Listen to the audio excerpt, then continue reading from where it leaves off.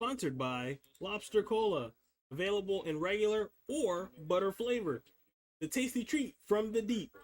Get some today.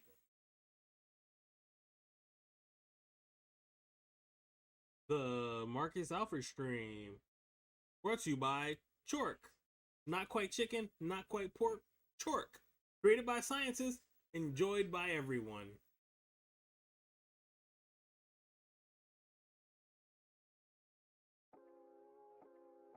Ladies and gentlemen, boys and girls, children of all ages, Marcus Militia proudly brings to you its undisputed, undefeated heavyweight champion of the fail.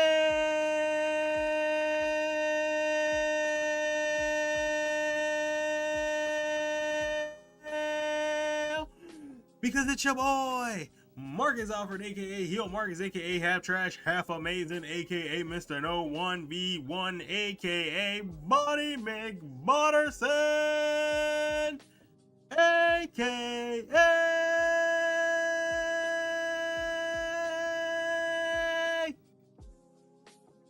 worst streamer in the world.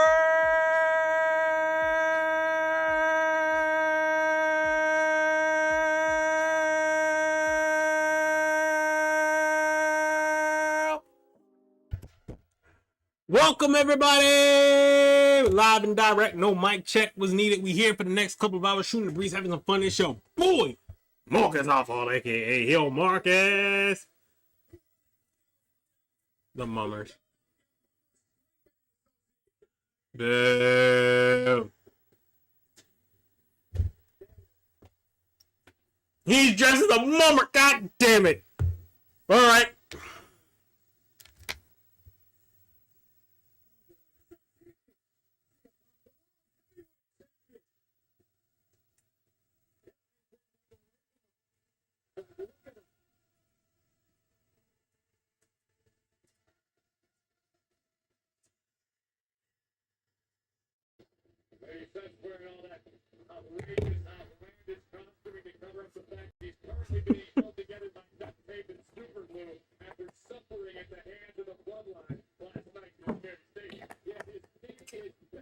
While we're chatting about Wrestlemania, we will definitely be having the game going.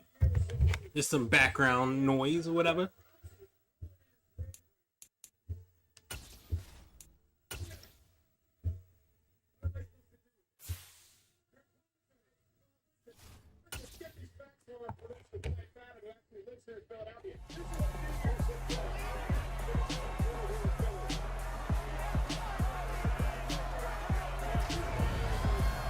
The third and final week of the preseason is here. A fourth exhibition game is a thing of the past. It's the Rams and the Browns under the lights on Thursday night.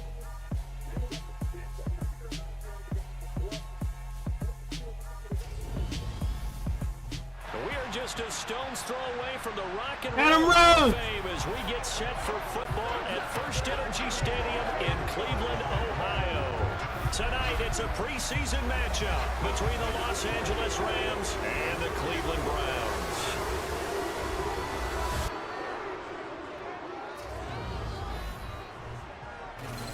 Brandon Gaudin and Charles Davis with you, and now we sit CD at week 3 of the preseason, and this is the one that the coaches probably think is pretty valuable, right? Certainly. This is the dress rehearsal. This is the one where your starters are going to play. You might even game plan a little bit more than you do with a normal preseason game, and then you've got to decide, do you bring them back after halftime and get them going again in the third quarter so they're ready to go when the regular season begins? I'm eager to see how these coaches will handle that.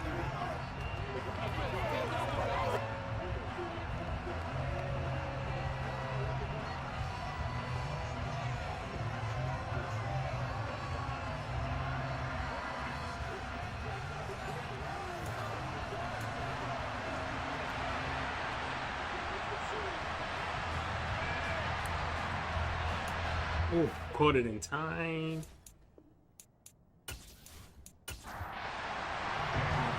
Here's the former Auburn kicker Daniel Carlson to get this one started. And off we go from Cleveland. Fielded just outside the goal line. And he'll take it a yard or so past the 20, call it the 21. So out come the Rams now for their first possession.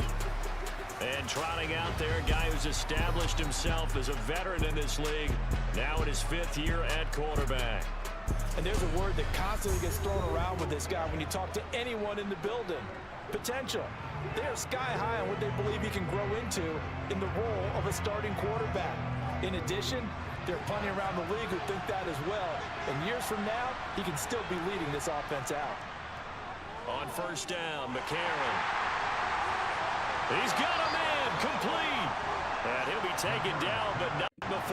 Okay, McCarron already with a first big throw, 31 yards. Let's go. 31-yard gain. Well, how about a deep ball on the first play from scrimmage, putting that secondary on notice? Brandon, all I remember when I was a player is that we always took a test the night before the game about teams' tendencies and what they plan to do. I'm not sure we think deep ball right out of the gate and putting us back on our heels. So the line of scrimmage moves all the way across the 50 now as they come up 1st and 10. First carry for DeAndre Swift. Well, he finds a little bit of room, enough for 4 yards. It'll be 2nd down. From the 45 on 2nd down, McCarron. And the Browns pressure gets to him that time, and he's going to go down. Multiple players combined for their team's first sack of the game. The offense so far this drive putting something sustained together. But the defense, they responded on that play. Second and manageable became 3rd and long. Marching to the end zone is one play from stalling out.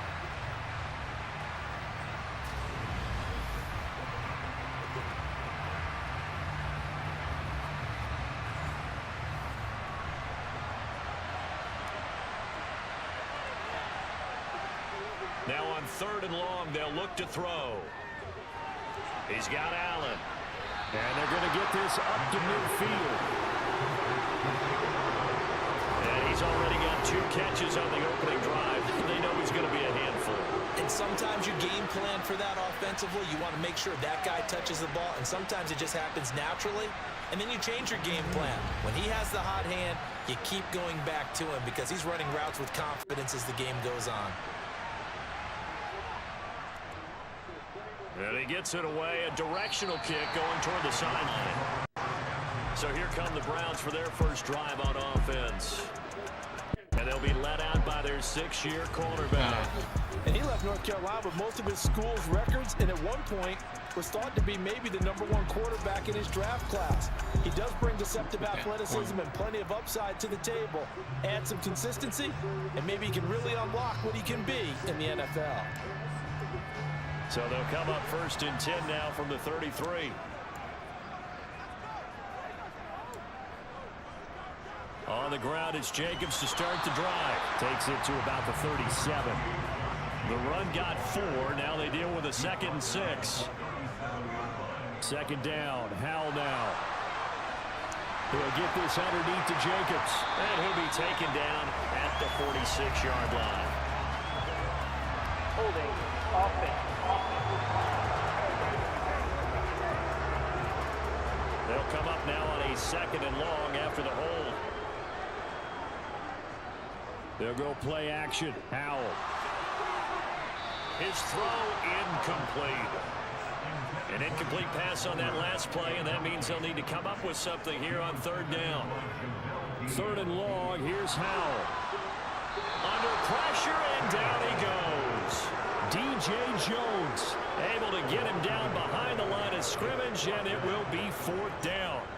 It always helps for a visiting team to come in and set the tone on defense. In fact, when we talked with them prior to the game, they said they wanted this home crowd to feel like they had to hide their valuables when they were in town. Well, the home crowd quiet now early. See if their offense can take over and get some points on the board.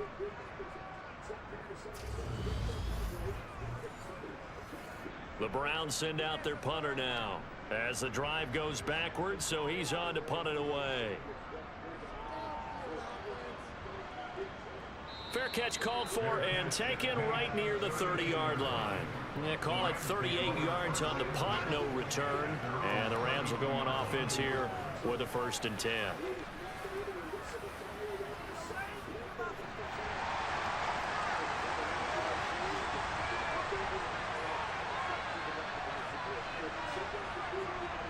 They'll start on the ground with Swift. And he's going to be met at the line of scrimmage and taken down.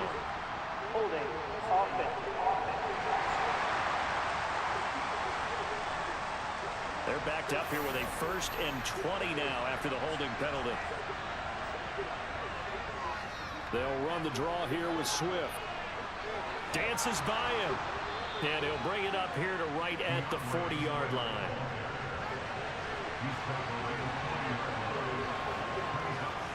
They fake the give. Now McCarron. On the move to his left. And he wisely will throw that one away. After the incompletion, here now, 3rd and 2. They'll try and run here with Swift. And he won't be close to a 1st down as he runs into a wall right around the line of scrimmage. No gain there on the play, and that's going to leave him with a 4th down.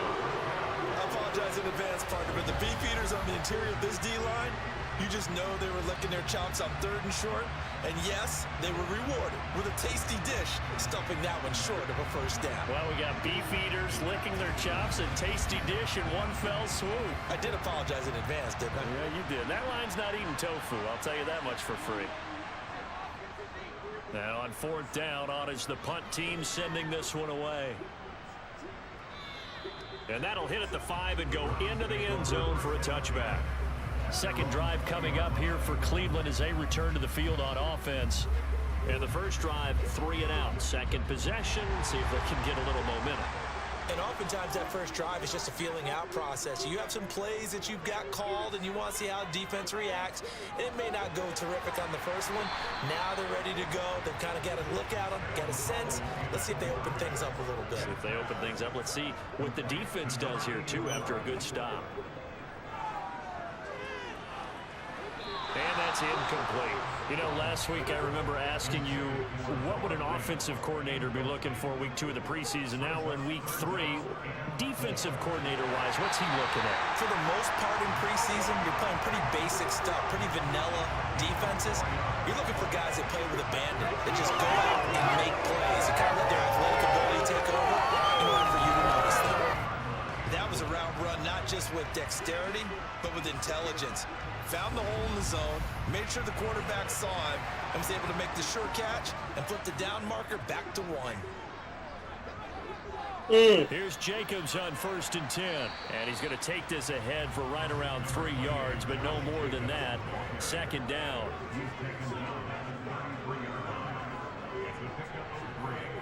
On 2nd and 7, Powell. Got an open man, it's Josh Palmer. And they're going to get this up to midfield. But one of the ways the quarterbacks keep all the receivers alive in a play, never lock in on any one guy. Make sure you keep your eyes moving, scan the field. And here he finds the open guy for a nice pickup.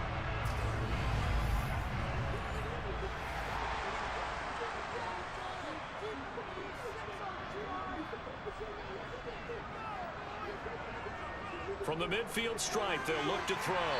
He finds his man, complete. It's Saunders. Clock rolling as we hit the midway point of this first quarter.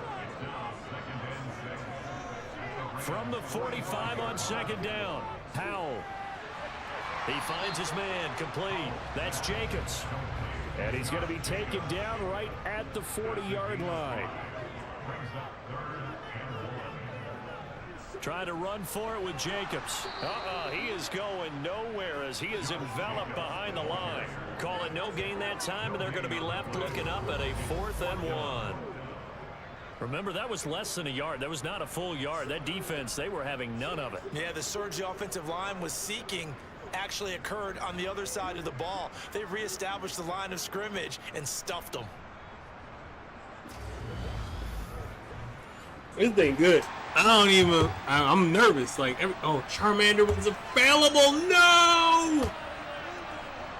Going for it on 4th. Here's Sixers Howell. are playing tonight. I gotta pull that up. All right, rifles one, and that's going to be intercepted. Picked up by Jamel Dean. And the Rams will have the football as this is taken up past the 30. Well, this had Sixers up 7 already in the He's first. got 2 extra defensive backs in the game he's got to deal with. They're in a dime set. So everywhere he's looking, he's seeing a different colored jersey. And sure enough, this one winds up being intercepted. The Rams offense now making their way out to take over. And partner, I know so far, and we're still in the first half, but you love this game as a defensive guy. 0-0. We'll see if the offense can get going on this. Well, you know how they talk about music to your ears?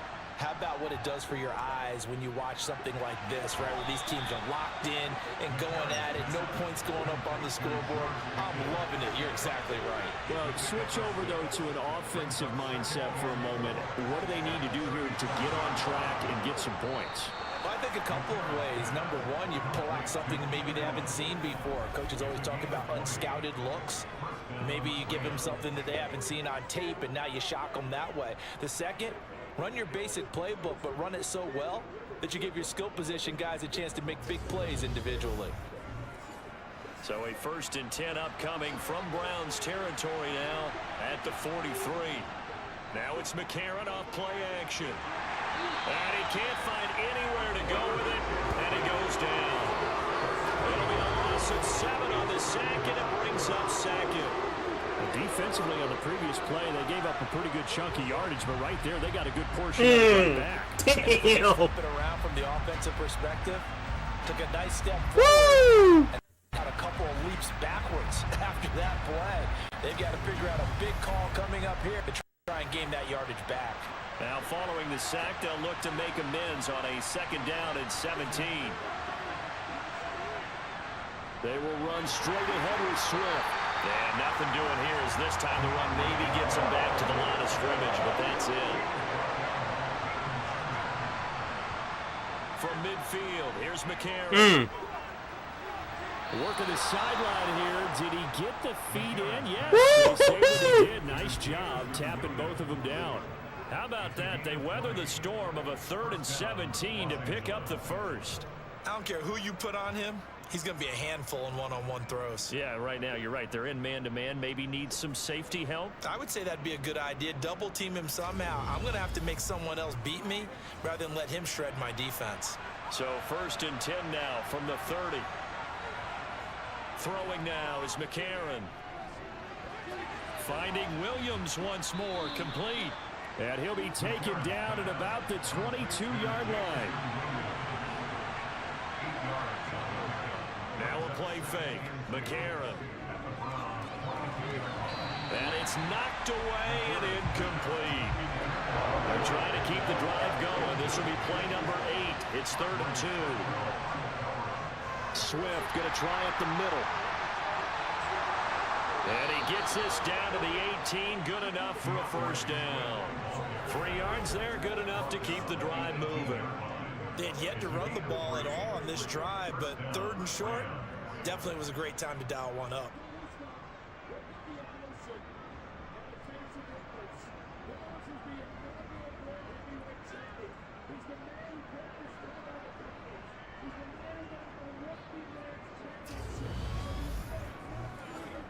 So from inside the 20, here's 1st and 10 at the 18. And from the red zone now, it's McCarron. Caught by Allen. And he gets this inside the 10 to the 9. It's also a gain of 9.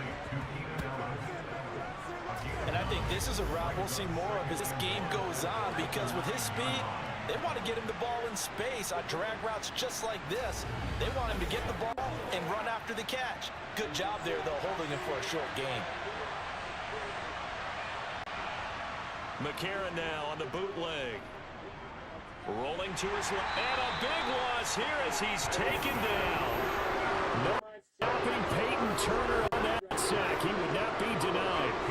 And that is the 3rd sack this offensive line has allowed this first quarter. Man, that puts him on pace. Let me do the rudimentary math here. To be sacked 12 times in a game, I know he's not going to go for that. I wonder if it's going to reshape what they decide to do on offense in terms of play calling. Well, I can tell you what, when he popped up, shaking his head, frustrated right now behind center. On 3rd and long, it's McCarron. And the throw there going to be incomplete. Now Justin Tucker's out to try the field goal. And this one, a 41-yard attempt. Tucker's kick is good. And the Rams have the first points here. It's 3-0. So, Charles, they get to them with their first turnover of the game and then make it hurt a little bit extra with a field goal. And anytime you give the ball up, what's the first thing a coach tells his defense? Don't let them score off of this. You've got to put out the fire. In fact, in 2021, that's what one NFL coach termed his defense, the firemen. Go out there, guys, and don't let them put some points on the board. Cleveland offense making their way out. As the offense comes out here, Charles, remember they threw the interception last time out, but they were moving the football down the field. Looked like they were going to have a sustained drive that ended in points, but then the pick ensued. And because of that, there's no way you can call the last drive a success. Yes, there are things to build on because they found some play calls that work. Now, they've got to build another drive and find a way to avoid the turnover the plague did on the last one. Second down, Jacobs once more. And he is met quickly in the backfield. Down he goes, folded like a lawn chair.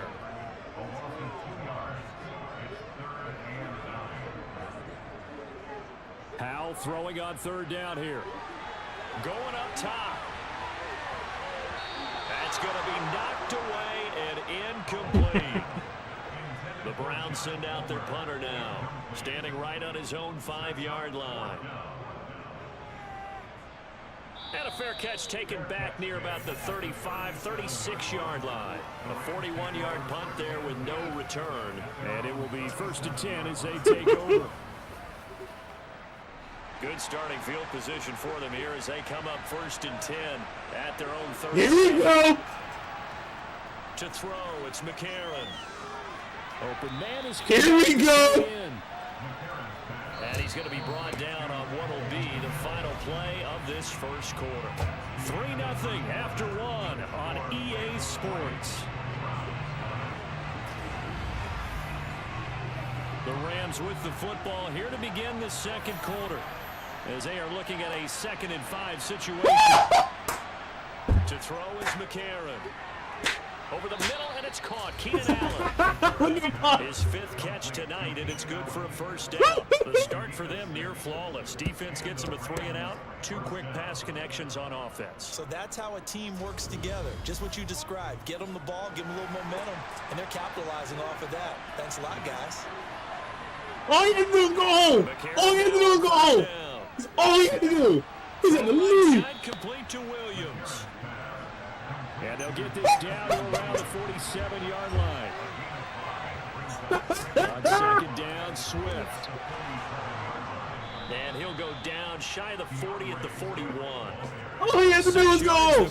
Just go. That's a nice run right there, able to get to the outside. And so many times defenses say, okay, we've got you hemmed in. But if you're running the football, at least you know where everyone is coming from. You don't have to worry about the backside at all. That allows you to run with a little bit more confidence as you traverse down the field.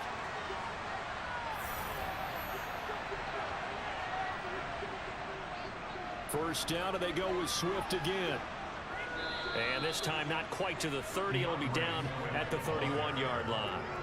41 yards on the ground for him so far. All right, I got to ask you, with these RPOs, essentially the quarterback has 3 options, right? So what's different from that versus the triple option that we see the service academies run at the college level? As a general rule, the triple option at the college level, most things are called outside of the quarterback faking it to the runner and then keeping it himself and maybe having a trail back.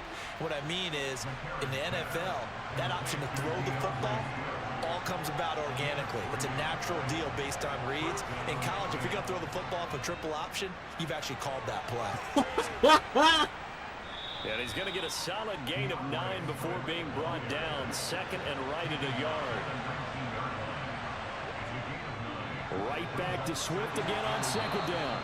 Able to get the 1 yard he needed, but nothing more. 2nd and 1, and people want to run the football. This is where every back in the league is supposed to do exactly what we just saw there. Pick up the first down.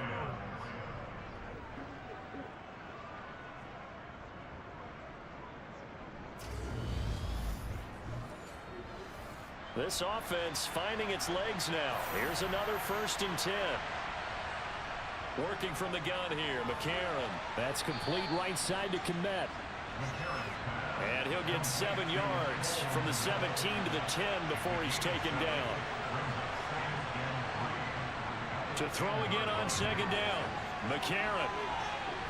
And he's stopped after a gain of 1. Not enough. Still a yard to go on third down. On play action, it's McCarron. To the sideline, and wow, what a catch there. He doesn't get a lot, but he was able to get the feet down complete. Going with their tight end on fourth. And he has the first down before he's tackled at the 5. I love those plays. 4th and 1. That's who wants it more, this time the offense. Yeah, there's a lot of hooting and hollering in there, right? A lot of contact and a lot of collisions as they try and find some space. Who's going to drop their hips, gain leverage, and move the other side backwards? We saw it there for the offense getting it done. Now McCarron. And he just throws this one away. Smart decision here this close to the end zone, and it brings up second down. Second down and goal. McCarron sliding out of the pocket. A 5-yard touchdown. And they are able to add on to their advantage. Well, that's just how they drew it up, CD. His first read was there, got it to him quickly, and into the end zone. Absolutely excellent execution by all involved. And the coordinator, got to give him credit, found the perfect play call. Quarterback let it fly as soon as the target came free, and his guy made a nice catch. Just how you draw it up in practice and then execute it in the game. Tucker able to connect on the extra point, and the lead grows to 10-0. That one was an extended drive, 14 plays all told. And the result for the Rams, a touchdown. Tucker now to kick it away following the touchdown. From the 6. And he'll be tackled just shy of the 25. Heading out as the Cleveland offense now as they get set to take over here. Nothing for them yet from an offensive standpoint, down 10-zip as they come up 1st and 10.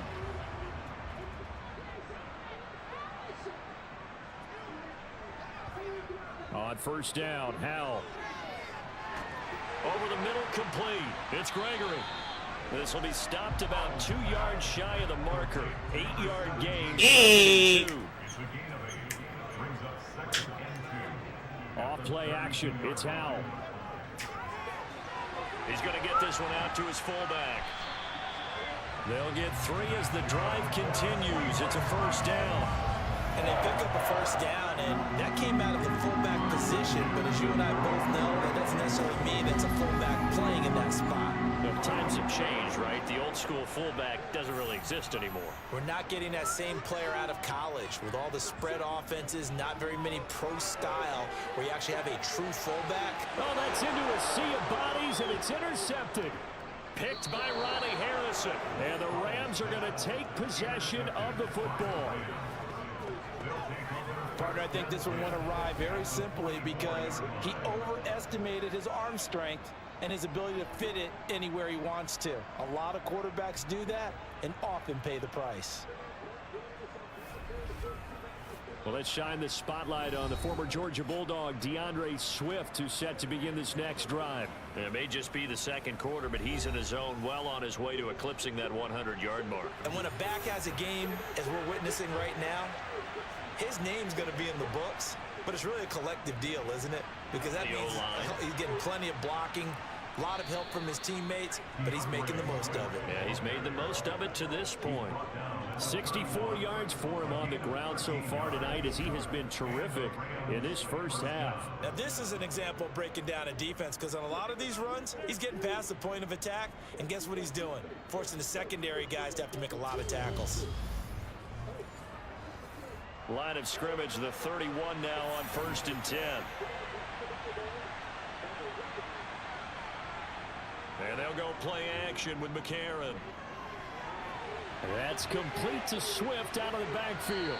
And he is out of bounds inside the 30.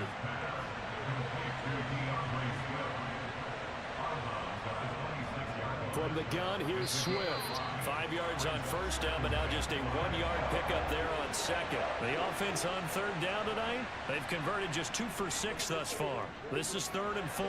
Able to find his man, it's Pickens.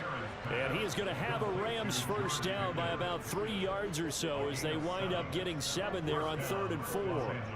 I don't care how many times we see it. I still get a kick out of watching quarterbacks and receivers do the pass tree in pregame warm-up. But I always remember that when we go to practices, we see that after practices as well. They really tune it up, don't they? They tune it up. They know why they do it for these situations. First down. And they build that trust, and that's why they're able to find him in this type of a situation. McCarron's throw going into the hands of Williams.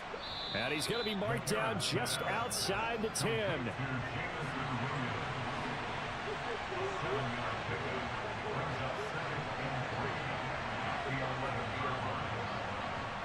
Looking to throw again on 2nd down. McCarron looking middle, and that's complete. 7 yards on the pickup there, and now they've got it 1st and goal. Now here's McCarron again. And they're going to get to him. A sack. Sack back at the 9-yard line. And the sack leads to roughly a loss of 6, and it brings up 2nd and goal. So that now 4 first-half sacks. This pass rush has been unrelenting. And partner, you hear that sound of paper being ripped to shreds? That's the game plan that they've had so far because they've got to say to themselves right now, we have to do something differently. Now from the 9, here's 2nd and goal.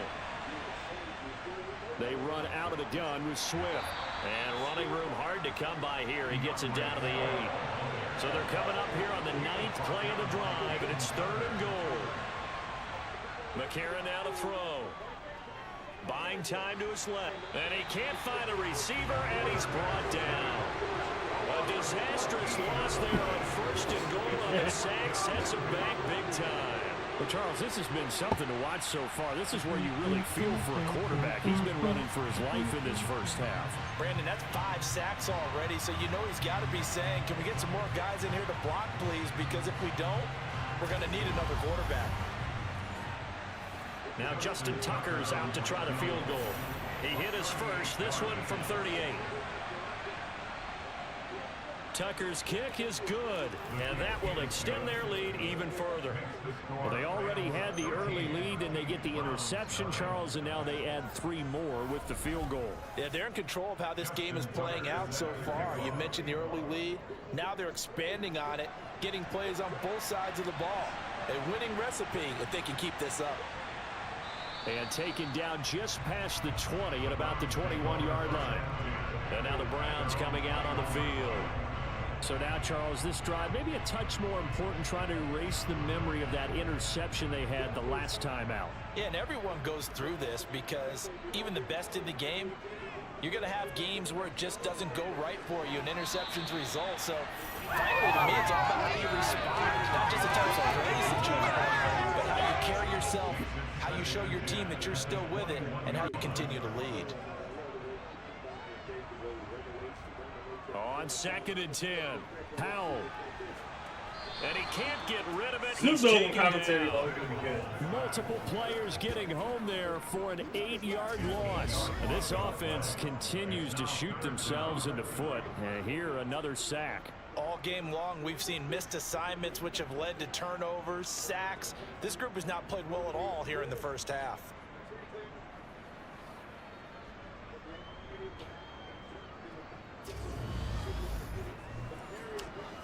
So 3rd down, and defensively, the Rams have added 2 extra DBs. 3rd and long, here's Howell. Forced out to his... Oh, Howell loses it. And the Rams have got it back. Well, that's the down and distance coaches always talk about trying to avoid, isn't it? I mean, that's 3rd and long, and you just know they're pinning their ears back and coming after him, sometimes even with extra pressure. And he knew that. I mean, he knew they were coming. He just fumbled it. Yeah, he knew it. The offensive line knew it. Everyone did, yet the pressure was still there, and he ended up coughing it up. The defense gets him the ball via the turnover. Now can this offense cash in? 1st and goal. Here's Swift. And he takes it across for a Rams touchdown. DeAndre Swift, a 5-yard touchdown run. And the Rams are able to strike quickly to add on to their lead. And while no one on the offensive line will get the 6 points next to their name, they should be credited with this one. Tremendous blocking to get the runner into the end zone.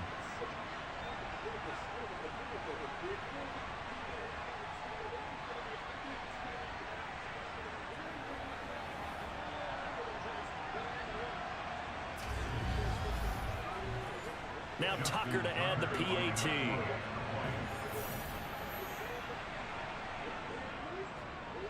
And that one pushes the lead up to an even 20.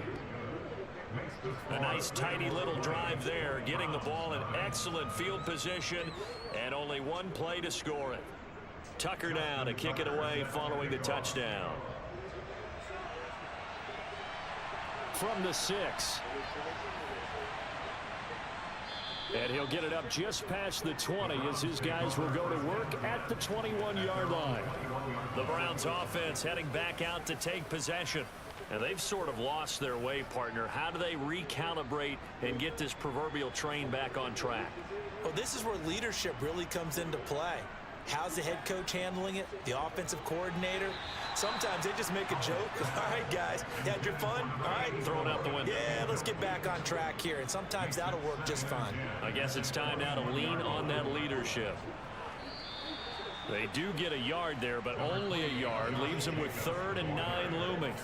The Rams going to go ahead and use the first of their timeouts. So as they take it over, we step aside.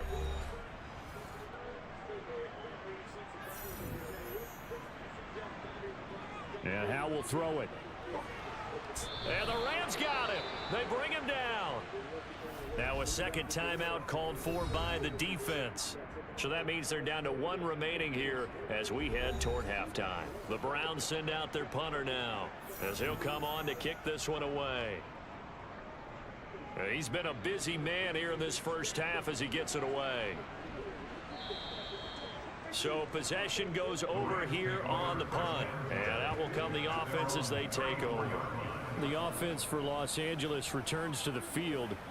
The offense coming back out here. Plenty of energy, ready to roll, looking to just add to what they have been doing after scoring a touchdown, Charles, their last time out. And that's a great feeling to have on the sideline, partner, knowing you just won the battle against the opposing defense. And since they came off the field, I'll guarantee you all they want to do is get back out there because they know they have the upper hand on that defense right now. To throw once more on 2nd and 10. McCarron. And this one is incomplete. Now they face a 3rd and 10 after back-to-back incompletions. To throw, McCarron. Being chased out left. And that will be incomplete. On 4th down, Ryan Stonehouse on to punt.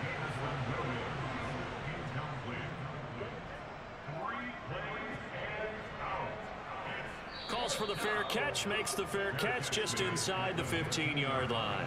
So a change of possession here on the punt. And the Browns will take over with a 1st and 10 deep in their own territory.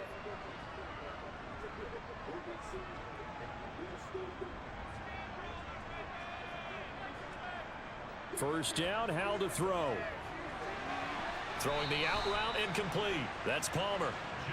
And he's taken down, but not before he gets this across the 25-yard line.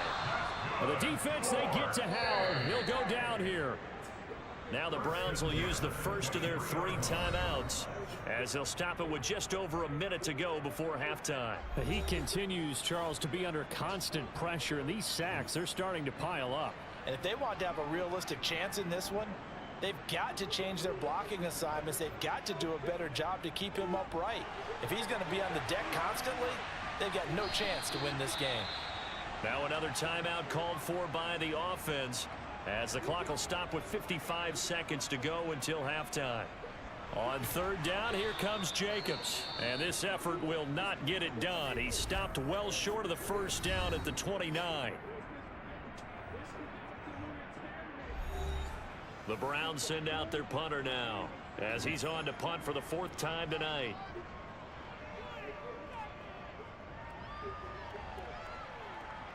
And here's a fair catch taken at about the 24-yard line. Well, the Rams going to take over late in this first half.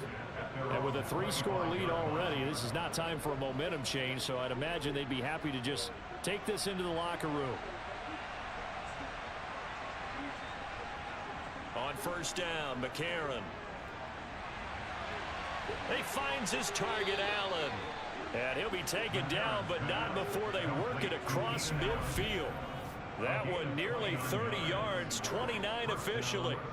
Press coverage on the outside, and for defenders, that's the put your hands on ultimate Bubba. reward. If you take the risk, no. reward yourself by keeping them on the line of scrimmage, but no, not on that one. Got the step on them. Now it's just a matter of laying the ball out there for him to go get it. McCarron on first down. That'll be incomplete with 9 seconds now showing on the clock.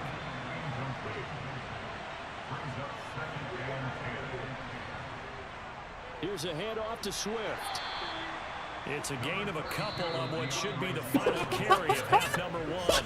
So we reach halftime in what's been a fairly one-sided game so far. As we'll send you down to Orlando, and we check in with Jonathan Coachman for our EA Sports halftime report. Coach. All right, Brandon, thank you very much. Week 3 of the preseason is here.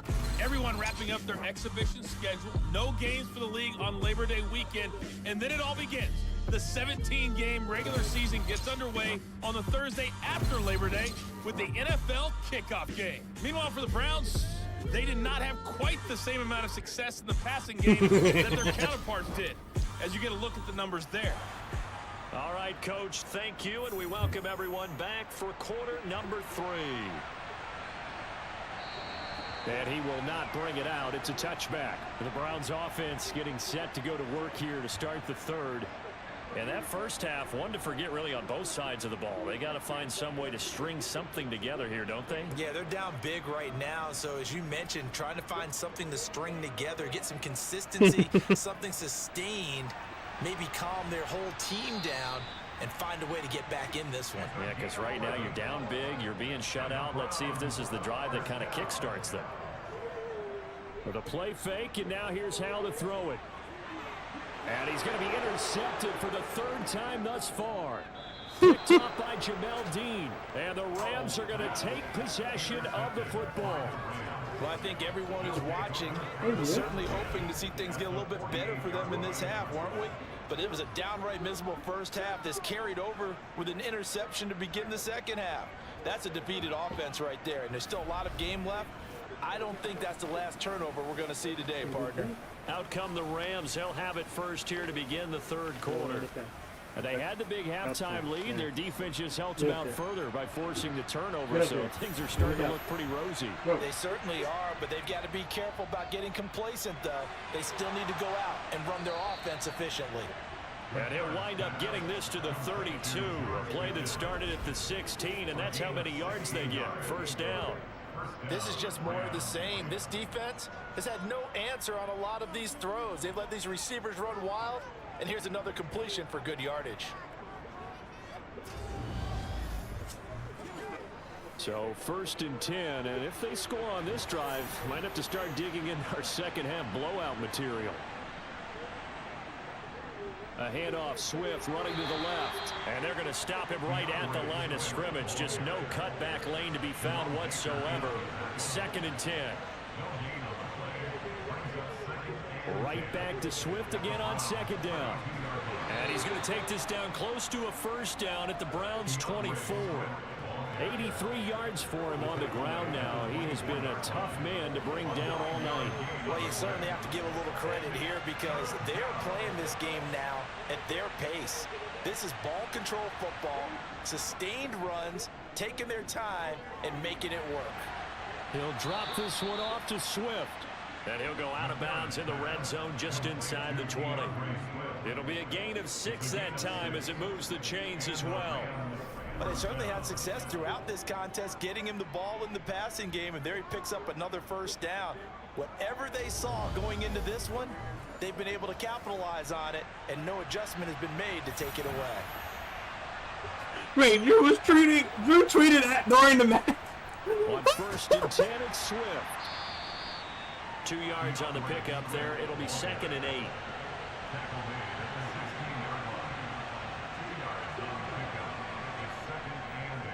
Once again, it's Swift. And nothing doing. He's immediately taken down at the line of scrimmage. 7th play of the drive, forthcoming on 3rd and 8. McCarron steps away to his left. And he's going to have to eat this one as down he goes. Multiple defenders get to him there, and that is the 6th time he's been sacked in this ball game. I don't know what else can be said about this pass rush. They have been sensational. CD, that is now 6 sacks for them. And how many times do we talk to offensive coordinators and they say a sack is a result of everyone on offense not doing their job? But let's be honest about this one. This is the offensive line unable to counter the pass rush. They've been teeing off all game long. Tucker's kick is good, and that will extend their lead even further. So that one is his 3rd of the game. Now, if you're wondering, that's only halfway to his career high, as he once had 6 field goals. Brandon, 6? Let's hope we don't get that again, please. Okay, can we see a few touchdowns here and there? That'd be nice. Taken in at the 3. And he will make it back to the 15, and that's it. Good coverage there by the kick team. And now timeout is whistled as it appears there's a Brown shaken up on the play. Well, injury's never good, especially here in the preseason. Hopefully nothing serious. They'll take a look at him, and we'll step aside for a moment. The Browns drive about to get started. I kind of feel like they've reached a do-or-die point in this game, Charles. If they're going to try to pull off an impressive comeback, it has to start right here, right now. Yeah, now they've got a final chance to get out of this situation, but they also understand they've got to move the ball and move it fast. In addition, they need to save as much time. And for the 4th time tonight, it's an interception. Picked up by J.C. Jackson. And the Rams are going to take possession of the football. Well, still down quite a bit here, several scores, but yeah, at least that's a start, Charles, getting the interception here. And look, we're still in the 3rd quarter, so this thing not done yet. You're right about that, Brandon. This defense, they haven't quit on this game. They stayed with it and got an interception and handed the ball back to their offense. And what you wonder about is the team that just threw that interception, they've got to be careful about developing a sense of complacency and thinking this game is over. Suddenly it's 1st and goal after the interception. A quick change in the situation here. After the INT, it's McCarron. He's got it to Williams. It'll go as a loss on the play. Not what you need down here. It's going to be 2nd and goal.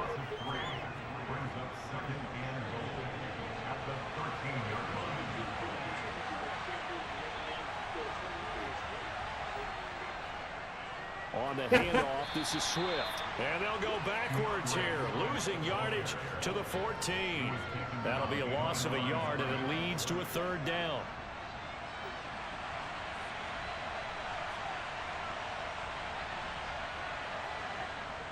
Here's McCarron to throw. Over the middle, and that's caught by Kmet.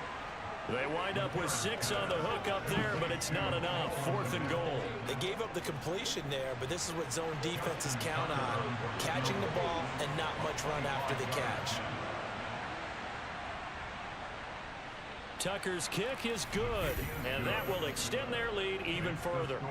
So the interception set him up with terrific field position, but 3 points, the end result.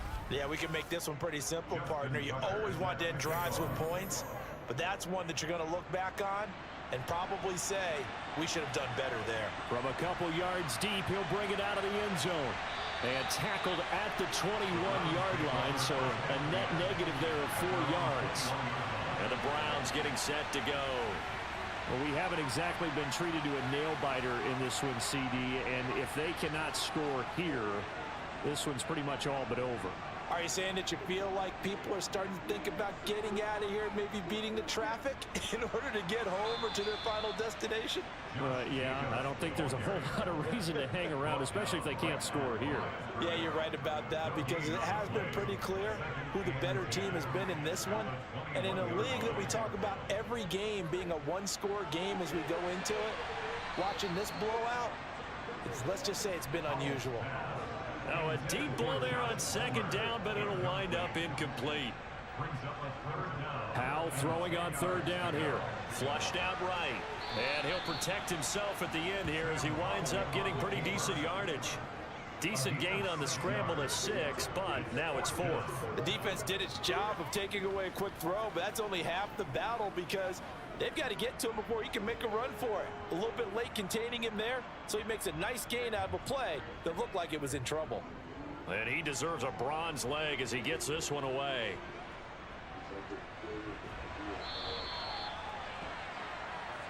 And the LA offense ready for this next possession. Their drive last time, it stalled out. They were forced to take the short field goal.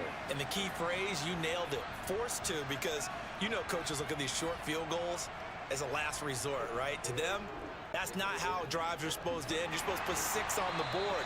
That's a consolation prize. Like going to the county fair, you don't get the big stuffed animal on that one, do you?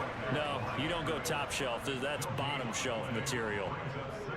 Looking to throw on second down. McCarron.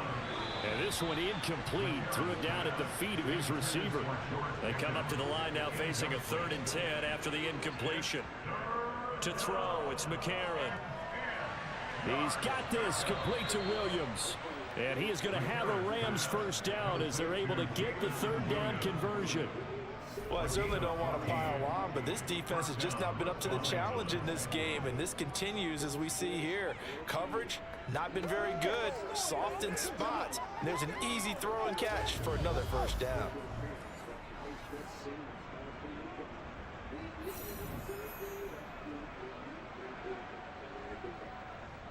Running is Swift. Oh, he's got a little daylight. And a strong run that time as he's across midfield and down to the 43. 101 yards on the ground here for Swift, and he's got a first down as well. Well, that last run makes this a 100-yard night. I've loved the way he's hit the holes. He's been quick, he's been decisive, and he's been a whole lot of fun to watch. So a 1st and 10 upcoming from Browns territory now at the 43. They'll stay on the ground with Swift. And he'll be brought down at about the 42. Here's 2nd and 9, just a yard on that last run. Now McCarron. And that one going to be off target and incomplete. Now play number 7 of this drive, but it's a tough 3rd and 9. To throw is McCarron.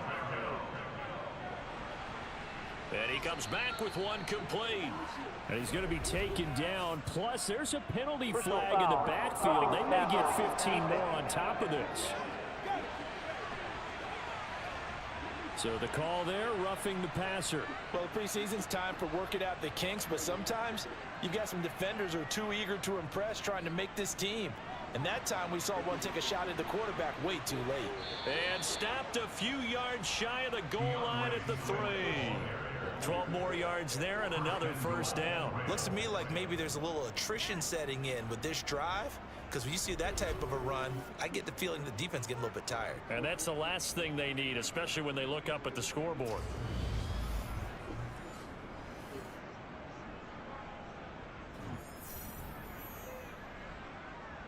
Throwing now is McCarron.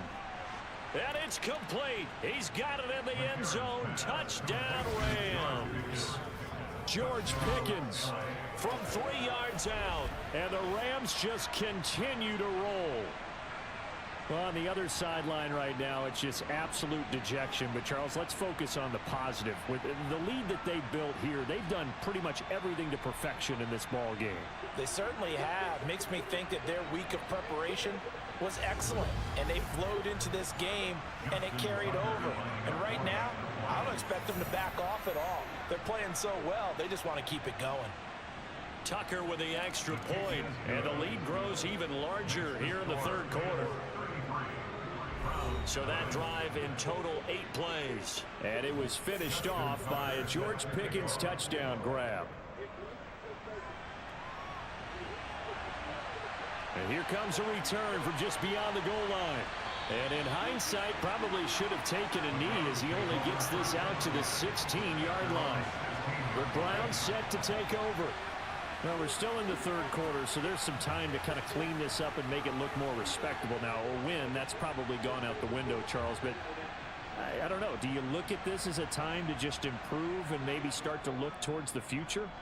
I think you have to find something to play for, something to grasp onto until the clock runs out. But Brandon, we've been around this game a long time. This is an outlier. You don't get many blowouts like this no matter how the game looks on paper going in. This one has turned out to be everyone's worst nightmare realized. It'll go down as a 2-yard loss, and it brings up a 3rd down. I believe I could see what they were trying to do there, but unfortunately, the back ran out of room, too close to the sideline. And for defenders, we're often taught, 11 on the field, those sidelines can become the 12th defender. It worked to the defense's advantage on that play. These guys have punted 4 times already, and they're staring at a 5th, barring a conversion here on 3rd down. Now he'll look to throw it. And that is incomplete. The Browns send out their punter now, as he'll come on and kick for a 6th time tonight.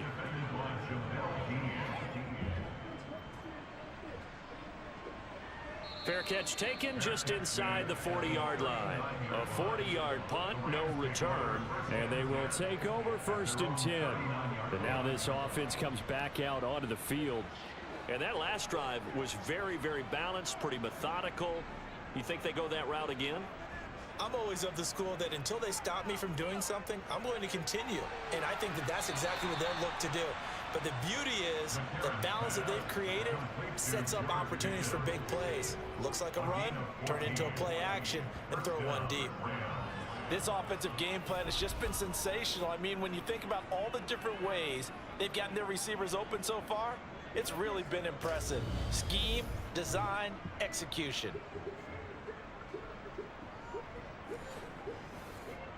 On site.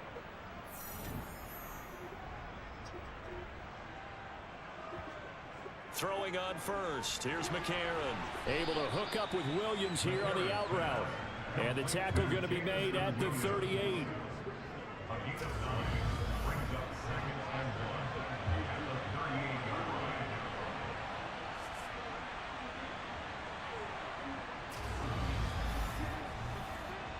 And just a yard to go here on 2nd down. Now it's Swift. And he'll get it down on the play to the 37. Line of scrimmage, the 37 on 1st down. Now a carry for Swift. A good gain of 9 before he's brought down at the 28. As we surmise, Charles, most of the starting units still out there for this 3rd quarter. First time this preseason that they played into the 2nd half. And that's by design. Most of the time by this point of the preseason, you want them to go into the half, cool down, and then come back out and warm up to start the 3rd quarter like you would a regular season game. That's exactly what they wanted to get done. Under a minute to go in this 3rd quarter as they come up 1st and 10. They'll run here with Swift. And on this one, he'll get to the 15, right at the 15-yard line. Here we go. Give him 10 yards on the pickup, and that'll make it 2nd and a foot or so. Now, that was an excellent run. And when you see that happen, that's when you're seeing guys doing their job and then some people doing a little bit more. Offensive linemen and tight ends, they're expected to block. But the wide receivers, all they want to do is catch passes. So when they block on a big-time running play and create extra space, you've kind of hit the jackpot there. 1 quarter remains here in this Thursday night matchup. We'll return with more preseason football on EA Sports. And we're back now here in Cleveland. Here's a 1st and 10 at the 14-yard line. And this is a blowout so far as we get set for the 4th quarter. A very one-sided affair. Ball on the 8. It's 2nd and 4.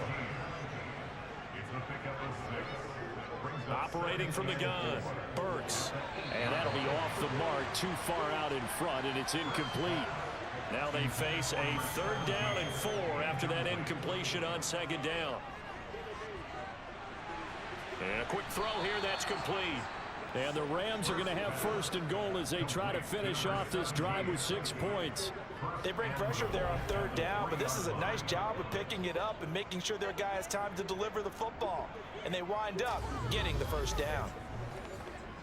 Now they've got 3 tight ends here on 1st and goal to add some extra mass. Able to get a couple here, but won't get across the plane as they stop him right around the 1. Looking to throw on second down. Burks. And he can't find anywhere to go with it, and he goes down.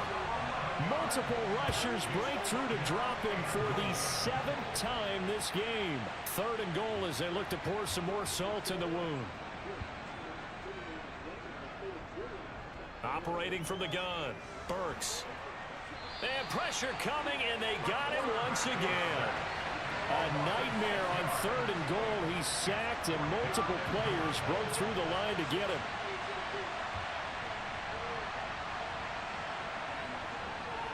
Tucker's kick is good, and that will extend their lead even further. Well, ultimately not really sure that they're going to need those 3 points, but they'll take the 3 and they pad that lead. Yeah, this one's already wrapped up, but you and I both know if you're an offensive coordinator, you never let up on the gas unless the head coach tells you to do so.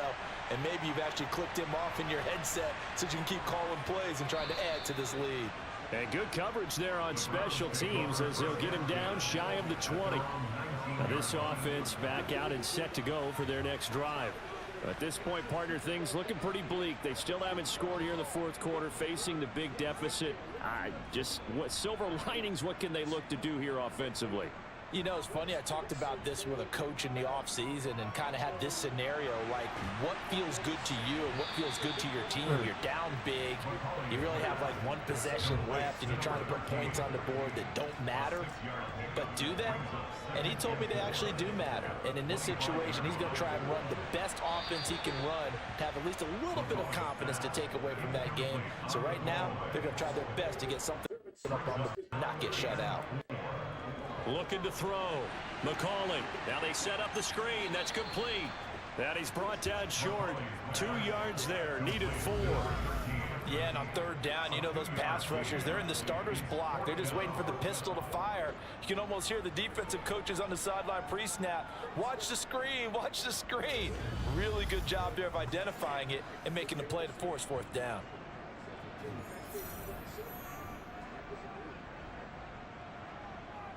Needing the tough yards, they run it with their fullback. And he's going to pick up the Browns' 1st down as they manage to convert, and that'll keep the drive alive. Back to throw. McCauley.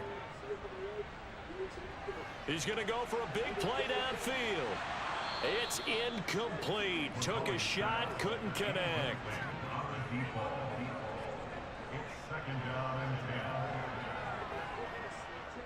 And 2nd and 10, he'll look to throw again. It's a short one here, complete to the tight end. The Browns on 3rd down. A pretty anemic, a very anemic, 1 for 9 thus far. They're looking at 3rd and a few inches. He's going to flip one out here to his running back. And he is going to have a Browns 1st down as he's able to get about 3 that time on 3rd and inches. They'll stick with the passing game as he looks to throw. Now he'll dump it underneath to his running back, complete. And they're going to get this up to midfield. From the midfield stripe, they'll look to throw. And they go backwards here, losing yardage back at the 48-yard line. 2 yards the loss, and now they go from 2nd and 2 to a tough 3rd and 4. Boy, how good has this defense been seemingly all game long? I really think right from the first snap, I think you're really onto something there. In this passing game, it just can't get off the ground. And that play, it wound up losing yardage. The Browns on 3rd down, just a 20% success rate at 2 of 10. This is 3rd and 4. It's a short one here, complete to his tight end. And he is going to have a Browns 1st down by about 3 yards or so as they wind up getting 7 there on 3rd and 4. Now a 1st down carry by Jones. 2 yards the loss, 2nd and 12. When a draw works, it can be a thing of beauty. But when it doesn't, oh, it can be ugly. And in this case, loss of yardage ugly.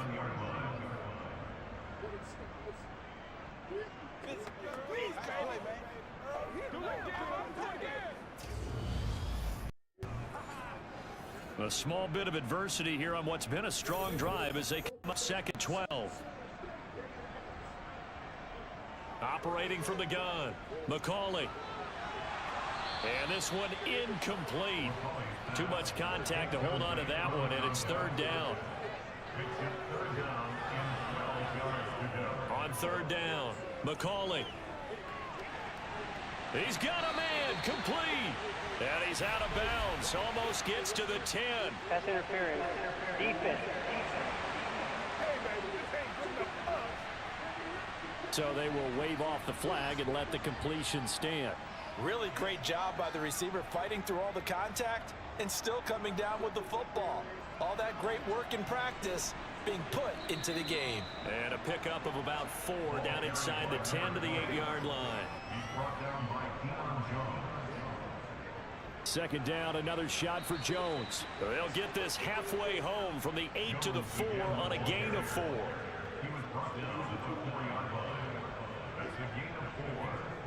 On third and short, they'll try and pick it up through the air. And he'll just get rid of it.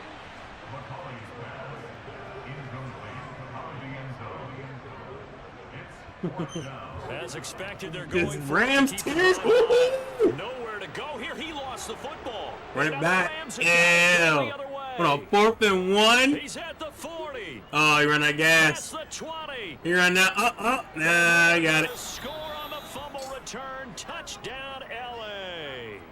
Tucker now for the extra point.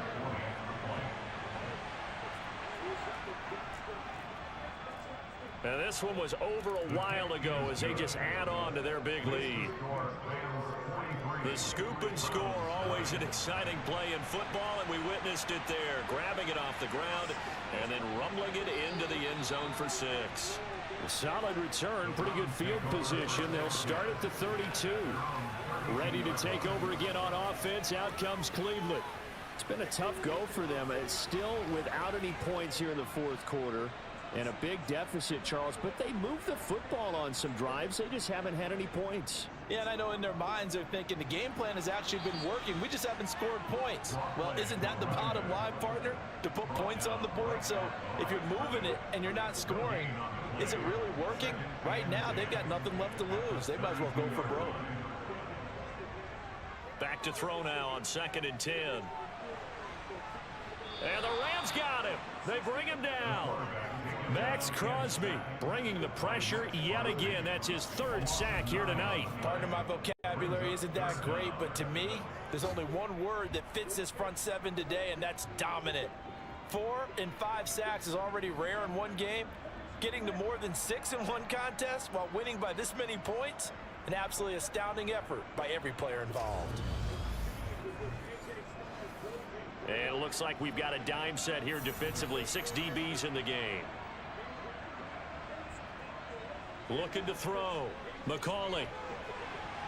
And now another turnover as this one's intercepted. And the Rams are going to take possession of the football.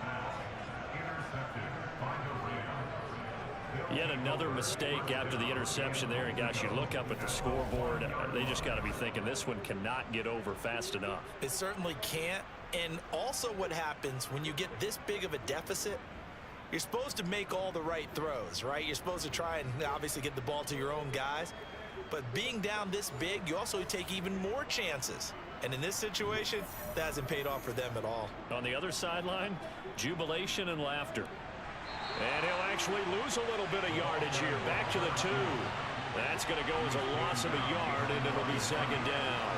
That's a really alert defense there because they saw the heavy look come in from the offense, countered it with extra linebackers who brought a little bit of speed and heft, and able to really make a big-time play for their defense. Now a 2nd down throw for the end zone, but it's incomplete.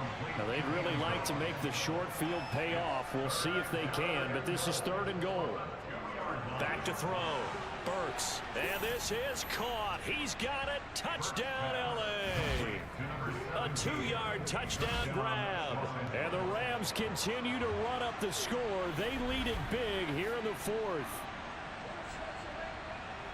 Well, with this rookie QB, we talk a lot about his ball placement and how good he can be at laying it right in there. I think we just saw, Charles, though, the strength of that arm. That was an absolute rifle for the completed touchdown. It absolutely was, and let's face it, you think he was really ready to get that first touchdown? Absolutely. He threw that pass with authority, just as you described. Big-time arm right there, and let's face it, a lot of quarterbacks used to be pitchers in baseball. The fastball was usually their best pitch, and we saw it there.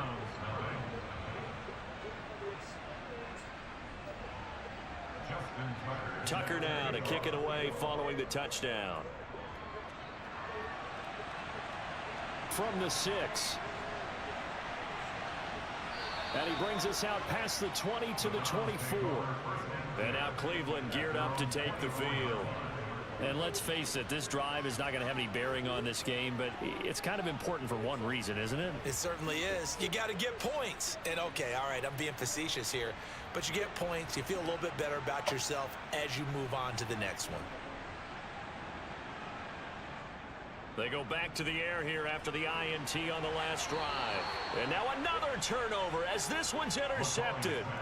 Picked off by Jamel Dean. And the Rams are going to take possession of the football. Well, this game was already decided, Charles, let's be honest. But now another feather in the cap of this defense as they pick them off for the second time. You're right about that. Things have been going pretty well for them, to put it mildly. But they're still out there hunting for big plays and get another one right there. So from the 39 now, they'll come up on a 1st and 10.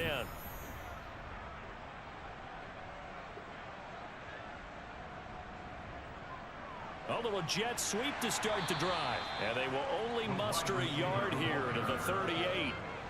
38-yard line, 2nd and 9.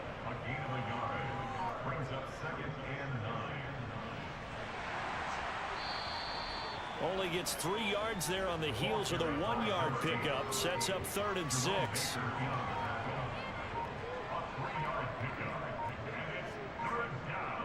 Looking to throw.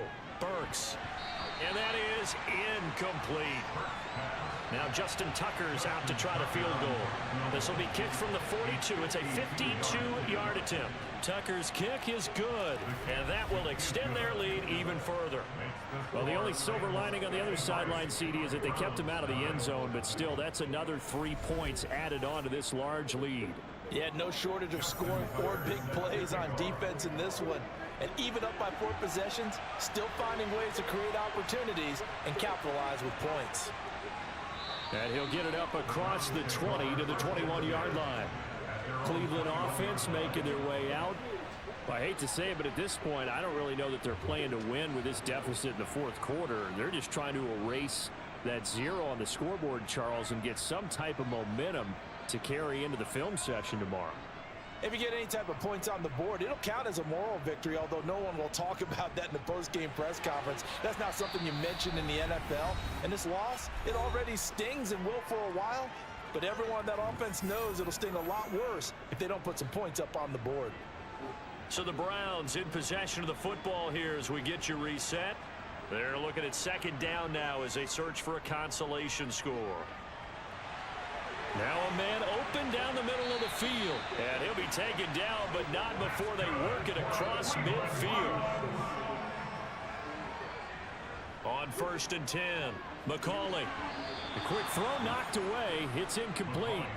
So after the incompletion on 1st, now 2nd and 10. Back to throw again. And this time he's got the hook up. It's complete. And they'll get this down to the 42-yard line. They'll look to throw again. Over the middle, it's complete. And he is going to have a Browns 1st down. Although it doesn't 6 is only down 6 he needed 4. in the He 3rd. got 4 No Embiid. on 3rd down. Looking sideline, incomplete. Line of scrimmage, again the 37 as they line up 2nd and 10. Again, he'll drop to throw. And this is caught at the 8.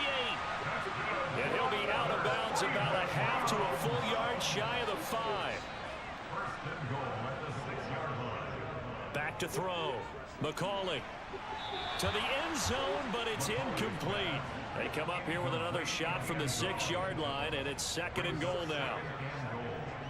Looking to throw. McCauley. And he'll go down. Brought down at the 20-yard line. 3rd and goal, trying to make that scoreboard at least a little more respectable. Now here's a look for the end zone, but that one's going to wind up incomplete.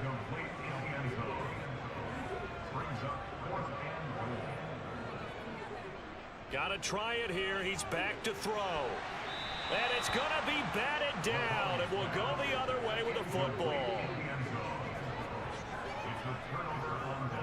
They'll start on the ground here on 1st down. He is taken down at the 21 after a short gain of 2. So the L.A. Rams with a victory here. And I tell you what, Charles, this might be about as good as it gets. They were incredible. Yeah, offense was in fine form. The defense threw the shutout at them. I think they worked in concert together. What I like about the offense was they held the ball pretty well. You know, time of possession, exactly what they were looking for in this one. And that helped out their defense. Didn't have to be out there the entire time. So when you do that and you're out there fresh playing, off a little extra spring in your step, and it showed up in this one. They had a ton of spring in their step. Impressive victory.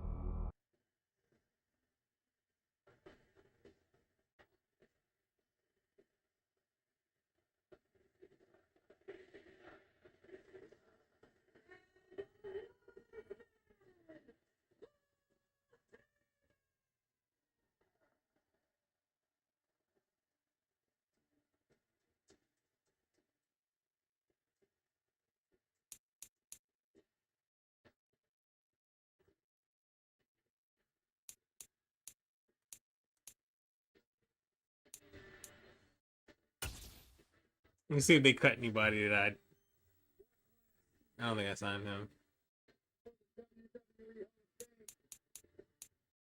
No, they're not my team. That's fine.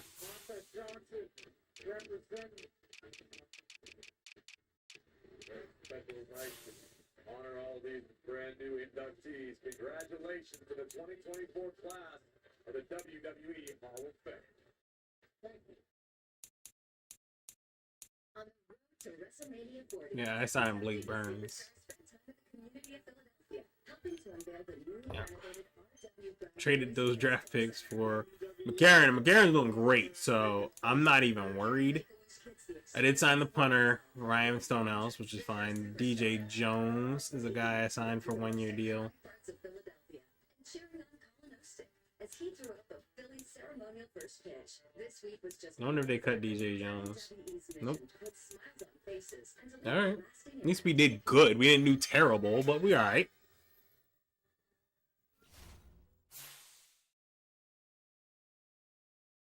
Maybe you need a Snickers. Guys, it was great miss. I loved every second of it. Let's do it again, but better. Maybe you need a Snickers. Try righteous indignation. Maybe you need a Snickers. Maybe you. Maybe you need flavor. Maybe.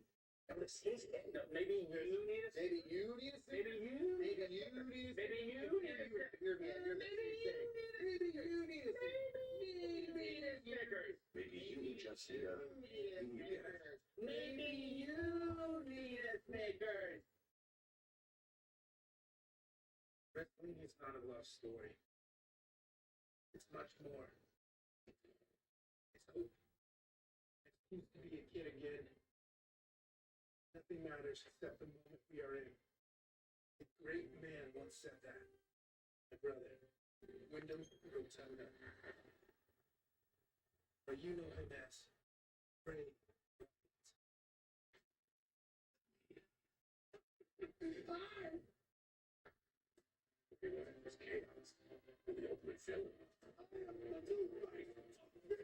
She's not scared to push the limits.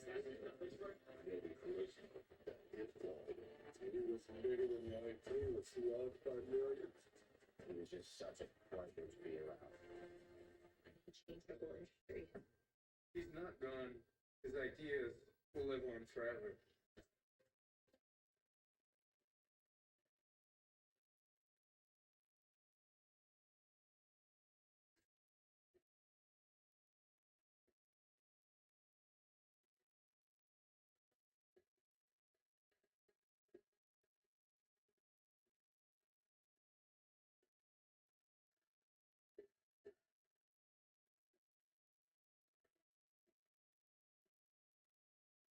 And a special thank you to The Weeknd for Gasoline, one of the official theme songs of Wrestlemania 40. Featured on the Alford FM, available now on Apple Music and Spotify. Old school, the new school, the new rules. I think I know the plus. We're head-to-head with Ultimate Seminar to the Garden Randy Soul. And for this break, for our subscribers of Peacock Premium Plus, let's take a look at the burning battle between these three superstars. Boys, it may look fun. Watch yourself. But it's chaos. Man, my life building this farm. One of the boys is gonna have to take over. Oh, you think you're the head of the table? Unless you are fighting for it. This is my vehicle. You take care of your board. The pressure is relentless. You can lose everything. We'd rather die than just let's throw down. We ain't losing this farm.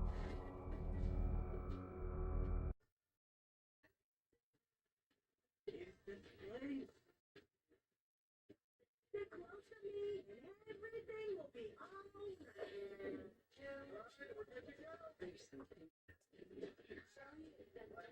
Here we go. Who doesn't need to step outside? They come to Go out and blaze up for me.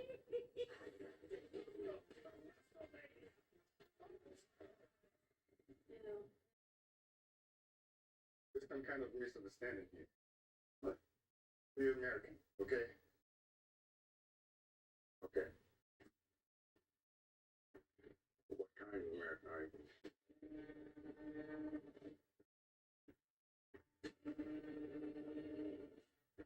You know?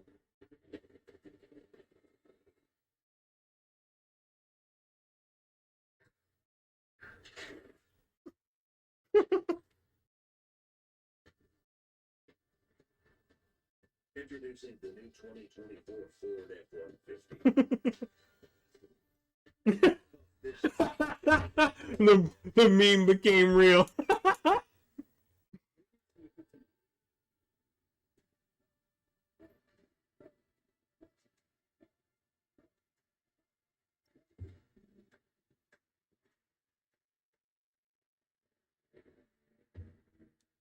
So, I didn't think I needed sweater. All right, let me check the roster because I gotta remember that depth chart because Snell should not be the starter. He should not even. Like, I really don't want him, but I'm gonna keep him just in case. But Burks did a lot better as my backup, so we're gonna keep it for now.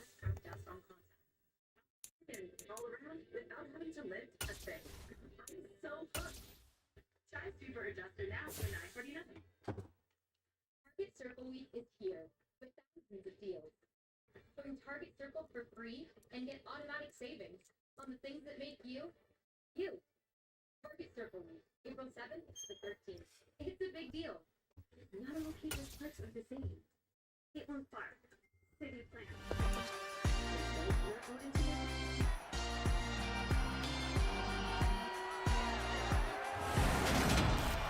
It's week 1 of the NFL, and there's no love lost between these NFC West foes. It's the Seahawks and the Rams, and it's coming up next.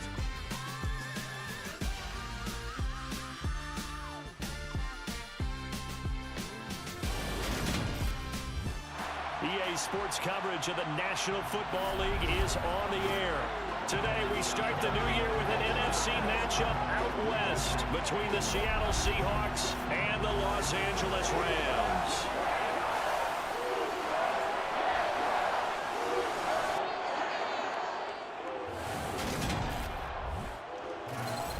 Alongside Charles Davis, I'm Brandon Gaudin, and Charles, there's nothing quite like it. That feeling of beginning another NFL season.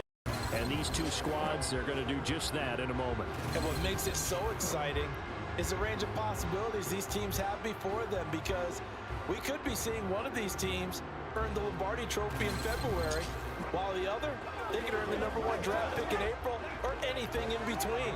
And we've got the best seat in the house every step of the way.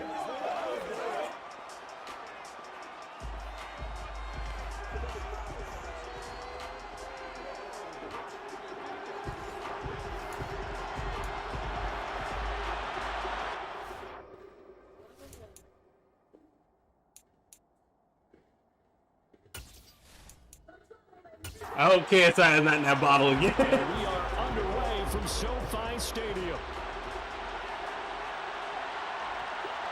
Patterson going to bring this out of the end zone. And no alley to be found. The coverage was solid, and he's dropped at the 18. So out come the Seahawks now for their first possession. And they'll be led out by their quarterback now in his 3rd season in the league.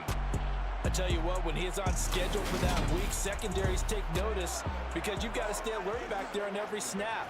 A truly powerful arm, one that's capable of challenging any level of the defense on any given play. That's why so many scouts preach arm talent when preparing for the NFL draft. A quarterback with arm strength to make every throw in the book, he's an asset to have in any offense.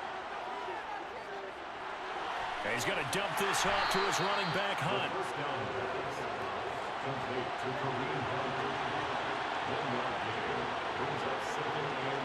2nd and 9 now. Another completion here to Hunt. And he's going to be taken down right at the line. So trouble already here on their opening drive. This is 3rd and 9. Now a shotgun snap as they'll look to throw. Into a double team, and it's intercepted. And the Rams are going to take possession of the football. That's kind of a double whammy. I mean, the interception on the opening drive, that's one thing, but to give him this field position, that's another. Absolutely perfect start for this defense. They take the ball away on the opening possession. They know that their offense will get the ball to start the second half. They line them up in field goal position, and to me, they got a chance for a touchdown right here out of the gate. So the Rams in great position here as they get things started. And leading them out is their 5th-year quarterback. All right, I know it's something that every team says every season, but they genuinely believe that this is their year, and having him at quarterback is a big part of that. They think he's poised for a huge season and can really be the type of player that brings out the best of each weapon that they have on this offense. Behind that type of performance, their goals are high. They envision a lot of wins and finishing among the league's best on their side of the ball. And he'll manage to pick up about 4 at 2nd down.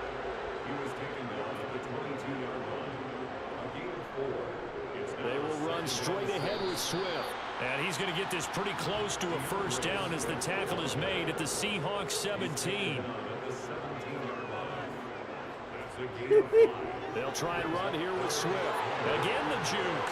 And stopped a few yards shy of the goal line at the 3. They're able to convert on third down, and that sets up a first and goal. Had a chance to maybe limit them to 3 if they could have gotten that stop there, but a new set of downs. And with the new set of downs, you got to take the mentality of the whole thing. Right now, everyone's looking at the offense and saying they've got the advantage. The best defenses just say, okay, new set of downs, gives us another chance to make a play ourselves and maybe change things up. First and goal, a chance to convert that early turnover into points. Swift going to be hit and met at the line of scrimmage. They get him down at the 3. No gain on the play that time, and it sets up second and goal. No gain on the play. Leads to second and goal at the 3-yard line.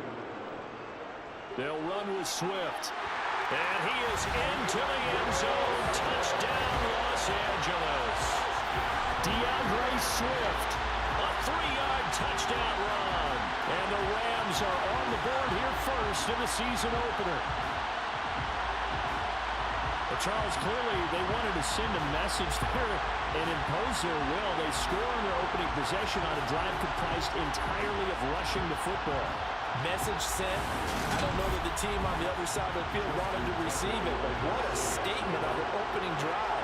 Just run it all the way downfield, no passes. That absolutely sets the tone that they're going to be physical in this game.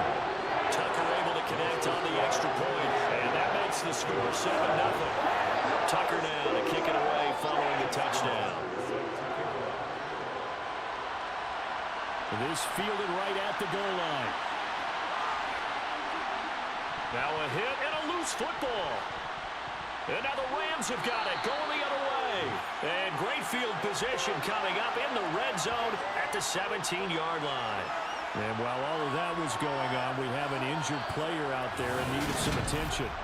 Boy, fingers crossed here, first quarter of a new season, already an injury. And while they attend to him, we'll step aside. And now, as with every potential turnover, they're going to take a second look at this just to make sure. And the question, was the knee in fact down before this ball comes loose? And is the video convincing enough to overturn it? A lot of factors here. Remember, you also need clear possession of the football afterwards. This is a tough one to overturn.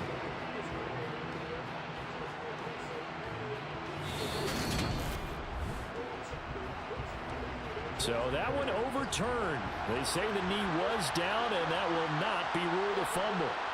Coming to the line here to begin their next drive, the Seahawks offense. They threw an interception the first time they had the football, wound up leading to a touchdown the other way. How do you approach drive number 2? Going back to your game plan coming in, everyone has matchups that they like better than others.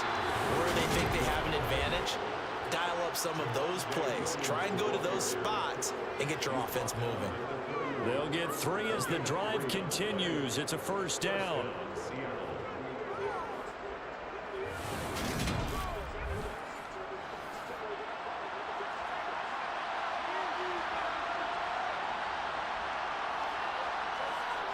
Now a toss left side. It's Williams.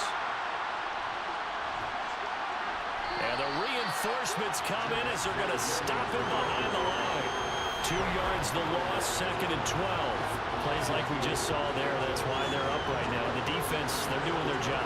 Yeah, it starts with the guys up front. So when you talk with GMs who are putting together a team, a lot of them say we're going to build from the inside out, because if you control the line of scrimmage, you control the rest of the ball game, and that's what we're seeing here.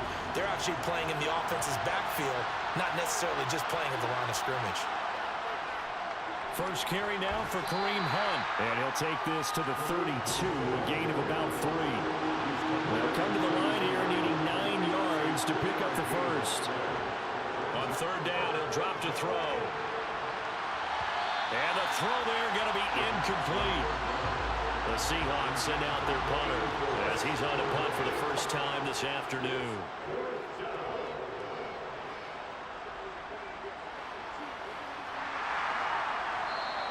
Call that a 45-yard punt, just 2 yards there on the return. So the Rams coming back onto the field, their second drive of the game. And Charles, nothing like squaring off with a division opponent, a division rival in week 1. Do you like that they are matching up this early, or would you prefer a game like this be a few weeks down the road? Logan's trying his hardest to get everybody to fight against each other. It allows you to see that the entire offseason and know, hey, right out of the gate, we're playing a division game. Second part is it spreads them out a little bit. If you just have them all bunched up at the end of the year, that's not as much fun watching teams try to survive that gauntlet when you do have injuries down the stretch. And last but not least, let's face it, we're TV people. What a great game to sell right out of the gate.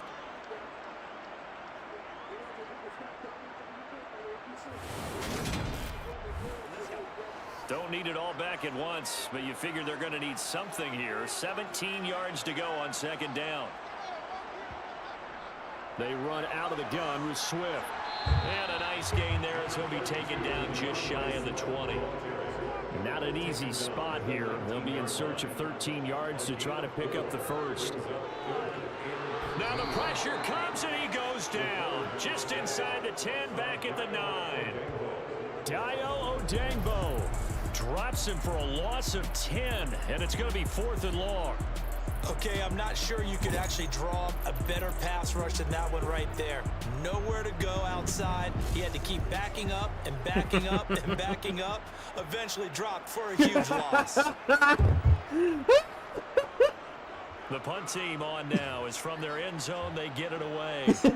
It's fielded at the 45. Like, now a hit. oh, you know me. Set up shop at their own 46-yard line. I don't know why, but it's always agonizing to me to see a guy make a mistake in this phase of the game because you can it's all on him. All eyes there.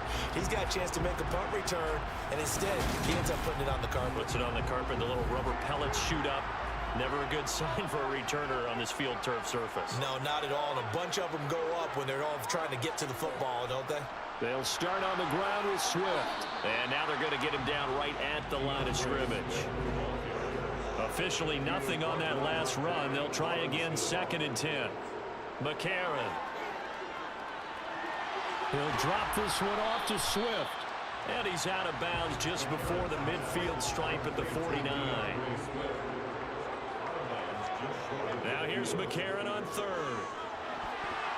And this pass broken Six is up. down 7. Contact well timed there. And now 4th down. They'll get off a fairly short kick here as this is toward the sideline. And no return here. Where will they spot it? They say just outside the 20-yard line.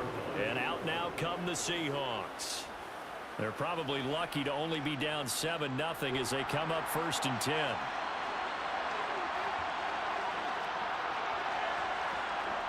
They'll come out throwing here to start the drive. Good. And it's intercepted. Picked up by Jamel Dean. And the Rams are going to take possession of the football. And partner, I think this is where long-term starters in the NFL separate themselves from the rest of the pack because there's still 3 full quarters left in this one. More than enough time to move past a pair of early mistakes and find a way to lead your team to a win. Mental resiliency, a characteristic every NFL team's looking for in their quarterback. L.A. readies for its next possession. And they'll have good field position here following the interception and a chance to build on their lead as they start with a 1st and 10.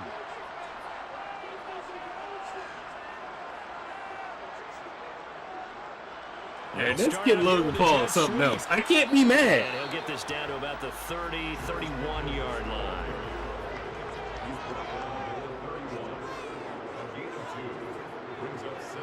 From the 31, McCarron dancing to his left.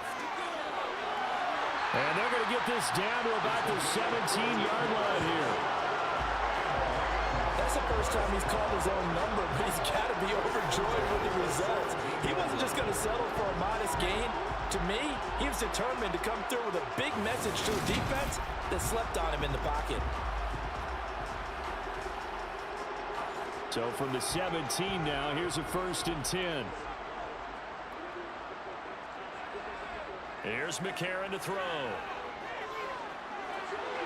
And this one is going to be off the mark, too far out in front. So now 2nd and 10 after the incompletion on 1st down. To throw, it's McCarron. Throwing the out route incomplete. It's Williams. And they've got this down to about the 12-yard line. McCarron now to throw. And he fires one, but incomplete. Now Justin Tucker's out to try the field goal. From the left hash, should be a fairly easy one here. Tucker's kick is good, and that will extend their lead even further. So they get the turnover in plus territory. The drive stalls out, but still able to get 3 out of that. Yeah, we were able to see an offense and a defense kind of mix and match with each other, didn't we? Both of them trying to make sure that they had the upper hand and the advantage. Offense trying to get to the end zone. Defense, of course, trying to hold them to a field goal attempt. And it wasn't a guaranteed lock 3 from where they started. So, you know, the offense has to be happy to come away with those 3 points. The Seattle now ready to march onto the field. And for this offense, Charles, you got to think kind of crucial here to put something together on this drive, because remember last time out they threw the interception on the very first play. And you can't afford to let this defense keep building any more momentum. They're playing awfully well, and they're awfully confident right now. To me, it's time to attack and take some of that momentum back, but make sure you're selective in doing so. Understand where you want to throw the football and make sure it's open before the ball leaves your hands. So following the hold, they're in a bit of a hole here with a 1st and 20. Out of the gun, they run it with Hunt. And not much there at all. He's up only to about the 16-yard line.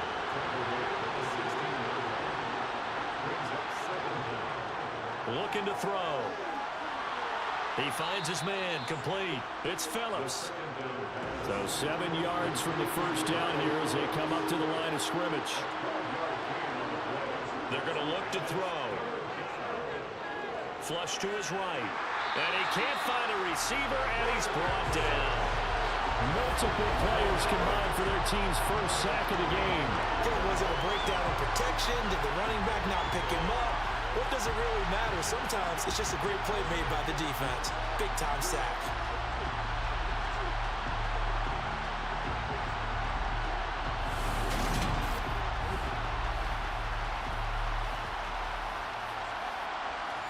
The Seahawks send out their punter as the drive goes backwards, so he's on to punt it away. His first punt, 48 yards. This one looks equally as good. Let's take it inside his own 40. 8 yards on the return following a punt of 41.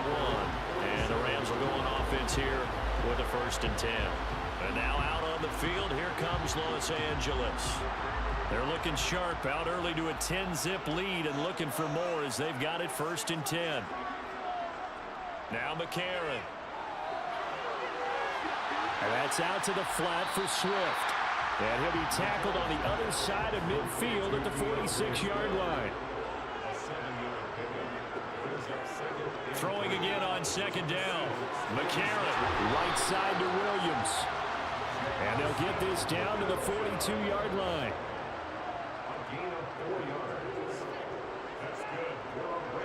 Swift going to try up the middle. And very little there. He might have gotten a yard. Yeah, I think he got a yard to the 41. On 2nd and 9. McCarron. And incomplete. Even in today's NFL, when we think of the tight end position now as really a glorified wide receiver, we're still asking a lot of those guys. They have to block as well, and every now and then, they don't come down with the football. Now throwing on 3rd down there, but he cannot connect. This defense has certainly played well so far in this game, and the coverage has been tight on just about every throw. Forced a few here so far in this game, and now it brings up 4th down. But off the crossbar, no good. A long-range effort denied 3 points at the very end. All things considered, a pretty good kick, just cruel punishment there to be denied by the crossbar. If you're going to hit from that distance, sometimes you're going to need a little luck, and unfortunately for him, this time the break goes against him. The Seattle now ready to march onto the field. They'll look to get something started. They need to, down 10-0 early as they've got it 1st and 10.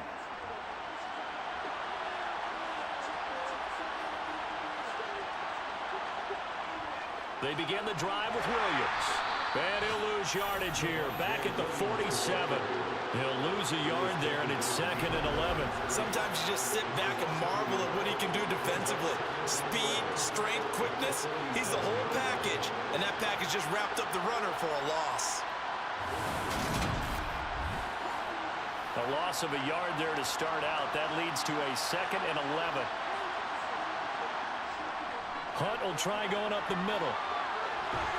And he's going to take this one across midfield and into Ram territory. 8 yards there on the carry, and now they're left with a much more manageable 3rd and 3. On a 2nd and long, it's really nice to see an offense that has enough confidence to run football in that situation. I think that goes back to their practice and game planning. They've seen things that they've seen on tape and in previous games that led them to believe that even in a long-distance situation, they can still run the football and gain enough yardage to put themselves in a good spot on 3rd down. 10-0 the score after 1 on EA Sports. Seahawk football here to start quarter number 2, as they've got it with a 1st and 10. Now they'll switch it up here and look to throw. And the tackle going to be made at the 38.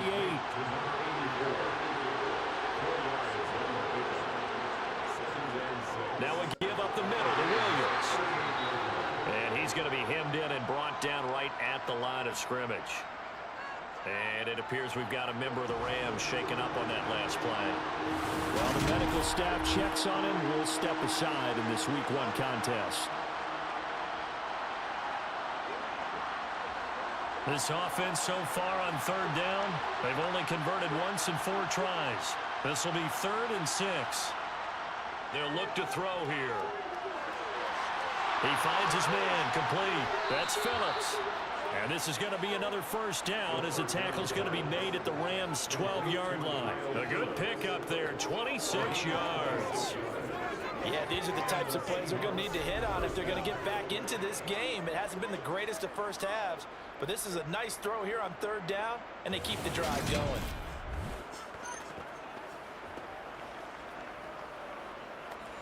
A first red zone opportunity the new year here as they come up now 1st and 10. They'll set up to throw. Got a man, and he hits him in stride. Down to the 6-yard line on a pickup of 6 as he gets halfway to the goal line. On 2nd down, Williams. And he is met at the line of scrimmage, and he goes down right there. No gain on the play that time, and they'll look to convert on what will be a 3rd and 4. In search of 4 yards here to pick up the 1st down. These little YouTubers, man. On 3rd down. End zone caught. Touchdown, Seattle. From 6 yards away. And the Seahawks have cut it back within a score. On those slants, everything happens so quickly. What makes it work? The timing between the passer and the receiver. In this case, a slant route ordinarily is probably about 3 steps before you go on the slant. In this amount of time, I think it was a 2-step deal. Boom, put his foot in the ground and got inside for the pass. Got inside for the pass, got inside for the catch, and the score. Extra point by Slay is up and good, and that'll cut it to 3 at 10-7.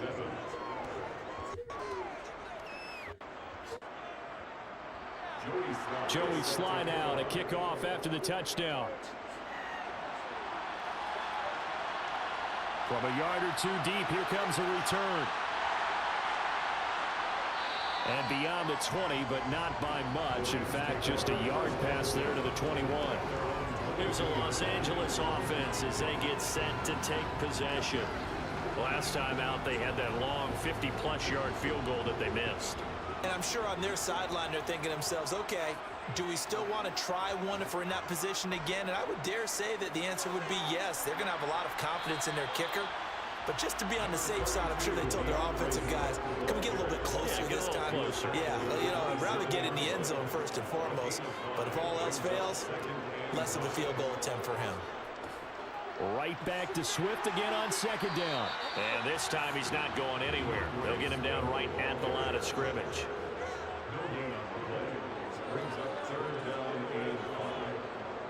To throw, McCarron. That's complete to Swift out of the backfield. Oh, what a juke into space. And he'll be out of bounds right at the 40. A gain there of 12 yards and a first down L.A. So many times in my career, I've heard coaches talk about completions are one thing. As long as we're there at the catch and we get guys on the ground, we can live with that. But if you're going to give up 10, 12, 15 yards after the catch, then your defense is going to be in a lot of trouble. Woo-hoo!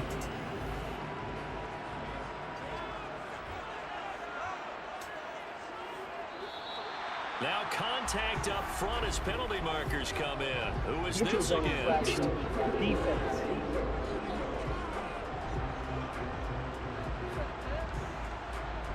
And that'll be a free 5 yards for the offense. Just like a tennis match, that's just an unforced error. Stay alert, don't jump early, and give them free yardage. They will come up on a 1st and 5 following the encroachment penalty.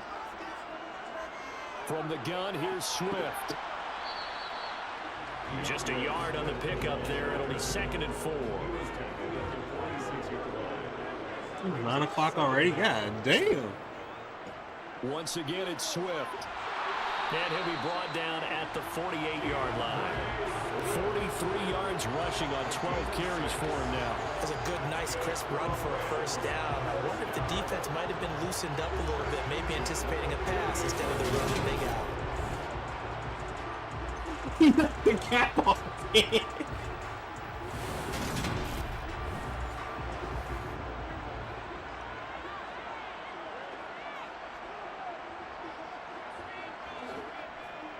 On 1st and 10, it's Swift.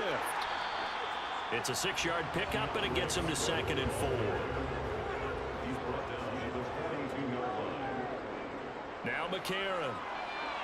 And this is caught. First catch for Keenan Allen. And that'll wind up moving the chains again as a tackle's going to be made at the Seahawks 33. First catch of the new season for him, and he picks up the first. Well, that certainly has to feel good. It's not all the time that the play caller should get all the credit. Sometimes I think in the huddle, the quarterback just says, hey, who's going to make a play for me? I just need something right here. And the end result there, nice first down. Drive keeps moving. Here's a run on first down that won't even get back to the line of scrimmage. He will lose a yard, 2nd and 11. When you're lateral to the line of scrimmage, linebackers keep those shoulders square so they can go up and down. But when it's time to go, turn your shoulders just like a running back. Get through the line and hit the runner in the backfield. Looking at a 2nd and 11 now after the loss. Throwing now is McCarron. He's going to get that to Swift underneath. And they're going to work this down to about the 32-yard line. McCarron from the gun on 3rd. Goes out left. It's caught by Williams. And they will stop him short. They get him to the ground at the 27. No first down.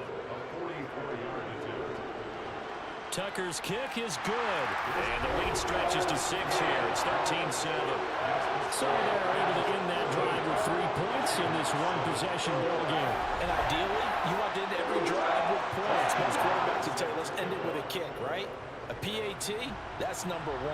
Field goal you'll take. Punts, you really don't want to do that. In this case, they'll take the field goal and get prepared for the rest of the game.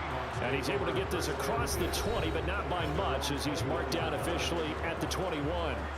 Their quarterback in this offense heading back out to the field. He got back on track after 2 early interceptions with a touchdown pass on the last drive. And now they'll start here again, first down. And that is caught on the right side. Back out of bounds, says Elijah. The throw took it a little too far. It's 2nd down. From the 21, it's 2nd and 10. Now back to throw. And that'll be incomplete. So back-to-back incompletions, and that has him staring at a 3rd and 10. Back to throw. Caught. It's high. And he'll be stopped here well short of the first down at the 24-yard line. So just 3 yards on the completion there. And that's going to make it 4th down. So much about this game is just understanding situations and then having to execute, isn't it? Guard the first down sticks. Don't let them get there. And they rallied and made the tackle. On fourth down, the punt team is on as this is sent away. Fair catch signaled for and taken just shy of the 30-yard line. So possession goes over here on the punt. And out will come the offense as they take over. The first update from Levi's Stadium in Santa Clara. And the 49ers are out to the early lead. I have a feeling that one's going to stay tight throughout. We'll continue to monitor. On the ground, it's Swift to start the drive. And he's got some space here. And he'll be taken down, but not before they work it across midfield.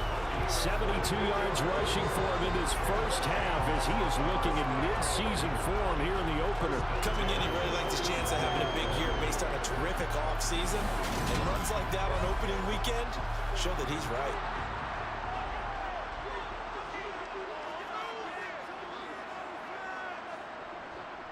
First down, and they go with Swift again. And he picks up about 6 as he gets this down to the 41. The last run got 6, now 2nd and 4. They'll stay on the ground with Swift. And they'll be inside the 35 now at the 34-yard line. 7 yards there and a first down. Yeah, once more, strong running. Excellent blocking at the point of attack. They've got a nice little drive brewing right here.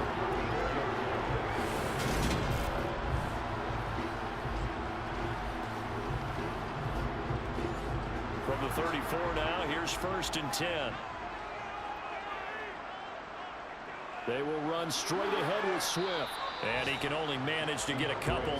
2nd and 8 coming up.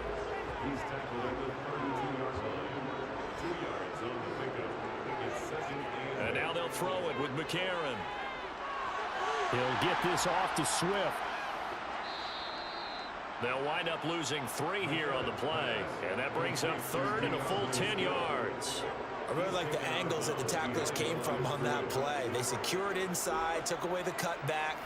The sideline's there, so you can only go so far outside. And they were able to close in and tackle him for a loss. Yeah, they used your boy over there, the 12th man. Sammy Sideline, right? Sammy Sideline. You know something? He tackles pretty well, too. He's tougher than an airport steak.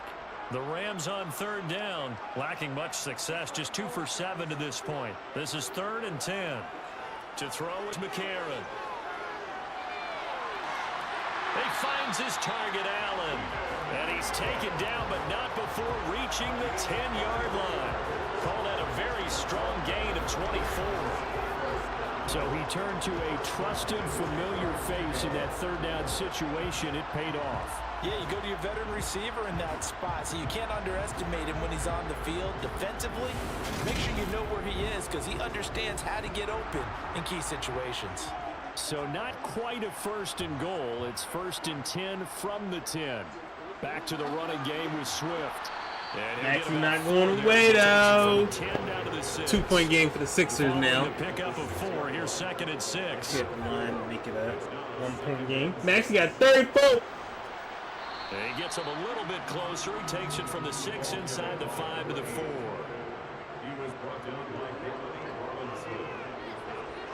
McCarron.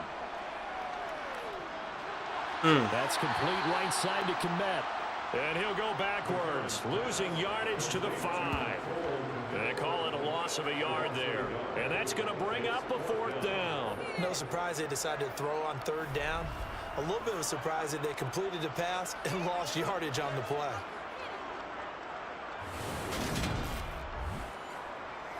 Now Justin Tucker's out to try the field goal from the right hash, and this one just a chipping. Tucker's kick is good, and now it's a 2-score game at 9, 16-7. So a long drive gets him down inside the 5, but ultimately they settle for just the field goal. I have to think that if maybe they were a yard closer, that would have made their decision tougher, and I think they likely would have gone for it. But in this situation, they just decided to take the 3, and I think it was a smart move. And some good special teams coverage as they bring him down just outside of the 15. The Seattle now ready to march out of the field. These guys definitely hoping for a better showing than their last appearance. They couldn't really even move the football much beyond the shadows of their own goalpost, Charles. We'll see if they can get a better, more sustained drive going here. Yeah, and every team that we ever talked to. And for the third time here in this half, it's intercepted. Picked off by Jamel Dean. He got outside the pocket there trying to improvise, and he was calling for the ball downfield, but still the interception. I think what happened, he did call for the ball thinking that he was open, but I think the quarterback spotted him too late. And that margin that he had on the defenders, that got eaten up, and they came up with the interception. L.A. set to take over again on offense. And last time they got 3 points, but it was a chip shot field goal. And when you go to the sideline after a chip shot field goal, maybe the offense not too happy. It's a balancing act, isn't it? Because you're exactly right. They're none too pleased that they didn't punch it in for 6 points. But they also have to remember they did put points on the board. 3 points is 3 points. And in this league, you take points when you can get them. Not easily done.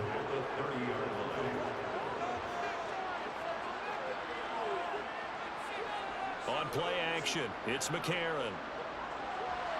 That's going to be complete on the sideline, but, you know, that throw left him no room to run, and the good footwork nearly all for naught. Now here's McCarron on third. And it's going to be incomplete. He was able to catch it there on the right sideline, but out of bounds, says the line judge, and it's going to bring up 4th down. They certainly had good starting field position on that drive, but couldn't do anything with it after 3 plays.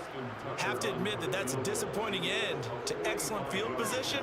When that drive started, they had 6 points that they were thinking about. Well, they got the turnover in great field position, but unable to do anything with it, and they're left taking the easy 3 on the field goal. Yeah, you're right about that. A great chance at a short field touchdown. On a sudden change, you take the ball away. You expect your offense to put into the end zone, but they'll take the 3 for now, even if they feel just a little bit let down. And they'll get him down inside the 30 at the 27. And we will get another look at Seattle's offense. And this offense trying to change the script here a little bit, CD. Trailing on the scoreboard, and the last time out on the very first play of the drive, they threw that interception. And you definitely saw his coaches, teammates come over to him on the sideline, trying to help him shake it off, because in this game, his team is down right now. So it's important to make sure you get some confidence back for both the quarterback and the entire offense. Otherwise, those mistakes could continue to pile up. And this will be incomplete. Physical play on the football there, and it's 2nd down. Normally you think the tight end's going to be able to catch the football and handle that contact, but in this case, maybe a little too much target to hit. That one was timed well. Incomplete. Now this one complete on the slant route. And he's tackled at the 38, but they doubled their yardage. The play started at the 19, and they gained 19. Oh, that was a nice job there. Quarterback and receiver reading the pressure that was brought. They both knew it was going to open up the middle of the field. Nice little shake and bake at the line of scrimmage, got right into his route, and the quarterback hit him in stride, and he was able to run free after the catch. So here's a 1st and 10 at the 38. Now hold everything here. We're going to get a timeout by the offense, as they'll stop it with just over a minute to go before halftime.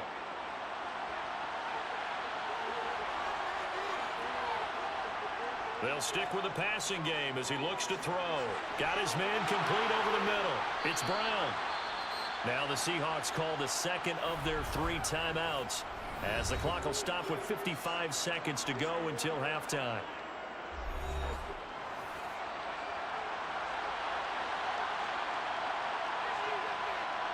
They'll look to throw again. He finds his man Johnson. And they're going to get this down inside the 15. Let's just break this down and make it pretty simple. Key to the drag route, letting the play develop, finding the hole in the defense, and giving your athlete, yes, athlete, a chance to make something happen once he has the ball in his hands. A good position to be in here, 2nd and inches. Back to throw again. Again, it's Johnson. And the Seahawks are going to be set up with a 1st and goal coming up as they get him down at the 6-yard line. Now the offense will burn their 3rd and final timeout. And with halftime on the horizon, they'll be out of timeouts from here forward. 1st and goal, and they got to be thinking a chance to get right back into this football game.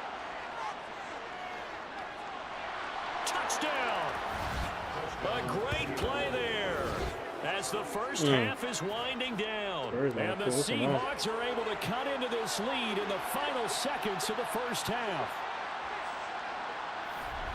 CD for them, this has just been an offensive explosion here in the second quarter. Yeah, held scoreless in the first quarter. Now they find the end zone again here in the second.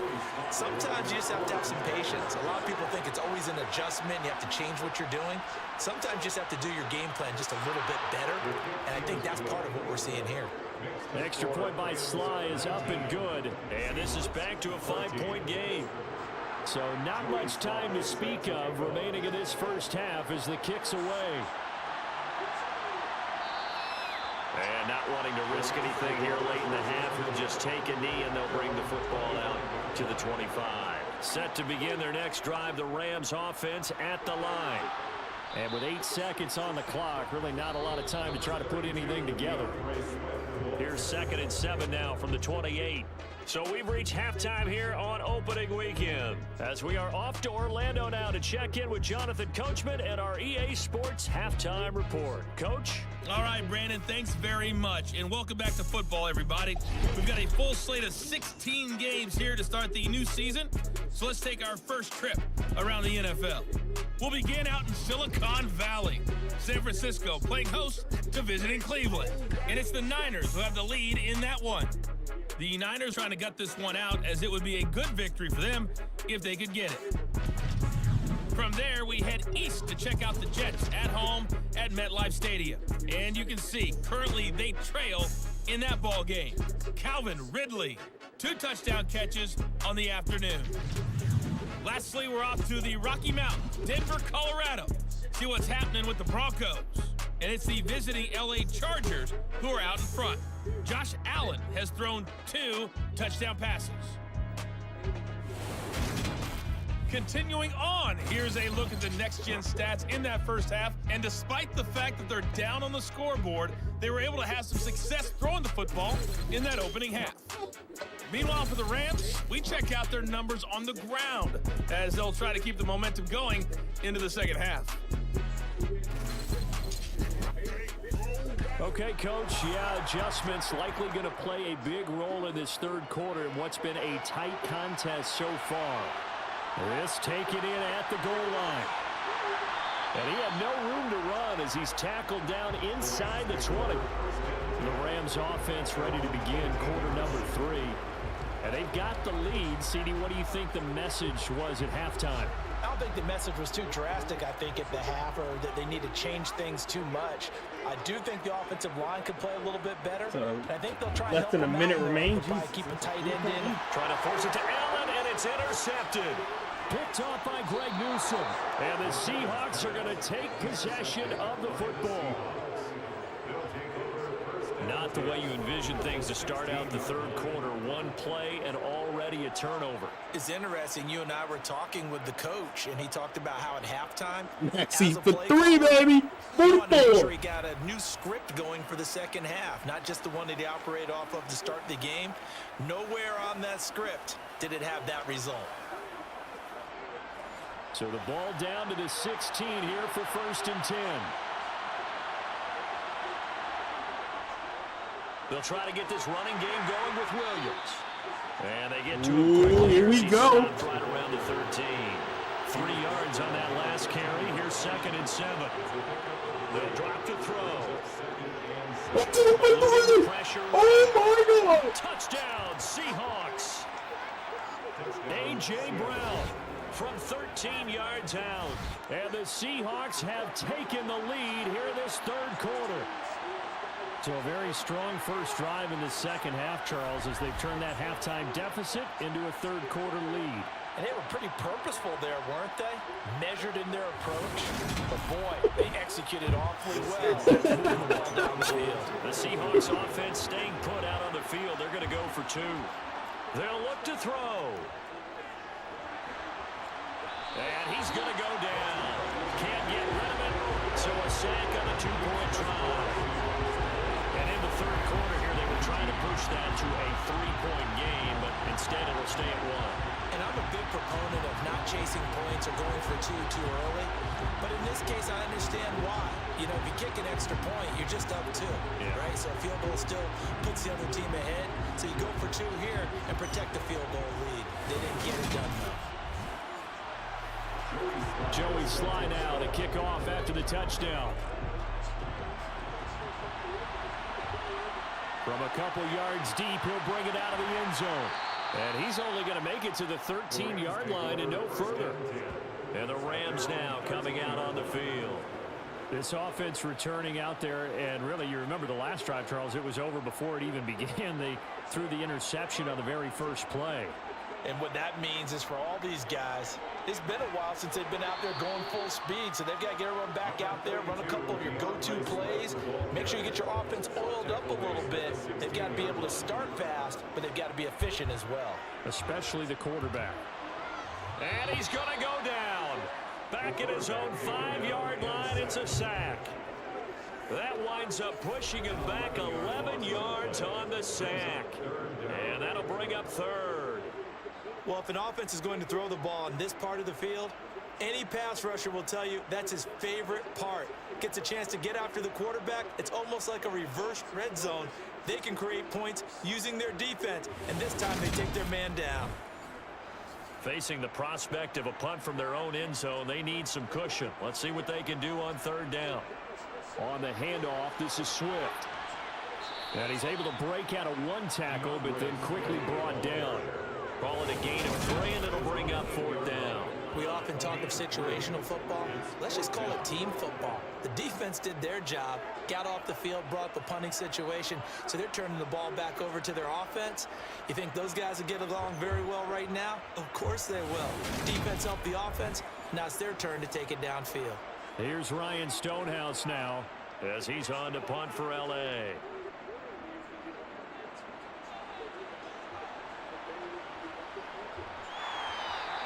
That'll be a 48-yard punt, 1 yard on the return. And it'll be Seahawk football, 1st and 10. And Seattle now ready to march out of the field. Good starting field position here for the Seahawks as they come up 1st and 10 at their own 43. They'll try and start this drive in the air. And that's complete to Hunt. And now the ball's good out defense near midfield. And now the Rams have got it going the other way. On the move past the 40. And the return here will go to the 31-yard line. So turnovers, Charles, you figure will be key in the second half, and that's a big giveaway there. Yeah, and as you and I both know, coaches are always preaching ball security, and none more often than right here in the second half of a tight football game. Now you've got to believe what the coaches are saying and take care of that football. Line of scrimmage, the 31 now on 1st and 10. Here's a handoff to Swift. A pretty decent gain on the tough run before he's brought down at the 25. From the 25 on 2nd down. 8 seconds left, or is that 6? 8 seconds left in the 4th. Sixers are up 1. San Antonio has the ball. Wimby is super tall. It's so they disgusting. escape, so to speak, maintaining the football. Defensively, though, opportunity miss. It definitely was, because Damn. that's what defenses talk about. Getting Damn. the ball and either advancing it the other way or just getting possession and turning it over to their offense. That can be a little bit deflating. You're exactly right. A lost opportunity.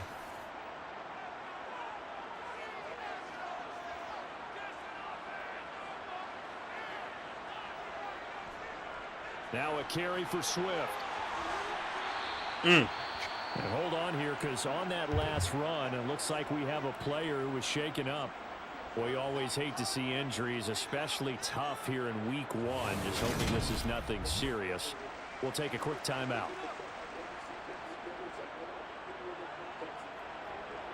After the pickup of 5, here's 2nd and 5.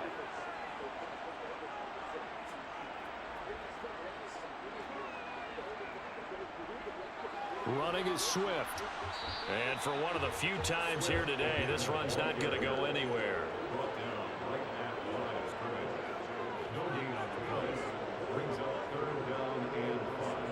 To throw, it's McCarron. Completes this one to Pickens. And he'll be taken down, but he does have first down yardage. An effective 7-yard third down conversion. And Brandon, from our time in college football, the receivers weren't running the traditional NFL route tree. One thing they did learn, find open areas, find soft spots, and set up and catch the ball. And I think we just saw that there. Yeah, we saw that indeed, picking up the first. Here's McCarron to throw. That's complete to Swift out of the backfield. And he's able to work it here to the 8-yard line.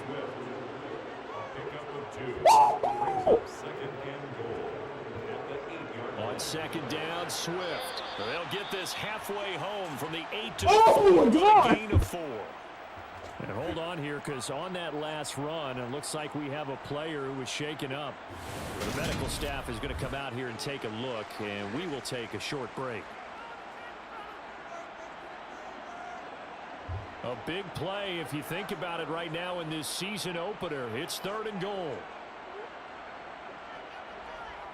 Now McCarron. And it's caught.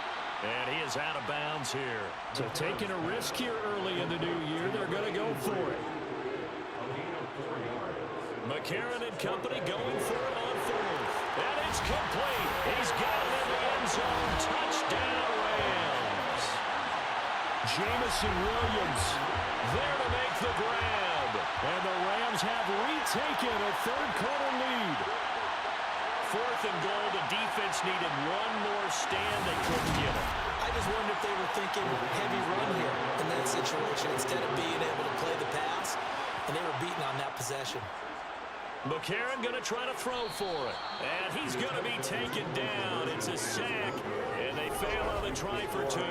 Well, they tried to get 2 and ended up getting none because the quarterback had nowhere to go with the ball and ends up getting sacked. Nowhere to go at all. Great job, though, defensively. They were ready.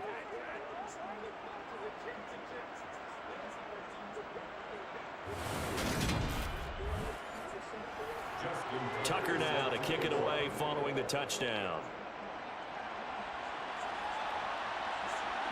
From his end zone, here comes Patterson. And no alley to be found. The coverage was solid, and he's dropped at the 18. Here come the Seahawks now, set to take over on offense. And a fumble last time. Ball security. Talk about it all the time in the National Football League. They've got to be better at it on this drive. Don't you think that when every team gets together for the first time, I don't care if it's OTAs, mini camps, first day of camp in the regular season, ball security comes up about, what, the second sentence of the coach's address? And those are so many drills focus on that. All the time, and they do drills to make it even tougher to simulate game situations. Doesn't always work out, though.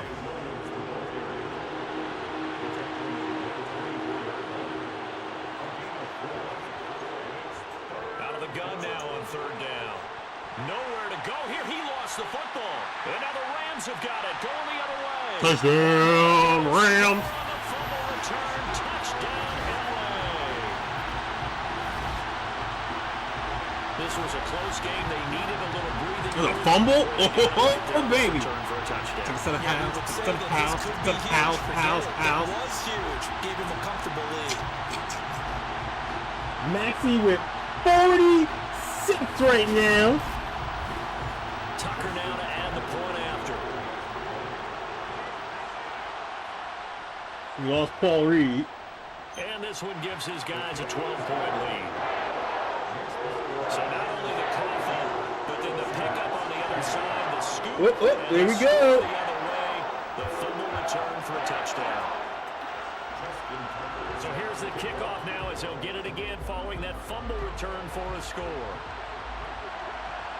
Patterson going to bring this out of the end zone.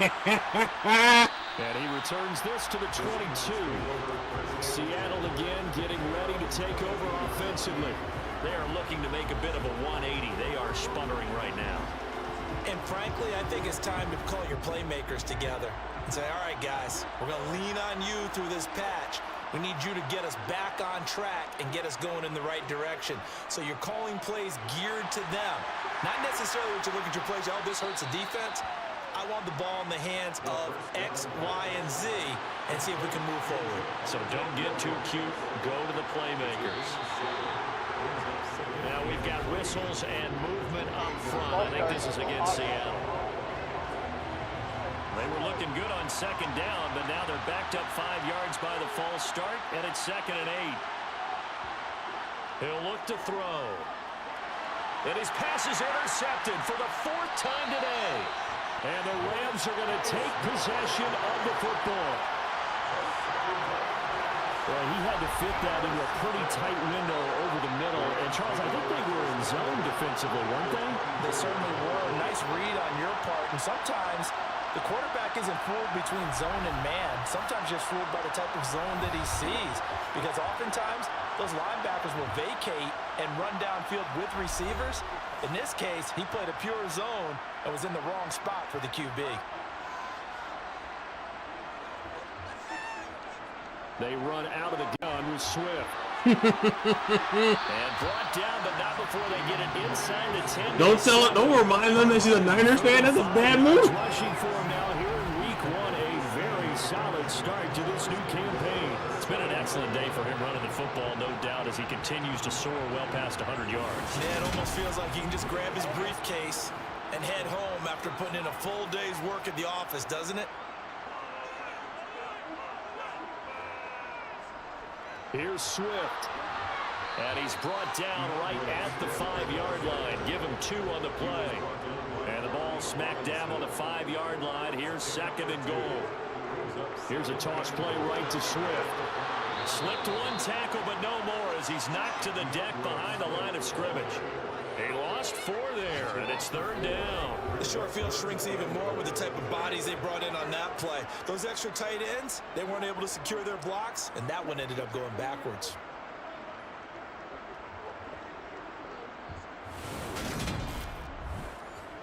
Well, definitely be a disappointment to come out of this starting position with just 3 points. They need to try to dial something up now, 3rd and 10.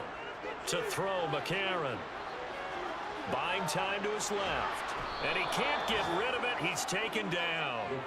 A nightmare on 3rd and goal. He's sacked, and multiple players broke through the line to get him. And keep in mind, in addition to the 2 sacks that he now has, CD, he's also had a couple of quarterback hurries. He's been very disruptive. To put it mildly, and it reminds me of the time I asked an offensive tackle who struggled like this in a game. He said he was telling the coach, hey, what do you want me to do? This guy's just eating me alive. And the coach finally just looked at him and said, applaud.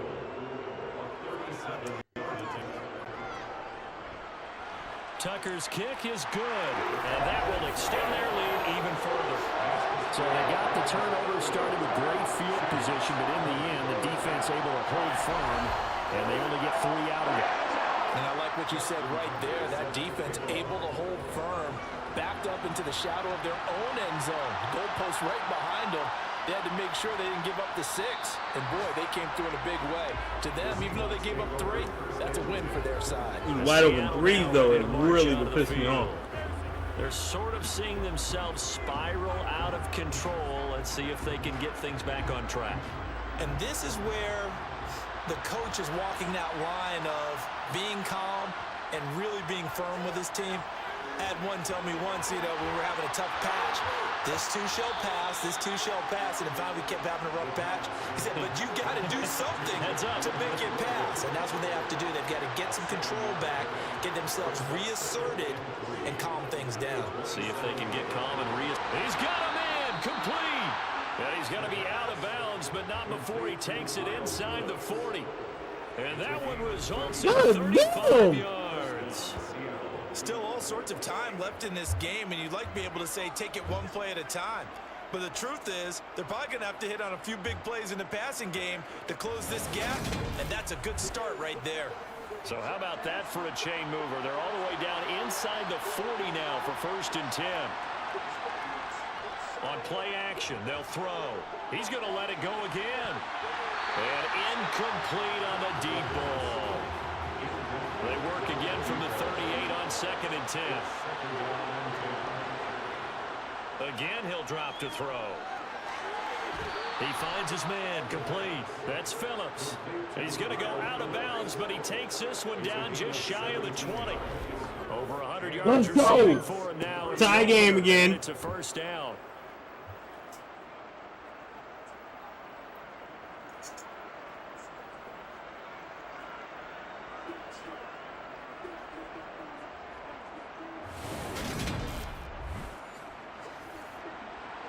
TP! They'll look to throw. This is Phillips yet again.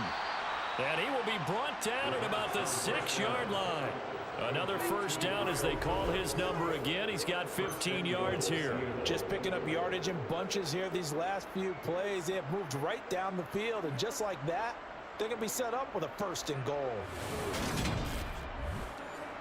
2 big plays in succession. Not sure this D knows what hit him, but now they got to get ready. It's first and goal. They'll look to throw here. Touchdown! A great effort there. Already his second touchdown here in this opening weekend. And the Seahawks are able to make some inroads here to that deficit. I know Paul Revere talked about by land or by sea, right? You know, 1 by land, 2 by sea. He didn't mention air because right now we're seeing a big-time performance, aren't we? That's 2 touchdowns so far in this game. Where'd you pull that one from? And, you know, every now and then I actually listened in history class. And you're just a scholar all the way around. You're reading all the time. I like that you fit that in the broadcast. You know, I just grab a nugget when I can.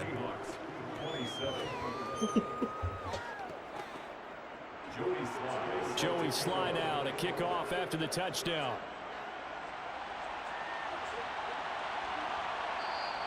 And he'll elect not to return this one, so they'll bring it out to the 25 on the touchback. Well, let's shine the spotlight on the former Georgia Bulldog, DeAndre Swift, who's set to begin this next drive. He's been a good workhorse. I know we use the word workhorse a lot, but he's been a good workhorse for him in this one. No doubt about it, and there's nothing wrong with that. That's what you're looking for if you're a back, because that means everything's coming together for you. The big guys up front have created space. You've run through it.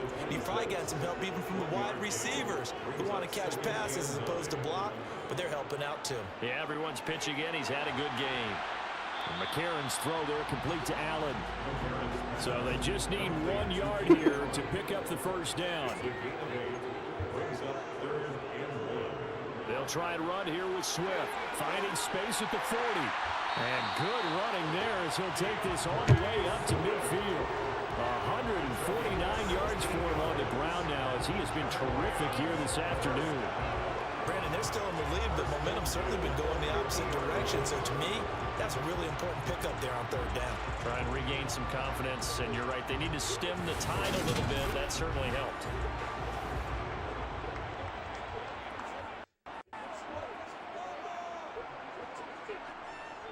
Swift going to try up the middle. And good penetration here. He'll get this down at the 49-yard line. More overtime. On 2nd and 9, McCarron. And that's out to the flat for Swift. And they'll get this down to the 42-yard line. So 3rd and 2. This quite possibly 4-down territory, though, if they're stopped.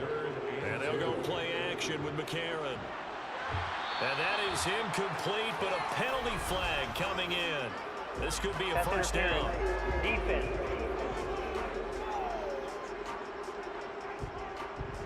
After the penalty, a fresh set of downs. It's 1st and 10. McCarron. Escaping the pressure right. And this will be incomplete. 2nd and 10, 3rd quarter of the season opener. From the gun, it's McCarron. He's got it to Williams. And he is going to lose yardage here.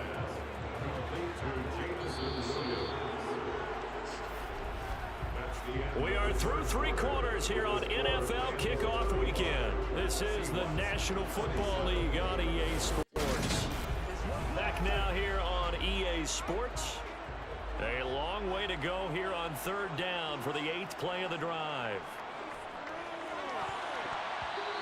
Throwing there, but this pass is going to wind up incomplete. Justin Tucker on the field goal, a 50-yard attempt. Tucker's kick is good. And that will extend their lead even further. So that's CD, an important one here in the fourth quarter. And that importance cannot be overstated. All eyes on both sidelines were staring that one down all the way. The significance is that they made it a two-score game. Still lots of time left to go, but likely that was their goal at the start of the drive. Get 3 points, make it a two-score game, and they were able to get it done. And the Seahawks get ready to trot out on the field. And the complexion of this one has changed a fair amount. That last field goal made it a two-score game, so they need to get points out of this drive relatively quickly. They'll come out throwing here on first down. Complete. It's Johnson. And the result here, a pickup of 8. Leaves them with 2 to go on second down. This possession means so much for them. They've got to focus on this drive and find a way to make this a one-possession game. Yes. Got to get a score. Yeah, so good with a field goal. Don't necessarily need a touchdown.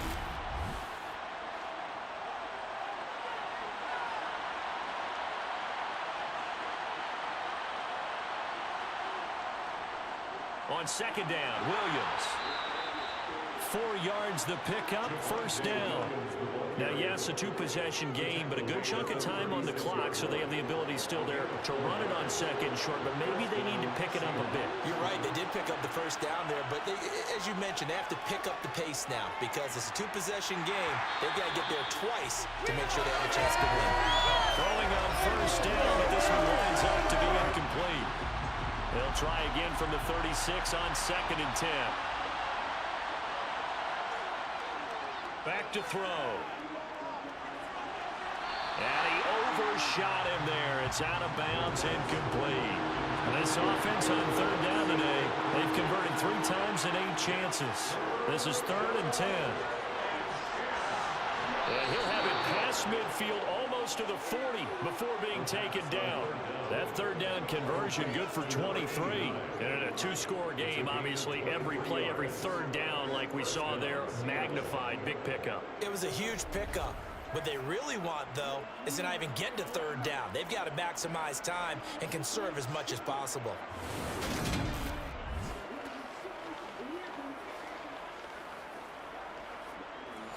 So from Rams territory now, it's 1st and 10 at the 41. They'll stick with the passing game as he looks to throw. Sideline throw, it's complete. And a nice job there of keeping the toes inbounds. They'll look to throw again. That is incomplete. Damn. A lot of force bearing down on him there. He could not hang on. It's 3rd down. Back to throw again. Over the middle, complete. It's Phillips. And this is going to be another first down as the tackle's going to be made at the Rams' 25-yard line. Give them 10 yards there as this offense is on a roll. This drive continues to plunge forward. Well, every drive from here out is definitely crucial and critical. They know that they need to get at least 3 here to get it back to a one-score game. But I can't imagine that in their huddle that they're thinking at all about getting a field goal. They want to get into the end zone and then try and get the ball back again. Back to throw now on first down. This will be caught by Brown. And he's brought down inside the 20 at the 18-yard line. When you see zone defense and you know you've got a drag route on as your primary call, you got to be really careful as a passer about how far you let your guy go because he might wander into some tough coverage.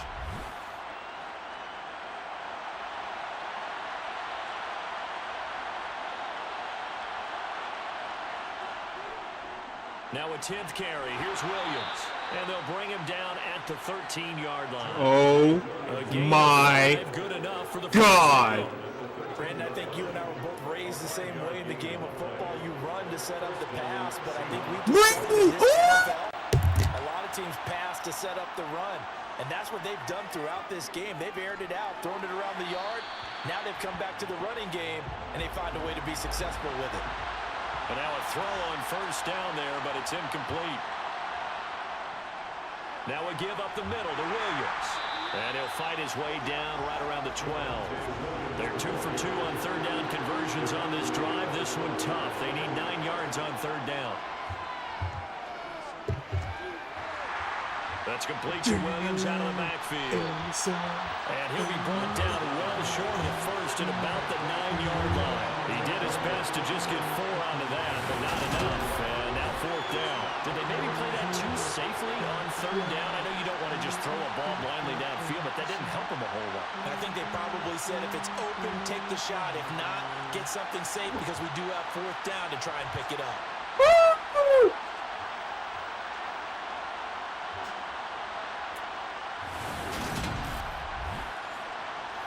Field goal unit and Joey Sly now. From the left hash, a chip shot here. Sly able to put this one through. And that'll make this an 8-point game. All right, so they needed 2 scores to get back in the game. The field goal there, maybe not exactly what they wanted, but the necessary first step. There's still time remaining, and there's enough time to get it done. They've got to get it the least a 3-and-out here to get the ball back, preferably a takeaway. And they're going to start in a hole as he's brought down at the 11. The offense for Los Angeles returns to the field. Their lead back down to 1 score after the field goal a moment ago, so they'll be looking to string together a few first downs, likely on the ground as they begin 1st and 10. Throwing now is McCarron. A quick throw, but incomplete. After the incomplete pass, here now is 2nd and 10. From the gun, here's Swift. 4 yards the gain, and it'll bring up a 3rd down. They are in need of 6 yards here if they hope to move the chains. Now here's McCarron on 3rd. Forced out to his left. And that will be incomplete. Here's Ryan Stonehouse now, standing just about on his own goal line.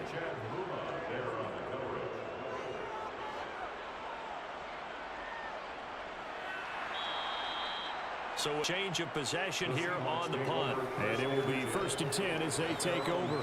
And Seattle now ready to march onto the field. And a methodical drive last time, but they couldn't get that knockout blow. They had to settle for 3. But you got to like what they've been doing along the way, right? It's almost like the body blows, the setup punch. As you said, they didn't get the knockout blow here, but that doesn't mean it can't come later in the game on another possession. And the defense on the other side, maybe a little gas, yeah, right? A little tired. And if nothing else, they just feel relieved getting off field and giving up 3. They don't exactly feel like they've handled the offense.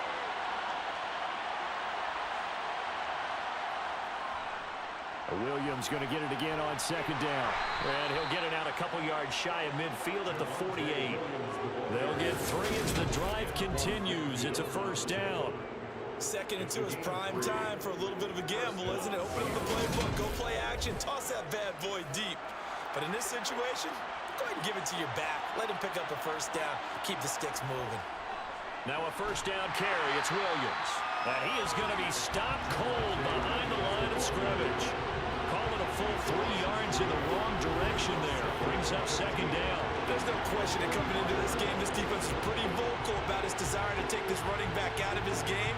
And all that pregame whooping has turned into results. So their task a little bit more difficult now. 2nd and 13 that they're walking up on. Hunt will try going up the middle. And he's going to take this one across midfield and into Ram territory.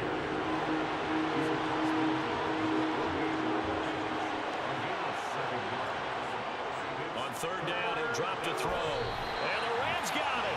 They bring him down. Brought to the ground by the linebacker, Foye Aluakai. Well, the #1 mission of the offensive line. 2nd overtime. That quarterback, keep him safe back there. This time, the rush got to him in a hurry. Yeah, that's one where you turn to your lineman and say, guys, can I get a little help here? And you have to ask politely because, remember, they're blocking for you the entire game. But as a quarterback, you've also got to have the clock running in your head when you need to get rid of the football. But this time, he had no chance. They were on him instantly. And if you're wondering just how quickly that sack occurred, the next-gen stats tell us 2.6 seconds is all he had to throw the football.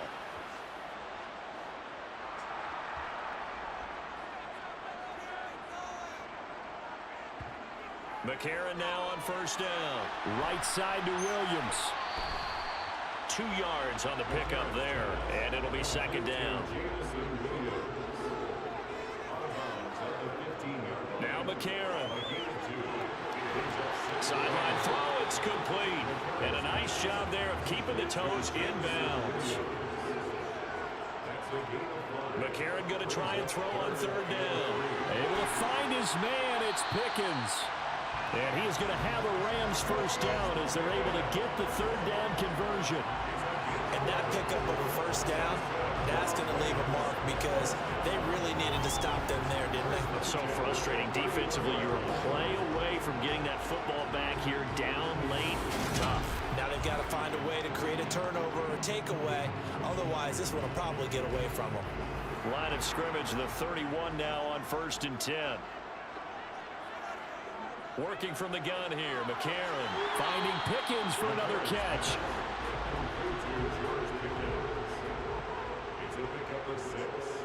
From the 36, McCarron flushed out right. And he's got his favorite target yet again. It's complete. A gain of 5, good enough for the first down. As a general rule, offensive linemen like to know where their quarterback's going to be when he's setting up to throw the football. But sometimes they just have to get on the run, get on the move. He was able to do that on that play and picks up a first down with a nice throw. Throwing on first. Here's McCarron. And that throw behind his man. He missed him. Incomplete. Here now is 2nd and 10. Again from the 41. McCarron to throw once more. Wide open receiver complete. And that'll wind up moving the chains again as a tackle's going to be made at the Seahawks 42. Second catch for him today, and it'll wind up a first down. And these guys certainly not hiding what their intention is. They're absolutely showing it. They're definitely not going to sit on this lead here in the 4th quarter. So from Seahawk territory now, it's 1st and 10 at the 42-yard line. Shotgun snap for McCarron. Throw right side, complete to Williams. And they went the wrong way there. Losing yardage back at the 43-yard line.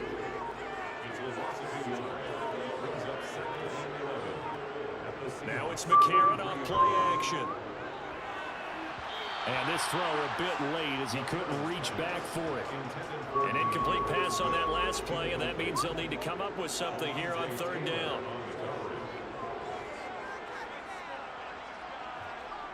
To throw, it's McCarron. And look at this. They get the turnover they needed. It's intercepted. Picked by Chad Muma. And the Seahawks are right back in this football game. A critical error there in a tight game in the 4th. All you talk about is taking care of the football, and especially with a lead ugly here in the pick. 4th God quarter. damn. Turning it over, now the door is open for the opposition. Just in general, when you're passing in the 4th quarter with a lead, no matter at what point, you got to be super careful. Got to be careful, and sometimes you can be so careful that you end up running yourself into an error. They've got good starting field position as they come up here 1st and 10 at their own 37. They'll try and start this drive in the air. Quick completion here to Johnson. Holding. Offense.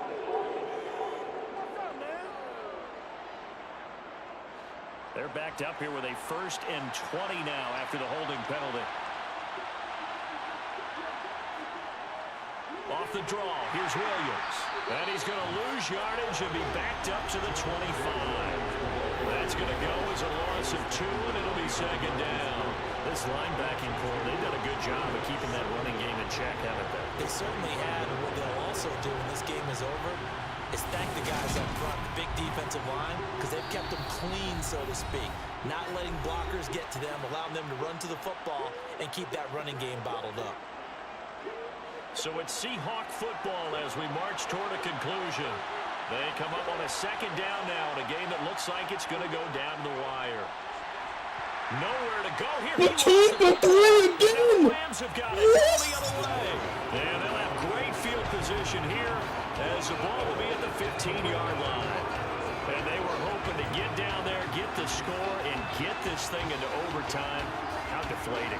Absolutely. I mean, let's face it, heartbreaking. They had an opportunity, had a chance, and probably were feeling pretty good about what was going on, and that was taken away from them by their own mistake. Yeah, the opportunity squashed.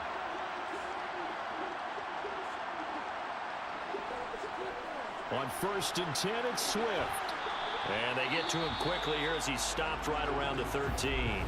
Whistles now and a timeout. So defensively, they burn it here with 1:51 left. This, in all probability, another run here on 2nd and 8.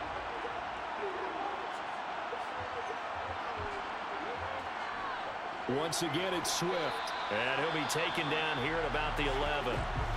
Now the Seahawks call the second of their 3 timeouts as they'll head to the sideline and talk over what to do next.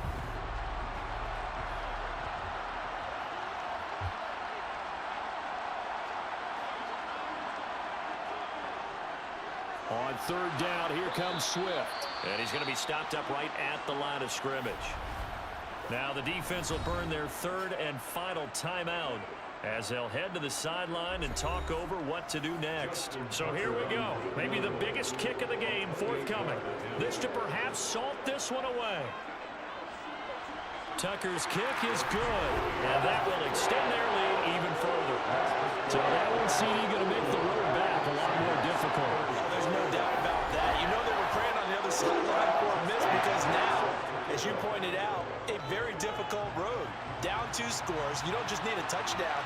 You need a chain of events to go your way. You've got to score, somehow give the ball back, and score again. The odds of that happening, not great in your favor. So all eyes on this Seahawks offense. Down by 11, a minute 38 to go. How will this thing pan out? We'll watch as a giant Cody head in the crowd. They'll come out throwing here to start the drive. And that's caught by Williams. Call it a gain of 6 on the play, and it's 2nd down. Clock running, and the Seahawks, they're running 2, trying to speed up to the line of scrimmage. A quick throw there going to be batted away and incomplete. Now they face a 3rd down and 4 after that incompletion on 2nd down. They'll look to throw. And they'll get it all the way up about 5 yards shy of midfield. 1st down now, but that clock rolling. And this one caught along the sideline, but they say already out of bounds. And the throw didn't give him a chance to turn it upfield, and that brings up 2nd down. Again, he'll drop to throw. Completing it to the right side, Johnson. And this is going to be another 1st down as the tackle's going to be made at the Rams' 44-yard line. And that's complete to Huff. And he'll be brought down at the 27. And now it looks like they're going to be in the hurry-up. And this is intercepted, and that should do it. Picked by Ronnie Harrison. The 40, 20, 10, 5, and he will bring it back. It's an interception return for a Rams touchdown. So this defense doubling its pleasure there. Remember, they had the fumble return for a score earlier in the game, and now this time an interception return for another score.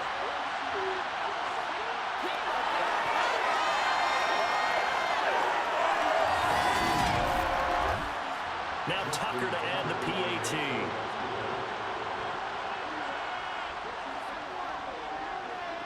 And the lead is up to 18 now. So the defense creating some points, not only getting the interception, but then returning it to the end zone for the pick 6. Tucker now to kick it away following the touchdown.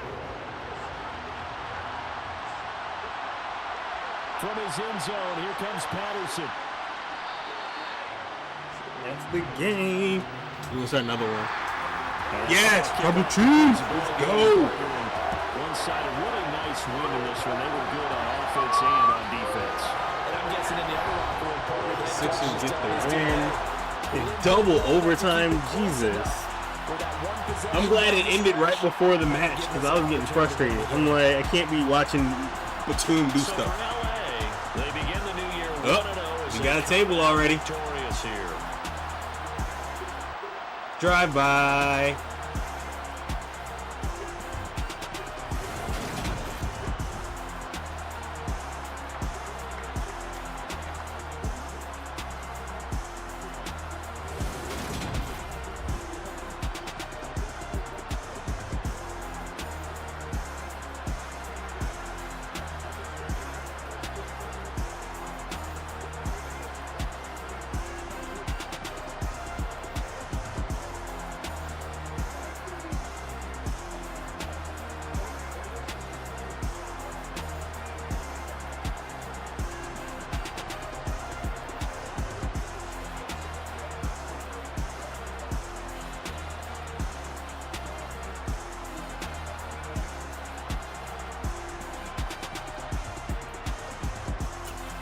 Maxey dropped 52, though.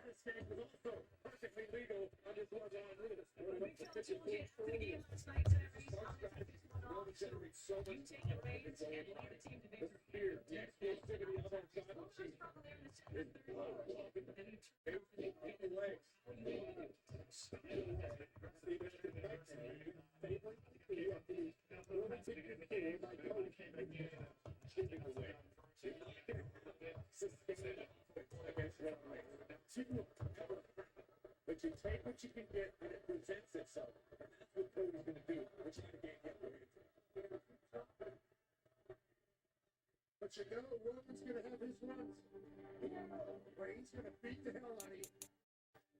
And I think we're in the middle of one of those right now. Roman's got a very 4-year title on it.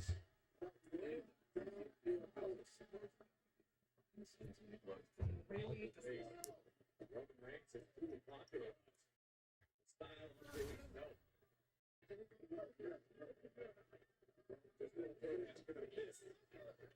Doing this to you, yeah, because it's Cody's last chance. Got to rip it out.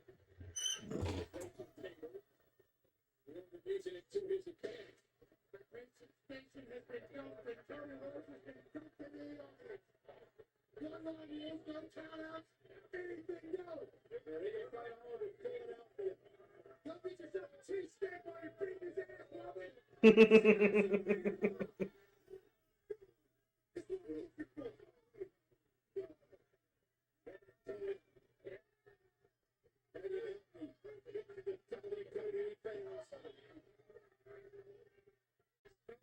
There's a certain herb in the air that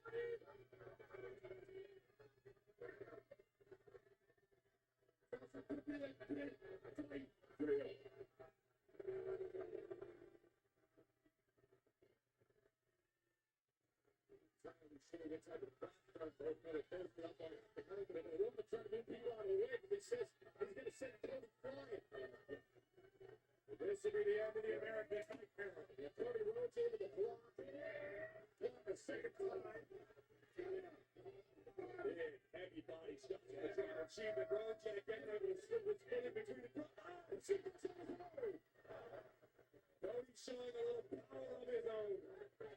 And Heyman felt that all the way over here at ringside. And Cody realizes he's got a chance here. His opportunity, his moment.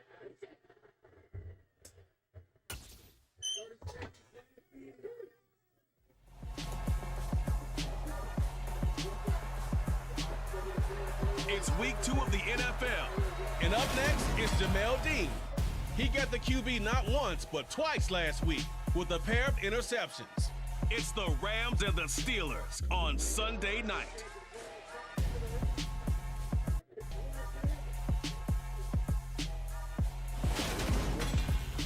EA Sports coverage of the NFL brings us to Acrisure Stadium on the north shore of the Steel City, Pittsburgh, Pennsylvania.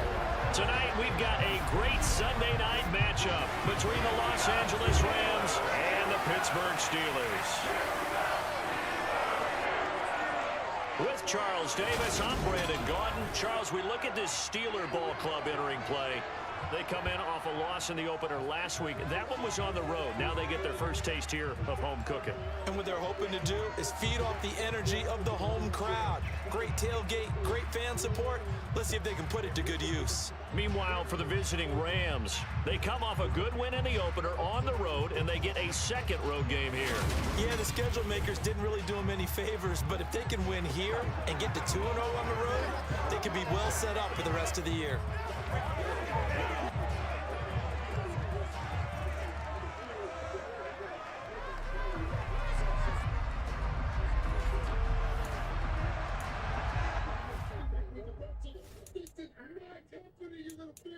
Woohoo!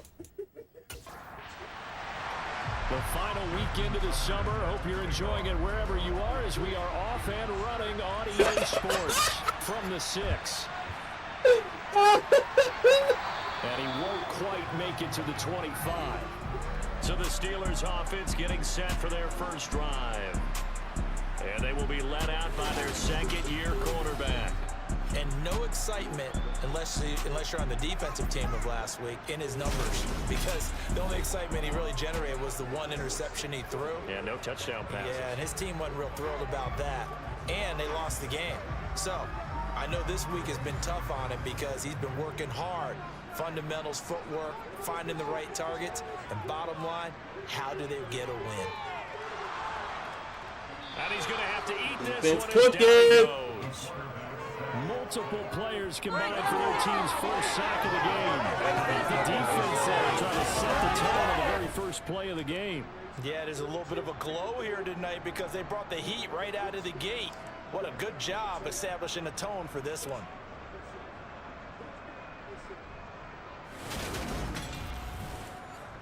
Gotta hope that's not a sign of things to come as they face an early second and long.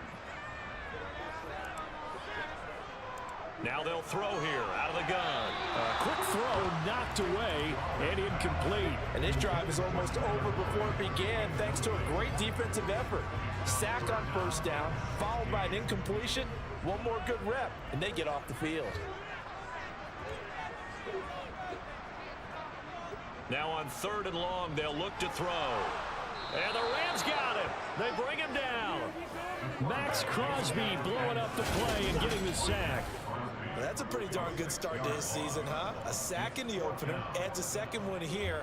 That tells you about his offseason. He came in determined to have a big year, and it's paying off.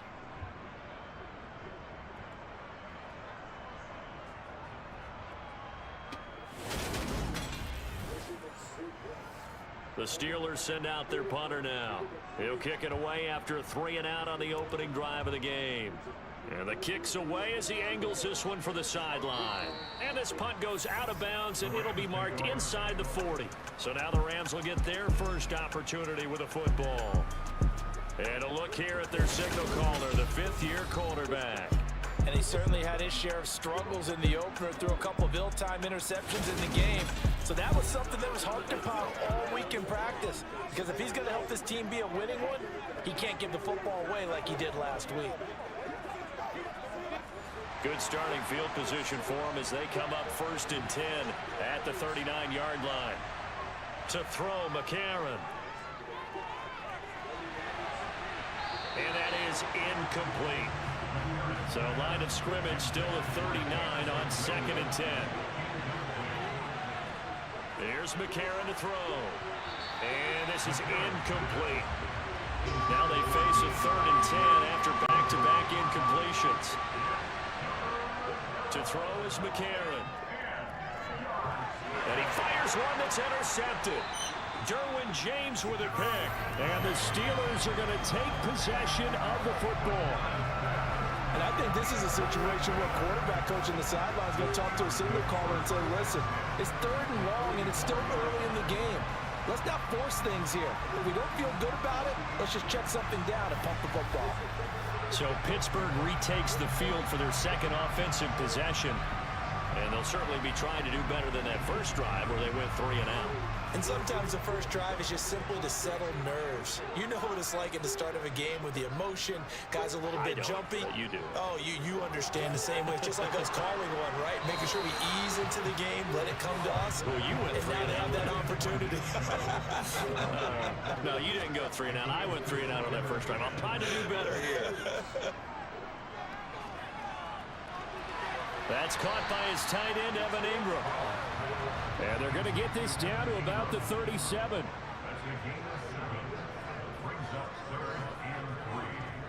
A first carry now for Nick Chubb. And maybe a little over pursuit there as he's able to take this down to the 25-yard line. 12 yards that time and a Pittsburgh first. If you start assessing what went wrong last week, Charles, in their loss, had nothing to do with the ground game. They ran it well. And you also have to say to yourself as a team, don't go away from what worked. That's not the reason the game was lost. Running the football over time, when you do it consistently, usually translates into wins. And they're open to do it consistently here. They show run with 3 tight ends here on first down. They run again on first down, Chubb. And not much of a hole there as he gets it down to about the 24-yard line. A check on the numbers for Chubb from a week ago. 15 carries, 121 yards, and a touchdown. Well, they set a nice tone in week 1. He's among the leading rushers in the league. I think that they continue to feed him the football and continue to establish the running game so they can get the play action and throw the ball deep later on. And he is met in his tracks behind the line of scrimmage. Chalk that up as a 4-yard loss. And now it's third down. This defense for the Rams, terrific. Oh, my God. Hit him in the crossroads. And I think our statistician... Bloodline rules are no disqualification, no count-outs, pinfall or submission. That's it. Like, absolutely unbelievable. no DQ. If The Rock comes out there and starts beating the tar out of you, you's going to get beat up. And he goes down. I can't believe Roman at Crossroads. Woo, they were practicing. Down, but you've also made things a lot more difficult on your field goal kicker. Yeah, they're still in range, but you're exactly right because you know the kicker's over there saying, thanks a lot. You just made my job a little tougher because when he kicks it now, he'll kick it lower because he's got to get more distance. That means there's more jeopardy for the ball to get tipped or blocked. Now a field goal forthcoming for the Steelers. From the left hash, this will be a 52-yard attempt. And his kick is good. And the Steelers will jump out to a 3-zip lead. Well, they're able to come away with the interception, Charles. They aren't able to move the ball all that much. However, they do get 3 out of it with a field goal. Yeah, and anytime you do force a turnover, you have to come out of it with points. Everybody wants 6. They'll take the 3 there. Now it's their opportunity to do it again. And he'll take it a yard or so past the 20, call it the 21. So the Rams coming back onto the field, their second drive of the game. Their second drive here of the ballgame, Charles. Remember last time they threw the interception, but the defense held up. It bent a little but didn't break, only giving up the 3 points. Yeah, obviously they left some points on the table there their last time out, but boy, they have to thank their defense for holding the opposition just 3 after they threw the pick. Their turn now. Back out on the field. Put together a good drive and get some points. This drive starting off on the right foot, 18 yards. And that's how you shake off the interception you threw in the opening drive. What a throw and catch. Let's go. And gain nice yardage. Good job. Give credit to 2 people on this one. The man throwing the ball and the person calling the plays. They're not shutting him down early in this game. Plenty of shouts from this crowd as they watch the replay. They want to blow, blow. There we go. Did he keep those feet in bounds? That's the question they've got to decide. And I got to say, watching it in real time, it was awfully close. Yeah, it certainly looked like a heck of a power bomb. He didn't appear to bobble it, which could complicate things. But even with the benefit of replay, that's pretty tight. Well, here's the call. So the challenge there does not go their way. Superman punch. Remain a completed pass. Now a play fake. McCarron. It's a short one here, complete to the tight end.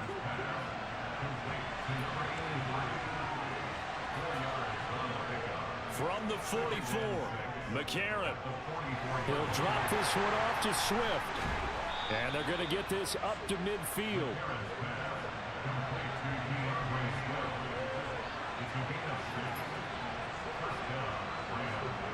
They fake the give. Now McCarron. He finds his target, Allen. And he'll be taken down here just shy of the 30.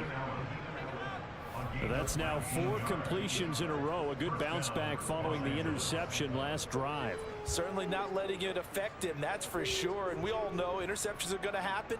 So the big trick, don't let it affect you going forward. Most of the good quarterbacks, they just tell the ball boy, get that one out of the rotation, give me a fresh ball, and let's go. He's got his offense moving again. And again, it's McCarron.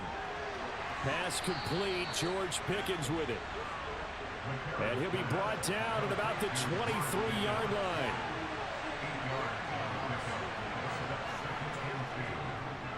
First carry for DeAndre Swift. And some determined running there as he'll pick his way down to the 12-yard line. It's a gain of 11 and a first down, L.A. He was well over 100 yards last week. He told us this week, a little ambitious, said he wants to hit that 200 mark. We'll see. Makes sense, though, doesn't it? Have we ever run into a running back that had a great game the week before that didn't think that's just going to naturally continue? Just make sure you feed me the football. And that's what they're all about. Continuity, rhythm, number of carries. Just keep giving it to him. Spear by Rhodes. 12, it's 1st and 10. From the gun, it's McCarron. And that's out to the flat for Swift. Well, alrighty. And he's able to work it here to the 8-yard line. I knew he was going to be cooking tonight. From the 8. Now McCarron. And he'll get this into the hands of Swift once again. And they'll get this from the 8 to the 5. Pick up a 3. There goes Jimmy. McCarron going to try and throw on 3rd down. And this is caught. He's got it. Touchdown, L.A. Jamison Williams, his 2nd touchdown on the season. And the Rams are able to answer the early 3 points and take a first-quarter lead. Good start to the season for him. He had the touchdown last week in the opener and a 2nd one in week 2 now. How about the pace he's already established, right? Not sure he can keep it up for an entire season, but don't burst the bubble because he thinks that he can. Do guys go into the season with a goal for touchdown scored or yardage? What do you think? I think every single one of the guys who's going to touch the football, they all have those types of goals. They all have those types of thoughts. Then they just have to see how the season unfolds if they can stay with it. Unfolding so far so good for him. Take it in at the 3. My God! And he won't get this to the 20-yard line as he's Went to the down table. at 18. Pittsburgh's offense now heading back out onto the field. Still in the first half, but this offense has struggled. Haven't really been able to get anything going, not only in the points category, but in the yards category. We'll see if they can do better here on this drive. Throwing to start the drive. Uh-oh. Drops it. Now we're cooking with gas now. This will be a short gain of 3 before he's brought down at the Jimmy and Jay are done. To throw on 2nd down. Bauer. And it's incomplete. Took a shot, couldn't connect. They'll certainly be on the tablets going over that one for sure. Clearly they were expecting something else out of the defense and couldn't adjust to make that completion happen. To throw on 3rd down. Bauer. And the Rams got him. They bring him down. Max Crosby. Now 2 sacks for him already here in this first quarter of play. These sacks now, they're starting to pile up, Charles. And that front 7 defensively, they've had their way with this offensive line. And I think at this stage, we have to start thinking about different play calls. We've got to start helping this quarterback out because the entire game he's been under siege. I don't care what the down and distance. They've got to get the ball out of his hands a lot quicker. And he gets it away. Is he going to run through the barricade? Don't do it, Cody. Don't do it, Cody. They'll put it just inside the 45-yard line. Oh, he did it! He went through his... As the offense begins another drive here, pretty simple, Charles. They want to carbon copy what happened the last time out when they ended their drive in the end zone. You're right about that, partner. Sounds pretty simple, doesn't it? Just score again, but we know it's not that simple because... Nah, where the hell is Solo? Just make adjustments. Where's Solo? If you're a good football I'm nervous already. Solo is near somewhere. It's on the notes and the tablets, and you make those adjustments, prevent a repeat of the last drive. Series to series, the best teams, that's how they get it. Karen, you gotta be careful with those. Here soon enough whether those adjustments are enough defensively. McCarron from the gun on third. And that's complete to the right side. It's Allen. And he is going to have a Rams first down as they're able to get the third down conversion. The Rams at 1-0 on the year following the win in Week 1. And this would be quite a start for them if they could win 2 straight on the road. Yeah, the schedule makers didn't do him any favors. They gave him 2 road games right out of the gate. But the thinking on the team has to be, imagine if we win these 2 games. What a setup for the rest of the season for us. They will run straight ahead with Swift. He knew Solo was coming too. The numbers for him from a week ago. Charles, how do you think he ran the football? Cody looked around with the one front, Solo with the other one. Definitely going to keep an eye on him. That's hilarious. The last run got 3. Now here's 2nd and 7. Throwing now is McCarron. Over the middle, and that's caught by Kmet. And he's going to be marked down just inside the 35. Many different ways to create space, but on that play, he did it with that big, wide body of his. Didn't get a whole lot of yardage on the play, but it did what it was supposed to. Pick up a first down. From the 34 now, here's 1st and 10. I'm just hoping. Here's a handoff to Swift. And he fights forward for a modest 2-yard gain, 2nd down. Now 2nd and 8 at the 32-yard line. McCarron being chased out left. And he takes a shot on the release as this will be incomplete. They need to get this to the 24 on 3rd down. McCarron now to throw. He rifles one that's intercepted. And the Rams force the turnover. They'll take over at their own 27. Defense.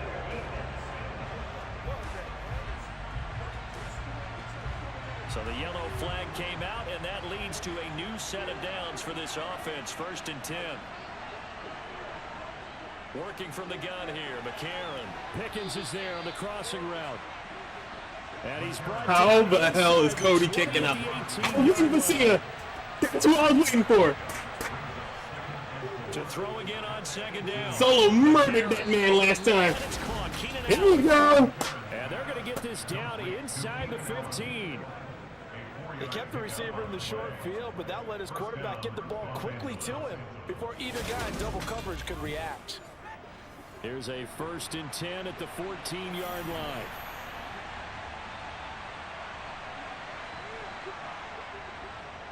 On the handoff, this is Swift. And he is going to lose yardage here. 2 yards the loss, 2nd and 12. Let's face it, that's just a helpless feeling for a running back there. He's looking up to find a hole, and all he finds is a baby. linebacker. So the 1st down run lost a couple. Now they come up 2nd and 12. To throw. Come on, Rock. Here we go. That's Allen. And he is out of bounds, getting it down to the 10. It'll go down as a gain of 6, and that's going to lead to a 3rd down. But that's what you're looking for when you want to throw the ball downfield. You want one of those guys who can play out on the perimeter, can play out wide, who can not only get open, but when they're covered, can uncover themselves downfield and create catches. Now here's McCarron on 3rd. Throw left side, hauled in by Pickens. I ain't complaining. I'm loving it. There, no. He's short by maybe a foot, maybe. Call it 4th and inches. Well, we hear so often how tackling has become almost a lost Rock showing up in that outfit is hilarious on so many levels. Receivers, especially in a play like this one. 3rd down, they gave him the underneath stuff. You got to go and make the tackle right away.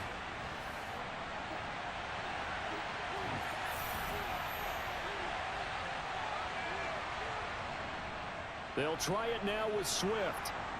He didn't get the touchdown, but he did get the first. Cena's still in amazing shape for his age. Good Lord. Now it's McCarron off play. Oh! And they're going to get to him. He should have ran that one. They overshot the blitz on that, too. Multiple players combined for their team's first sack of the game. After one, 7-3 the score on EA Sports. The Rams with the football here to begin the second quarter. Another shot from the 9 on 2nd and goal. On 2nd and goal, McCarron. His pass caught at the 4. A gain of 8 there on the 8th play. Nah. The offense on 3rd down. It's got to be Rollins. 2 for 4 thus far. If Ambrose shows up, I'm losing my crap, yo. Rams touchdown. DeAndre Swift. His 2nd rushing touchdown on the year as his guys are able to extend their lead. Well, this offensive unit, they were solid in the opening week victory, and now they are looking just as sharp here in week 2. And that's exactly what you want, too, because you want to get better each and every week and really as the season goes on. I know it's still early in the season, but a lot can happen. This offense, they look like they're going to be fun to watch each and every time now. Tucker now for the extra point. It's Peacock, but F-bombs are still limited, though. And this one's right through to make it a 14-3 ball game. That time a 9. Get the hell out of here! And it ends with a 1-yard touchdown run. Oh my God, no!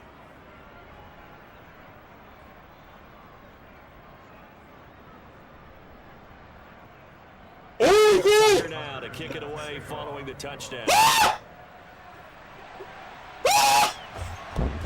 Here comes a return from just beyond the goal line. And in hindsight, probably should have taken a knee as he only gets this out to the 16-yard line. Pittsburgh offense making their way back out. They've shown precious little here offensively thus far as they try again with a first down now. Throwing to start the drive. Bauer. And now this is intercepted. My goodness. And the Rams are going to take possession of the... Well, I'm not ready for this. CD, I know it's just his 2nd year in the league as a quarterback, but that's going to be one when he flips on the tape. He's like, I shouldn't have thrown that ball. No doubt about it, and his coaching staff will be emphatic about he shouldn't have thrown that ball. But remember, 2nd year, as you noted, on-the-job training, so he's got to take this feedback that he's getting, negative or otherwise, and turn it into positives moving forward.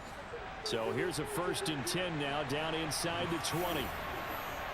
Seth went in full shield. He got decked. Out of the gun with Swift. He got caught. Calling a gain of 4 on 1st, and that'll make it 2nd down. I'm loving every minute of this. Now McCarron. Rollins with his back turned. You know what you got to do, Roman. Incomplete. They haven't made much of this great starting field position they had. Here's 3rd and 6. Yeah. You needed that one. McCarron. Nowhere to turn this time, and he goes down. Sack back at the 29. Multiple defenders getting to him there for a huge loss. Now that was a passer's nightmare. The front door totally shut down by the defense, so he kept going backwards, hoping to find another avenue of escape. It didn't exist.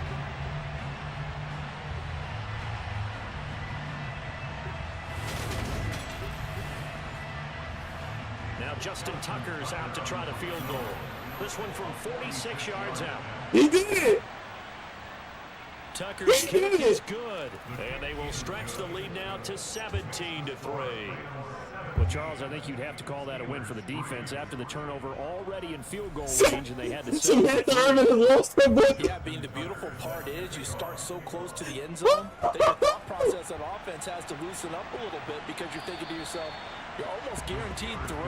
Let's take some good shots at the end zone and try and turn it into 6. And Pittsburgh getting set to take the field. And we'll see if they can bounce back from that last drive. In particular, if they can bounce back at the quarterback position, Charles, after throwing their first interception of the ball game. Yeah, and some guys, you know they're going to want to try and get a big play right away and take control back. Others, they're going to look to hit a couple shorter passes, get a little momentum back that way. But for the defense, that goal's not changing a bit. They want another pick. You're exactly right about that. In fact, you got to watch them a little bit because in coverage, they may cut down their gaps a little bit, maybe their splits a little bit in order to try and get to the ball even faster. On third down, Bauer flush to his right. And he can't find a receiver, and he's brought down.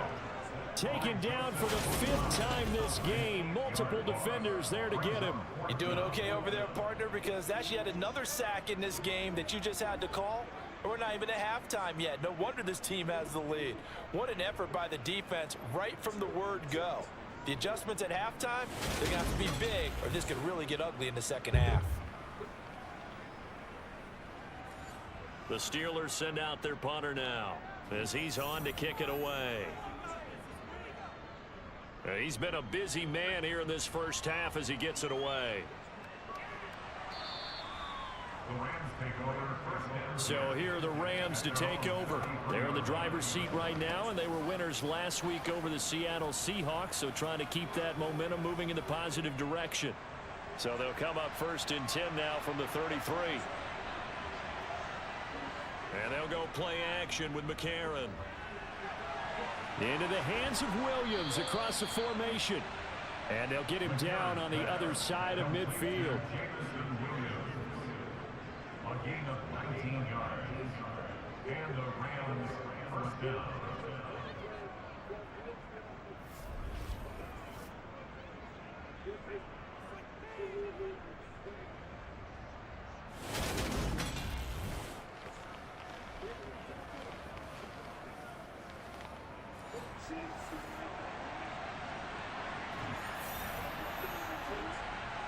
So the offense. This was everything that you know what? I'm happy. This was 2 years. Starting to walk back as that one is accepted. An entire year of people sitting there saying Cody's got to finish the story. To throw is McCarron. Firing quickly, but it's incomplete. So they'll come up after the incompletion for 2nd down. Here's McCarron to throw. He'll get this off to Swift. And down he goes at the 49, a 3-yard pickup.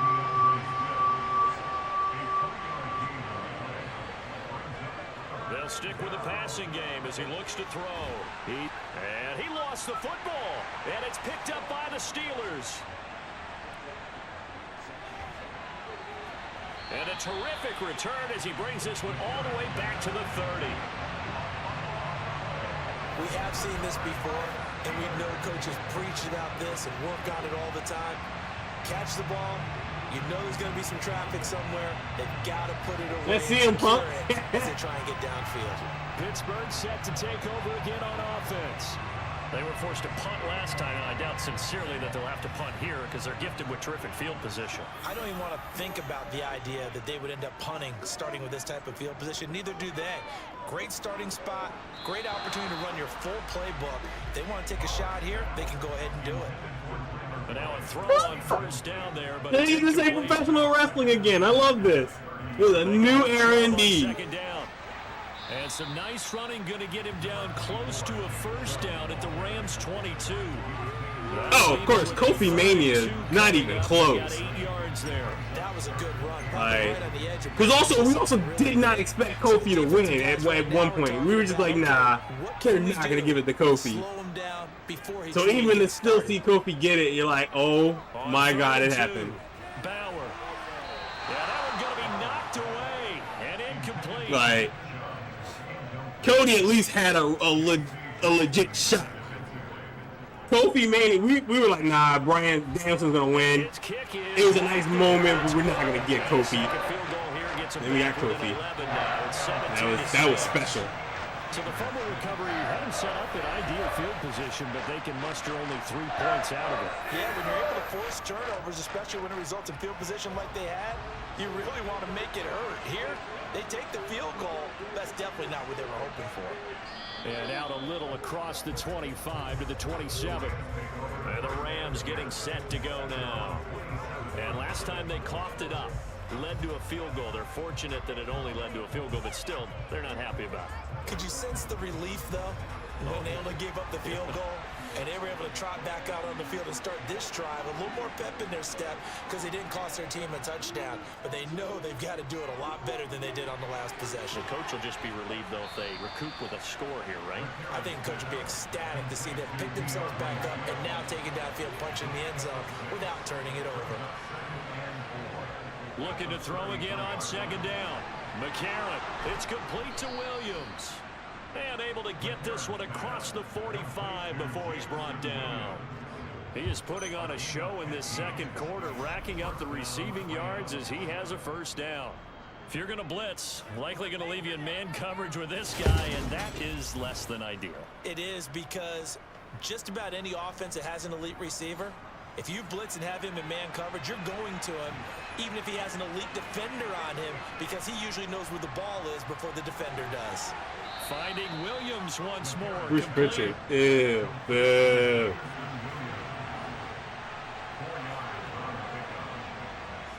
Now here's McCarron again. He'll drop this one off to Swift. And they'll get this just to the 47. 1-yard gain. The Rams on third down. 3 for 7 so far in this game. This will be 3rd and 5. And that is knocked away in the middle of the field and incomplete. On 4th down, Ryan Stonehouse on to punt. And the win last week punted 4 times as this one's away. And this will carry out of bounds. Where are they going to spot it now? At about the 18-yard line, it looks like. The Steelers ready to take over on offense. And tough to win games if you're going field goal, field goal, field goal here. They got field goal last time. Now they'll be looking for a touchdown. They're looking for the big chunk now because, as you noted, the field goal way of doing it makes it that much harder and puts more pressure on every possession for you now. Go ahead and get 6 and feel a lot more comfortable about the position there. I wouldn't do that with Triple H there. See if they can get the score.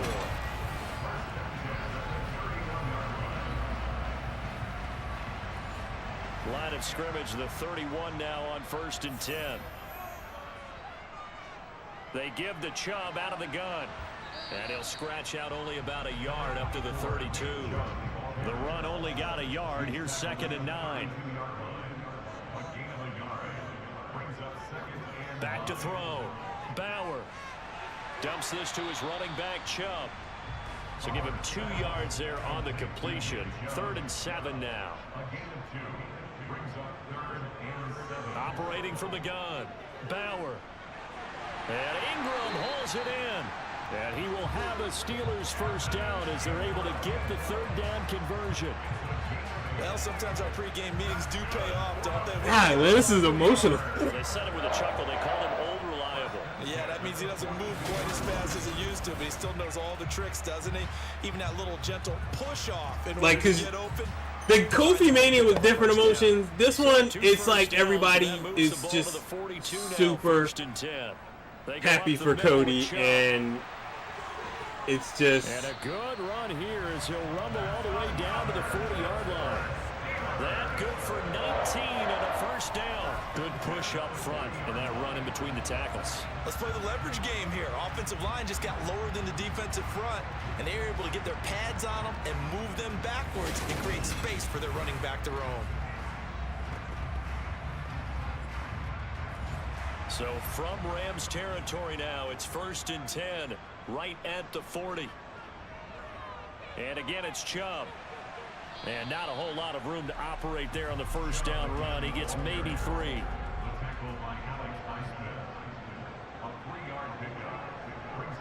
Looking to throw on 2nd down. Bauer going out wide, finds Chubb. And they're going to get this down near the 35-yard line. To throw on 3rd down. Bauer. And the pass is intercepted. He was looking for Ingram. Picked up by J.C. Jackson. The 20. And he will bring it back. It's an interception return for a Rams touchdown. Well, that's what you get, apparently, when you try to take on a Pro Bowl cornerback. I mean, what a play there to make the interception and also bring it back for 6. And he is so good that we've seen teams absolutely stay away from throwing the ball at him. Here, he's just reading the quarterback's eyes the entire way, makes a great play on the football, and turns it into 6. Tucker now to add the point after.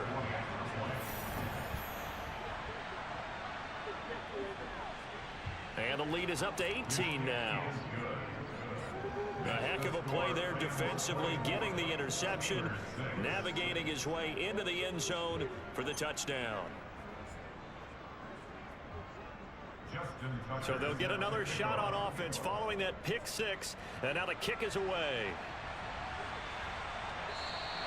No run back here, down to a knee, and this drive will start at the 25. Now the Steelers offense gets ready to get back onto the field. He's hugging the cameraman. Remember, they were just out here a moment ago through the pick 6, so we'll see if they can take better care of the football this go around. Yeah, and sometimes, partner, I think it's almost better that you just throw the pick 6 and you come right back out on the field. You're not over on the sidelines dwelling for it for very long. You're not hearing everyone say, hey, you'll get them next time. Hey, don't worry about it. All that stuff just goes right out the window. You're right back out on the field with a chance to atone. I'm starting to wonder if this offensive line just simply doesn't like him. I mean, they've given up 6 sacks in this game. He's had nowhere to go, nowhere to run, and obviously nowhere to hide. And all those sacks in the first half, this is just complete domination. Sacks, a growing theme in this first half. This is 2nd and long. Looking to throw. Bauer drops it off for Chubb. Only able to gain a couple there. And they're going to face an uphill battle here on 3rd and long. Back to throw. Bauer. And that is incomplete. The Steelers send out their runner now as he's on to punt for the 4th time tonight.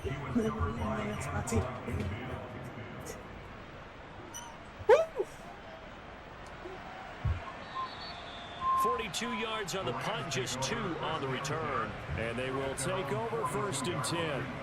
The football going back to the Rams now.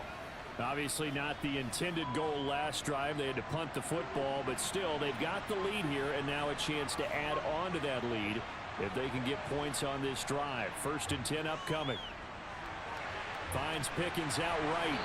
And they're going to get this up to midfield.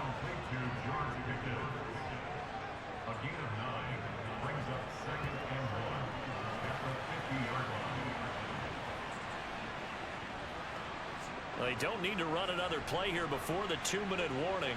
Let's see if they do it anyway.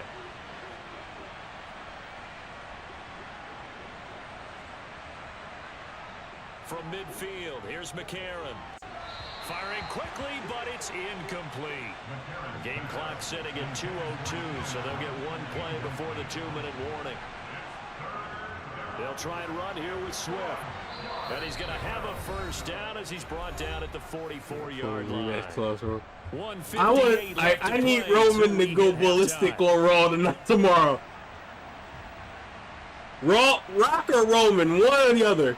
It's going to get ugly. I need Bloodline to go completely crazy. He finds Pickens over the middle.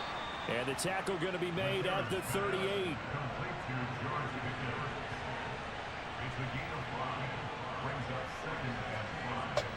From the 38, McCarron. And on the left sideline, he caught it, but out of bounds, according to the head linesman. Incomplete, so the ball a little late getting there, and it's 3rd down. McCarron. Oh, he rifles one, and that's going to be intercepted.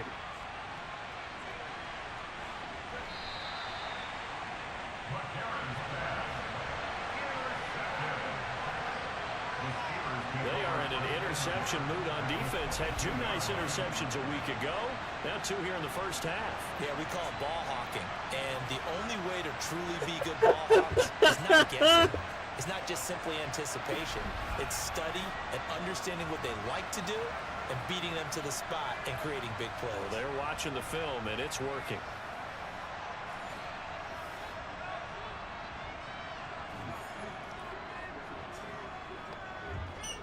first down. Bauer. They set up the screen to Chubb. And he is going to lose yardage here. But despite the completion, they're going to wind up losing 3 there. Second down. You know what the key to a good screen pass is, don't you? But you're going to tell me good blocking? Well, good blocking eventually. But first is good acting. You want to let the defenders go past you, leak out to whichever side or even in the middle where you want to set up the screen, and then you do your blocking. How about the read, though, by the defensive guys? They weren't fooled at all and actually ran with the lineman to where the play was and smothered it for a loss of yardage. 13 yards remaining on second down. Looking to throw. Bauer. And this one incomplete. Oh, he couldn't hang on to it in the end zone, and that's one that'll haunt you. And now it brings up third down. Now on 3rd and long, they'll look to throw. And this is going to be incomplete. How about the coverage we just saw break out on 3rd down? Dime defense, blanketed the field with extra defensive backs and speed, unable to find an open hole to complete that pass. And his kick is indeed good, and that'll get the deficit down to 15. Well, still some climbing left to do to get back to even, but forcing a turnover and getting the field goal there, that's a small step toward erasing the early deficit.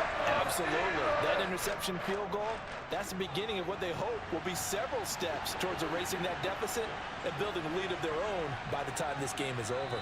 And he's up past the 20 to the 22-yard line. Well, the Rams going to take over late in this first half. And with a 2-score lead already, they may just look to get this thing to the locker room.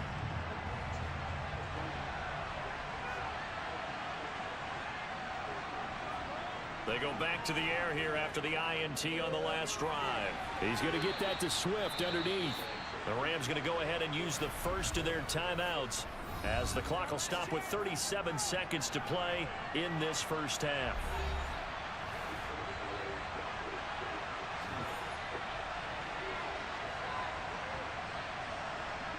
From the 27, McCarron, he's got it to Williams. And he's taken down, but able to slip across the 35.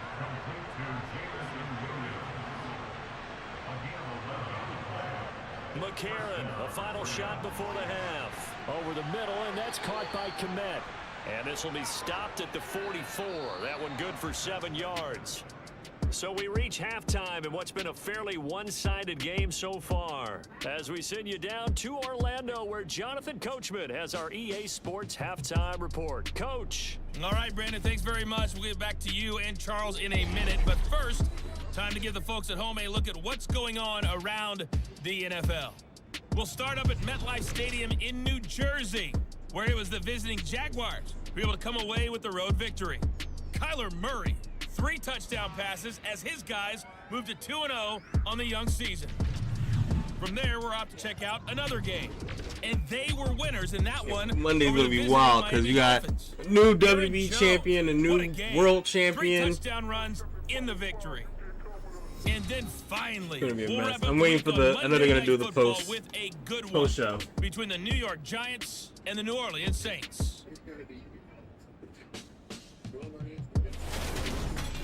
On now to a look at the next-gen stats in that first half for the Rams, and they've definitely been able to exploit some holes in that opposing secondary, as they threw for close to 200 yards in those first 2 quarters. Meanwhile, for the Steelers, they were on the other end of the spectrum in terms of passing efficiency. That's going to need to improve in the second half to come. All right, Coach, thank you, and we welcome everyone back for quarter number 3. The Rams going to get the football first here, and they look to build on their lead as the second half gets started. And he'll take it up past the 25 to the 26-yard line. The Rams offense ready to begin quarter number 3. As this offense takes the field to begin the opening drive of the second half, Charles, remember that first half, good through the air and really all around an outstanding offensive performance. Absolutely. They reached the end zone several times. The passing game working awfully well, and most importantly, partner. Yeah, they went to the tunnel with a lead. They come back out with that lead. Absolutely. NFL coaches, we know they're perfectionists in a lot of ways, but they had to like what they saw in that first half. That's a staple of this offense. Drag route to the tight end. Yeah, he's unable to use his size to break off much more yardage after the catch, but still an effective gain nonetheless.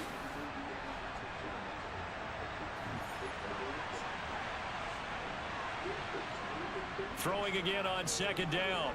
McCarron. And again back to Kmet. His 5th catch tonight, and it's good for a first down.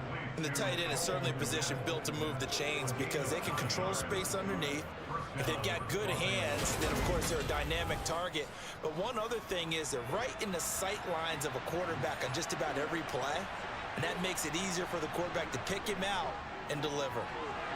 McCarron's throw going into the hands of Williams. And he'll be taken down, but not before they work this to the 45.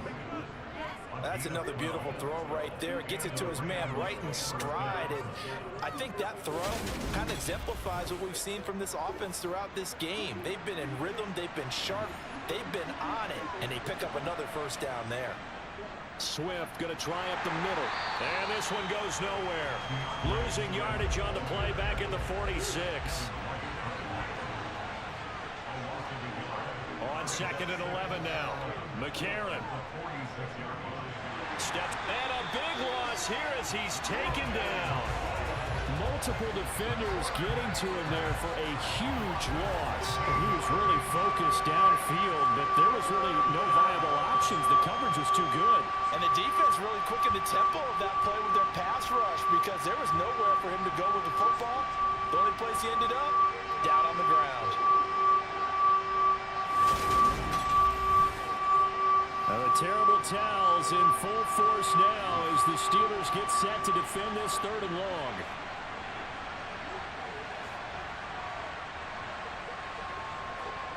On 3rd and long, it's McCarron. Throw over the middle, he finds Williams. And they're going to get this to about the 44-yard line. I don't know how many times, not just in my playing career, but you and I working together, have we ever heard a coach say, you know, I just don't have that play on my call sheet. And that's really what we had here. That was a big hole they were trying to get out of. Yeah, big gain, still a ways to go, though. Here's Ryan Stonehouse now, as he'll punt it away for the 2nd time.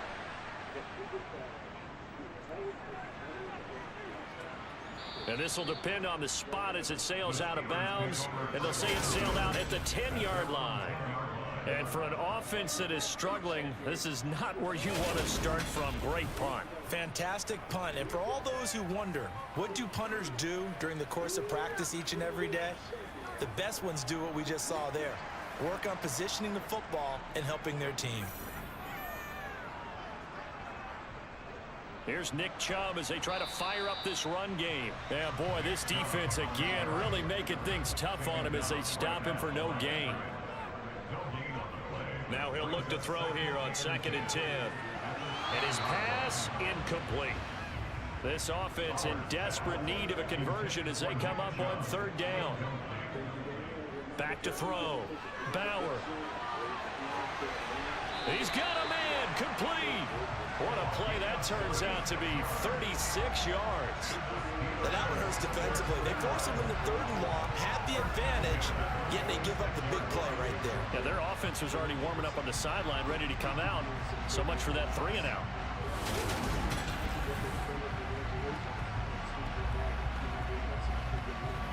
The big play has them all the way out near midfield for a 1st and 10.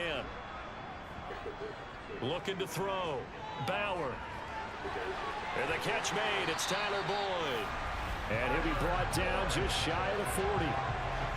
Now what we're seeing, this is much better from this offense because so far in this game, no touchdown to this point. And what's usually a direct correlation? Very few explosive plays. That's been their issue. Not able to make that big shot downfield or break one off, but a nice game there for a 1st down.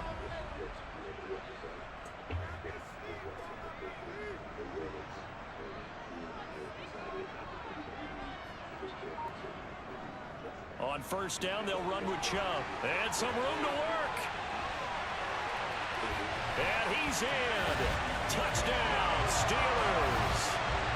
I guess when you look back on it, it was just a matter of time until he popped a big one like that. And, you know, at halftime, you and I discussed it. They had done a nice job on him in the first half. But there were a couple of occasions where it felt like he might wiggle out of traffic and take it to the house.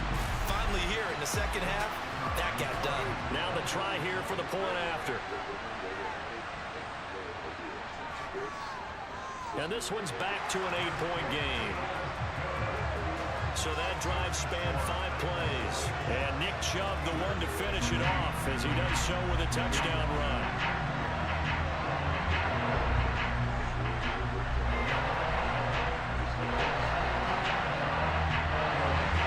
Here's the Steelers kick team as they'll boot this one away.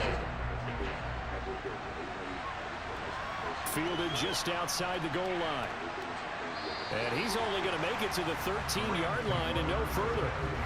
Jamison Williams out onto the field as his guys take over on offense. And I know that they've double-teamed him a couple times, but not a ton. Whatever they're doing isn't working. He's up over 100 yards. We'll see how they adjust. And when they do that, they weaken their defense in other places as well. And how many times have we done games where we've seen a guy have a big game like this? But it's usually not. And for a third time tonight, he's intercepted. And he brings this one back. It's a pick six for a Steeler touchdown. Well, they matched their opponent's pick six from earlier. Those are some crucial points that may prove pretty consequential as to how this one plays out. And Brandon, I think now we're not just watching how they move around the field, but we're checking their psychology out a little bit, aren't we? Because that defense, they're about to go right back out with all the momentum on their side. As for the opposing offense, you wonder if there's going to be some hesitation to lean entirely on the passing game to try and mount a counterattack. Now here's a look for the end zone, but that one's going to wind up incomplete. They made the decision to go for 2. They didn't get it. They remained down by 2 points. Should they have kicked it there? Third quarter, I'm okay with it. Maybe first or second, you don't. I don't know. What do you think? Yeah, again, I keep coming back to I don't like to chase a lot of points, but I also don't know what kicking an extra point being down 1 does for me. Takes it at the 7. And it's a pretty good return here as he'll get this up to the 29. And now out on the field, here comes Los Angeles. Pretty important third quarter drive for them. Momentum has sort of shifted the other direction after that last touchdown as they nurse this small lead. On the ground, it's Swift and hit behind the line. He lost the football. It's loose. And it's picked up by the Steelers. And his guys are going to get the football at the 28-yard line. He has been a workhorse for them in this game, and ball security hasn't been an issue until that point. Yeah, and let's face it, when he's going to carry the ball that many times, he becomes more and more of a target for the defense, knowing that he's going to be the primary guy. They'll just send more and more players towards him, trying to make sure they knock the ball free.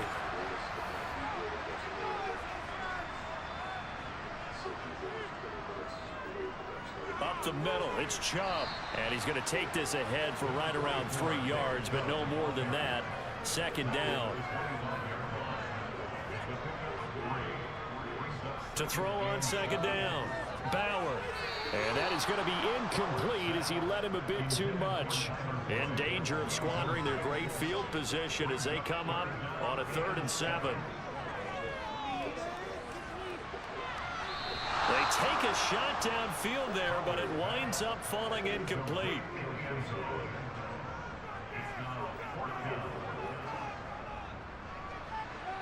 And his kick is good. And they have regained the lead.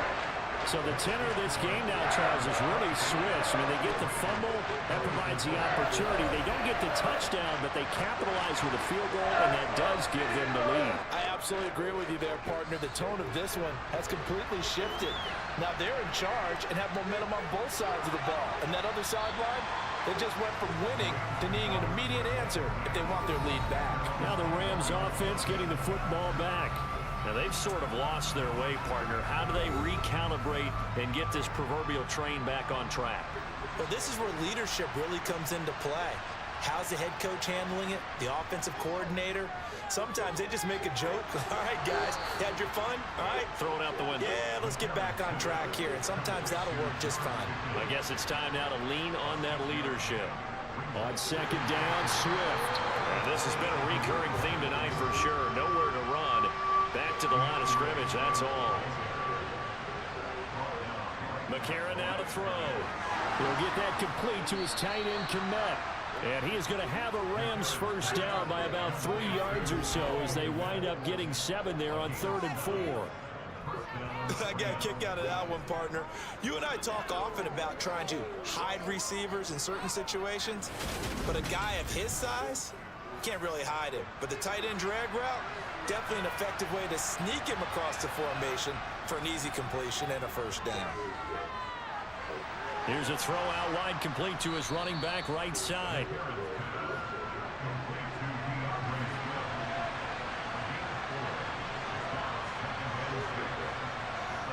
From the 38, McCarron. Got an open man, it's Pickens. And he'll be tackled on the other side of midfield at the 46-yard line.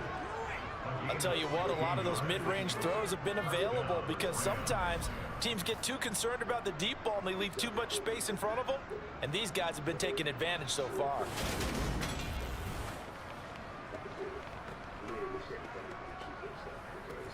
Operating out of Steeler territory now. Here's 1st and 10 at the 46. Now a carry for Swift. And nothing much materializing there on the first down run. He'll get a couple, and that's it. From the 44, McCarron completes this one to Pickens. And they're going to get this down to about the 37.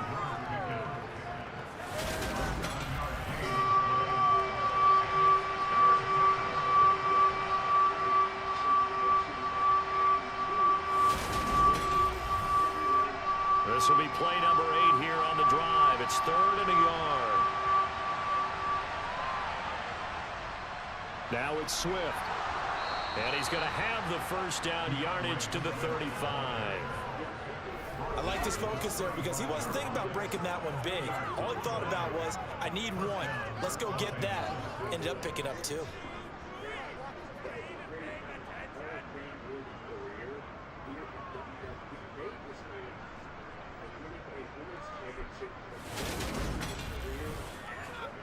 Ball up to the 35 now as they come up on 1st and 10.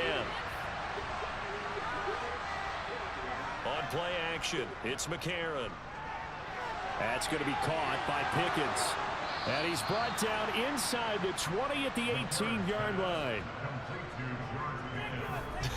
I can't help but chuckle a little bit because at this point, it can't be a surprise to anyone in the building who's going to get the ball. They just keep feeding him over and over, and he just keeps on delivering.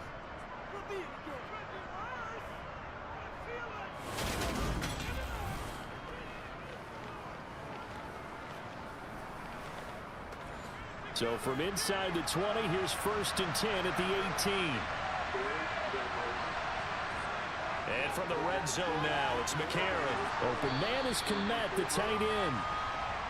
And they've got this down to about the 12-yard line.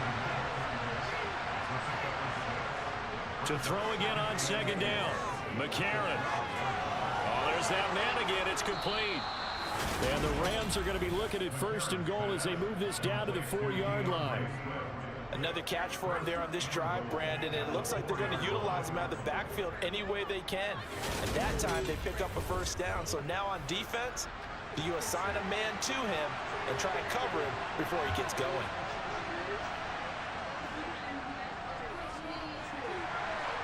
And he'll get it down close to the goal line, but not quite in.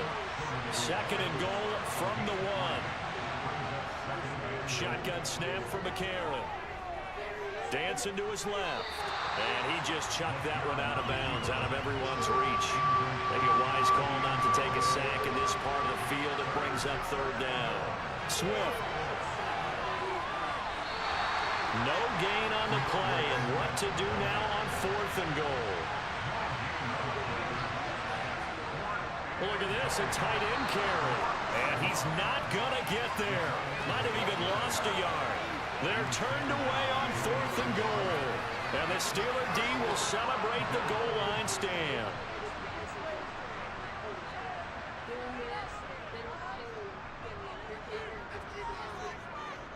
They start on the ground with Nick Chubb. And a nice pickup as this one gets him to the 10-yard line. 94 yards rushing for him now to this point. 8 yards the gain on that last run. Here's second and a couple.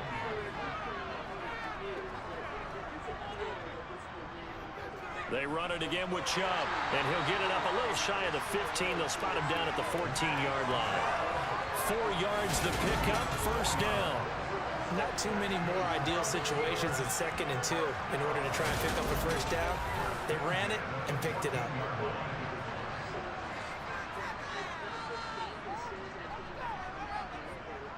From the gun, it's a give to Chubb. And from the 15, they're able to work this up to the 20 for a pickup of a handful.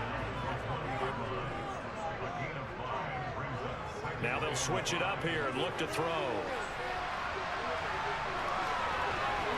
And a loose football. And now the Rams have got it going the other way. And they will take over at the 26-yard line. But what we had right there, partner, was two sides both trying to make the biggest play of the game, and I'm going to give the credit to the defense there because what he did with that one, getting to him and delivering the pop needed to force the ball free, let's face it, if they hang on to win, he should be the first one up at the podium in postgame.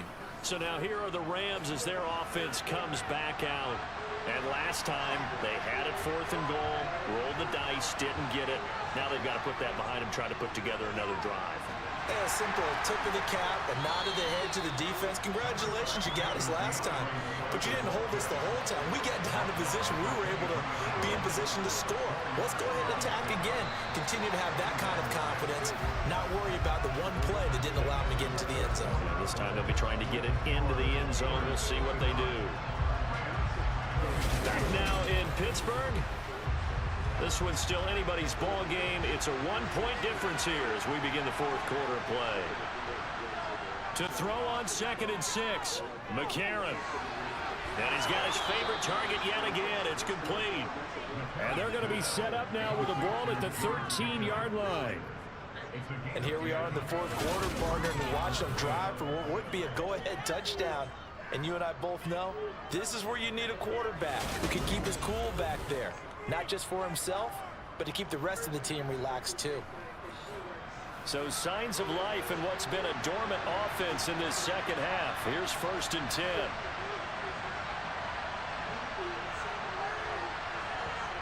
To throw is McCarron. And that'll be knocked away. It's incomplete. An incomplete pass on 1st down. That leads to a 2nd and 10. Here's McCarron to throw. And he'll find his man on the out route. That's Allen. And he takes it inside the 10 to the 8 before he's out of bounds.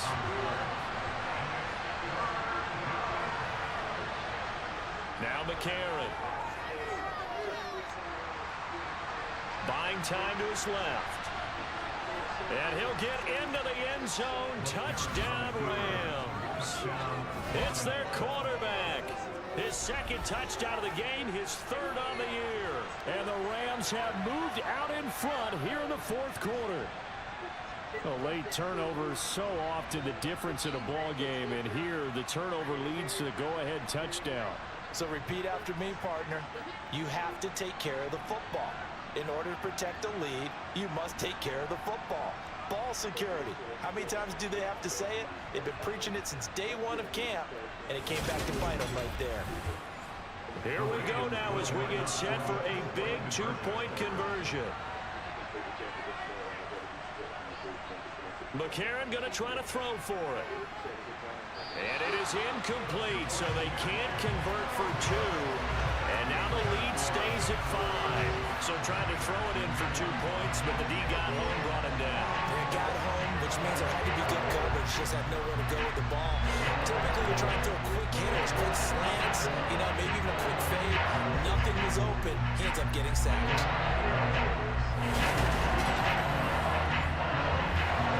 Tucker now to kick it away following the touchdown. This will be fielded inside the 5. And able to get this out to the 25. Out comes the Steeler offense now, ready to see what they can do here.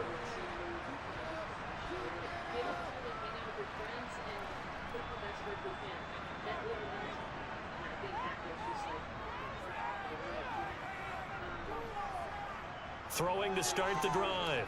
Bauer. This is caught. It's Boyd. And they work this well upfield across the 45. A good pickup there, 21 yards.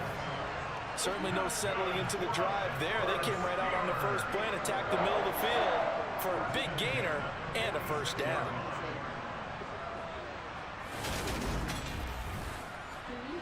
A big hitter to start the drive has him up near midfield here for 1st and 10.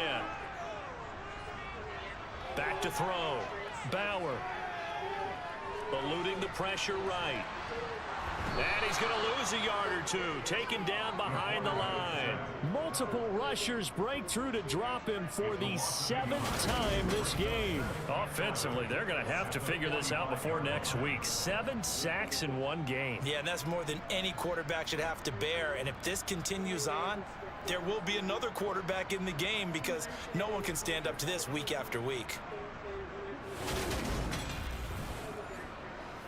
The sack cost him only a yard. It's 2nd and 11. And Chubb will try the middle here. And he'll be brought down at the 50 after a gain of about 5.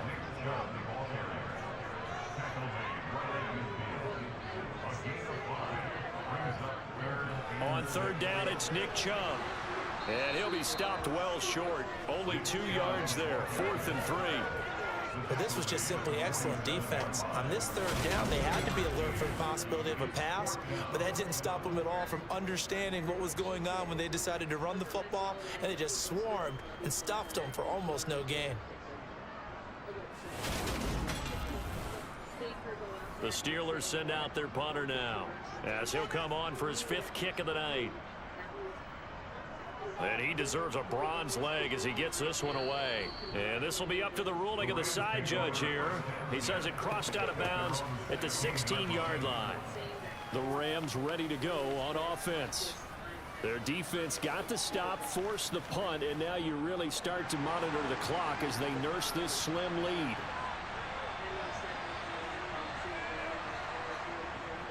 They'll start on the ground with Swift. And not a whole lot to speak of there as they'll bring him down shy of the 20.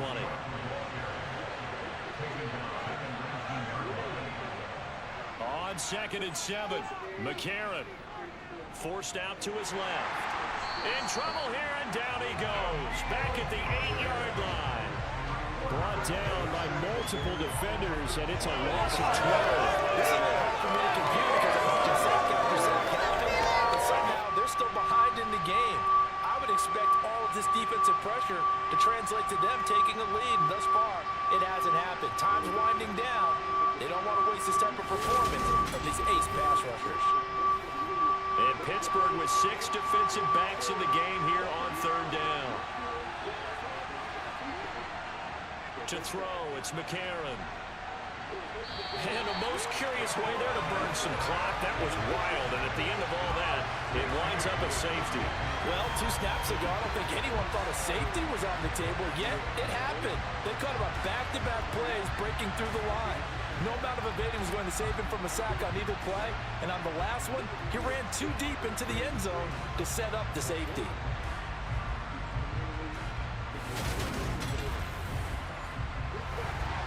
After the safety, remember, they also need to give up the football, and here's the free kick.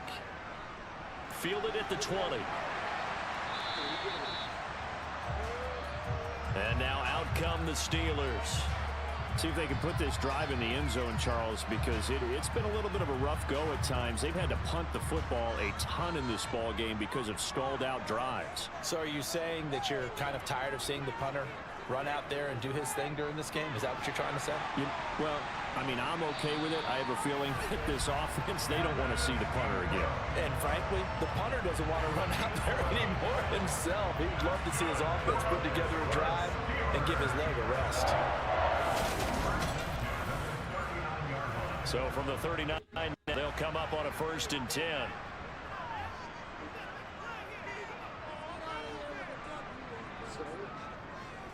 Handoff comes to Chubb. And he'll be brought down just shy of midfield at the 49-yard line. 120 yards on the ground for him now as he has gotten better, really, as the night's gone on. A good gain on first has him set up with second and just a couple of inches now from the 29. They'll run the option left. And he'll be brought down just shy of midfield at the 49-yard line. Throwing on first down. Bauer. And the Rams got him. They bring him down. It'll be a loss of 7 on the sack, and it brings up second. Well, this has to count as a great team effort today, but this man, he's been at the center of all of it. Really special day for any defense to have this many sacks in a game, even more so for this player. One of the best individual efforts of the season.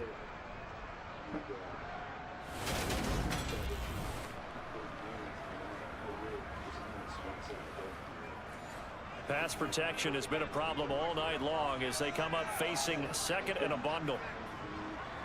Now a shotgun snap as they'll look to throw. Firing quickly here, and that's complete. And he gets us to the other side of midfield across the 45 before going out. On third and short, they'll try and pick it up through the air. And he's going to be sacked. They sack him back right at the midfield stripe. Max Crosby in there to get him yet again. That is his third sack tonight. They can't figure him out. And this dominant defensive performance continued on that play. This poor quarterback, he's not received the protection he needs and has had to pick himself up off the turf far too often.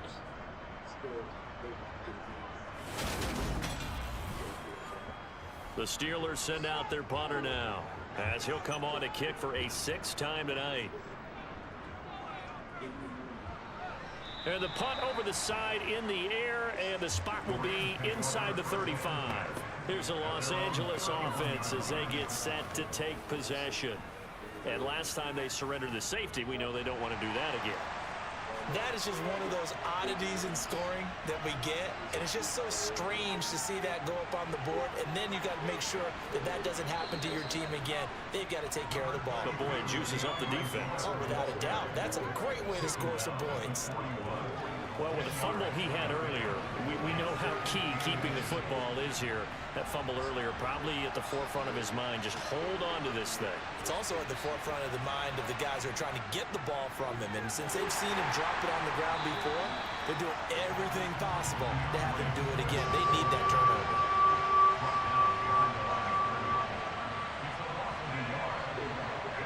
Third and 1. McCarron wants to throw.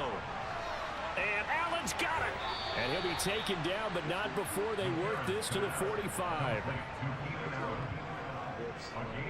He's been the go-to guy. They needed a big play there on third down. Went his way. It worked out. Doesn't matter whether they've scouted it or that they think he's going to get the ball. He has a knack for finding his way open and completing the connection.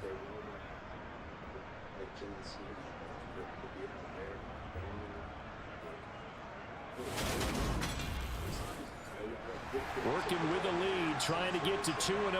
Here's 1st and 10.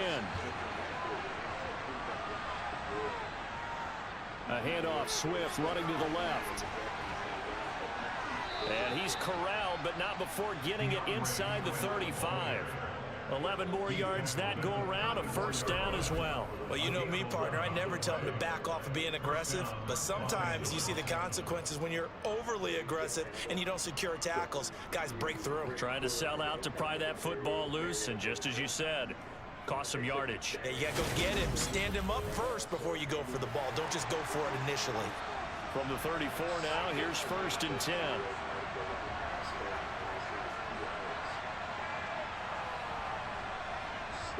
Throwing now is McCarron. There's a short throw. It's caught by Kmet. And he's going to get 7 out of this before being taken down at the 27.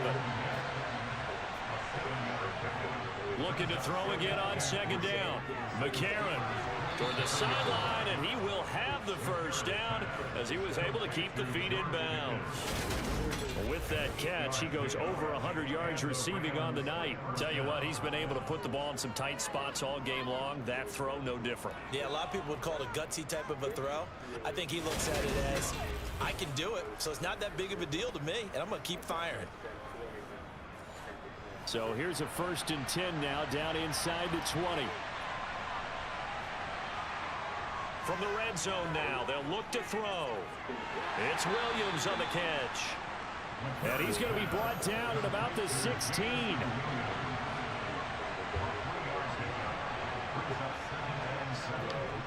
They will run straight ahead with Swift.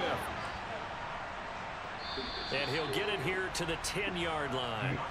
Here we go, 3rd and 1. Gut check time on both sides. Now McCarron. And he's going to hook up with his big tight end. First down.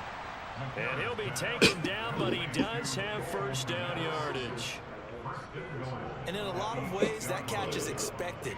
Red zone presence, and that one was realized there. You've got to find your tight end in that situation.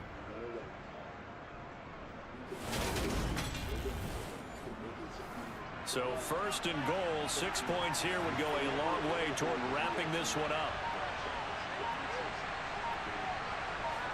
To throw, McCarron. Being chased out left. And he just throws this one away. Smart decision here this close to the end zone, and it brings up 2nd down. Back to the running game with Swift. And he'll be stopped just outside the 5 at the 6. After getting stuffed on 1st down, not much better there. 2-yard gain. 3 points separating these two sides with 2 minutes left to go in the 4th. A lot of tired bodies on that field, but this is a big play. 3rd and goal. McCarron. And this is caught. And that could seal it. It's a touchdown. Well, that was absolutely ideal for them, wasn't it? Trying to salt this game away. I think one of my kids just graduated in the amount of time they had the football. That was absolutely impressive. Everybody wants those salt away the game drives. What makes them successful? Well, when you're able to mix run pass, when you're able to control the football and stay ahead of the chains, I'm using every cliche I know, but that's how you get it done, because you're not taking negative plays, and that way you're able to run what you want to run when you get a chance to call it. Tucker with the extra point, and his guys will take a 10-point lead. That one in the books as a 12-play drive. And it was Jamison Williams wrapping things up with a touchdown. Tucker now to kick it away following the touchdown. Fields it right around the goal line. And he will make it to the 20-yard line and no further. So now the Steelers down on the scoreboard. A minute 53 remaining. They'll need a score here and also likely an onside kick recovery. But first things first. 1st and 10. Throwing to start the drive. Bauer. Escaping the pressure right. And he'll slide to a halt here. Still a little shy of the 1st down marker. Looking to throw on 2nd down. Bauer. Now the focus is really clear. They need to get that 1st down and either get out of bounds or maybe use one of those timeouts. Complete to Boyd. And he'll be taken down, but he does have 1st down yardage. From the 34 now, here's 1st and 10. And this is intercepted, and that should do it. Let's go. On the move past the Big 40. pick. And he ran it all the way back, baby. It's To these Rams. interception return for a Rams touchdown.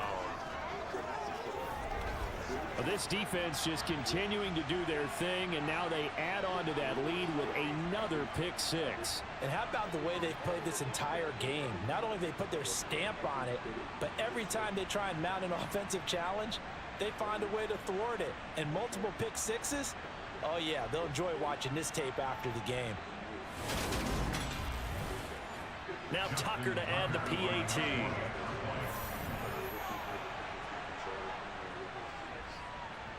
And he's been a busy man, 5 for 5 now as he knocks another one through to extend the lead. So the defense creating some points, not only getting the interception, but then returning it to the end zone for the pick 6. So they throw the pick 6. They'll get another shot at it now as this one's in the air. Takes it at the 7. And not much happening on the return as he'll get this to about the 23. The Steelers ready for their next possession. Where we stand right now in the fourth quarter, this one pretty much out of reach. And, Charles, I know they're going to be disappointed about several things with this ball game, but the self-inflicted wounds, they've had several turnovers. You would have to think that's going to be something they're going to discuss. And for the fourth time tonight, it's an interception. Picked up by J.C. Jackson. And the Rams are going to take possession of the football. Boy, so another interception, CD, and it feels like he's starting to unravel a little bit. And as you would expect, still a work in progress here in his second season. Another pick. He has to start ironing out some of these mistakes, though, because now his head coach, his offensive coaches, they have to evaluate whether you keep playing him and let him work through it, or you start thinking about going to his backup. The Rams offense now making their way out to take over. And a few kneel downs should just about do it. Now, defensively, they do have all 3 timeouts, but very little reason to use them at this point. And he'll get this down to about the 30, 31-yard line.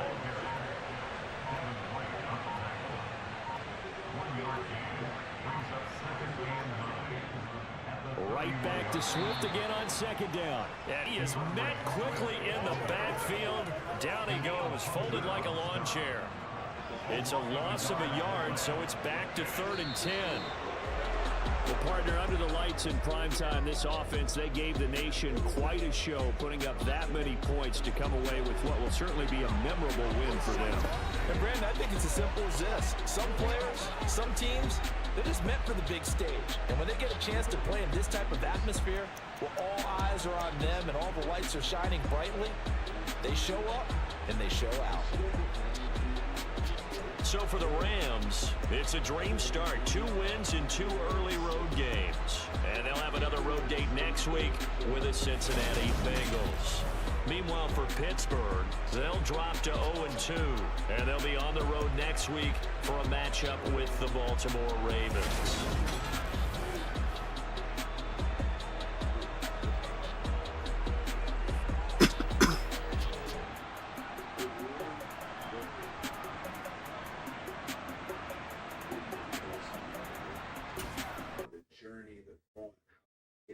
Wrestlemania 40 and do it all again.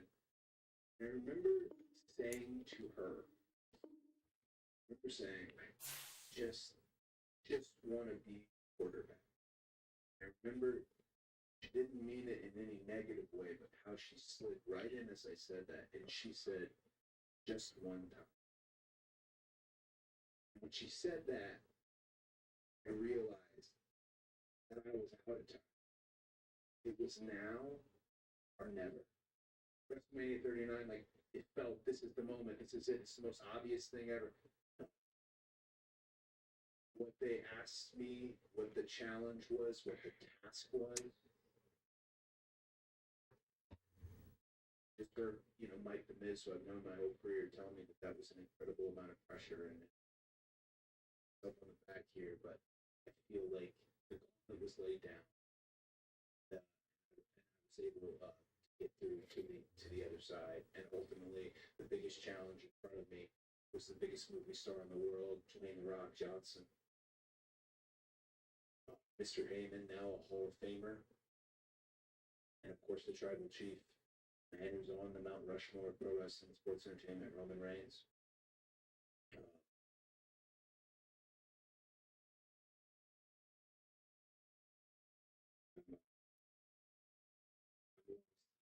If that makes any sense. I am. And Byron's going to say, okay, yeah, good. But if I learn anything from my dad, it's a good night, you don't want it to end.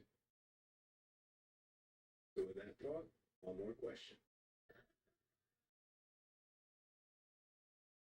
Alison McGeorge from the Metro, just nothing.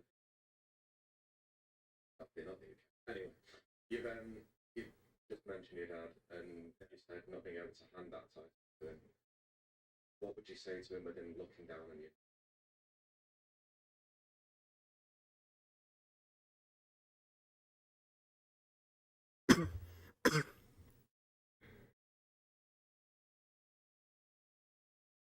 I'm being honest.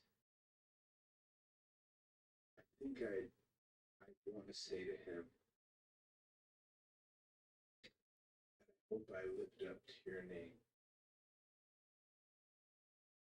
And thank you for that name. And then I would say, sorry about the tattoo. Thank you guys so much. Thank you guys. Happy Wrestlemania. Ladies and gentlemen, your new WWE champion, the American Nightmare, Cody Rhodes.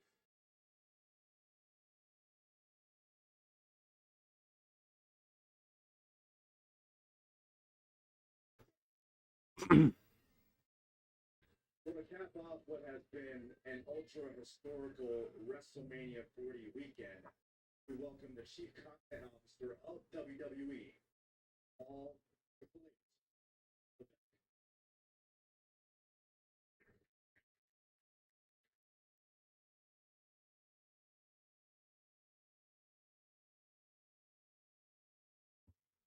COO time. Of course, TikTok. Whatever. I'm over TikTok. It's hard for me to wrap my head around.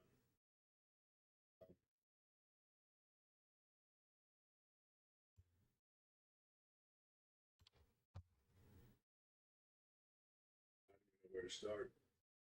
I really don't. But let me get business out of the way first. Presenting sponsor of this press conference is C4 Energy, which has been a partner for us for, I don't know, about 3 years now. And I'm proud to announce that they are now the official energy drink of WWE. They will be the co-presenting partner of SummerSlam in Cleveland, Ohio this year. So it's an amazing partnership. Really excited to do it.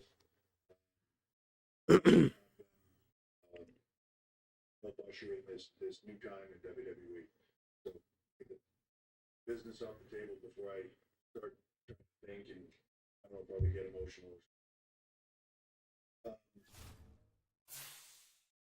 You hear a lot of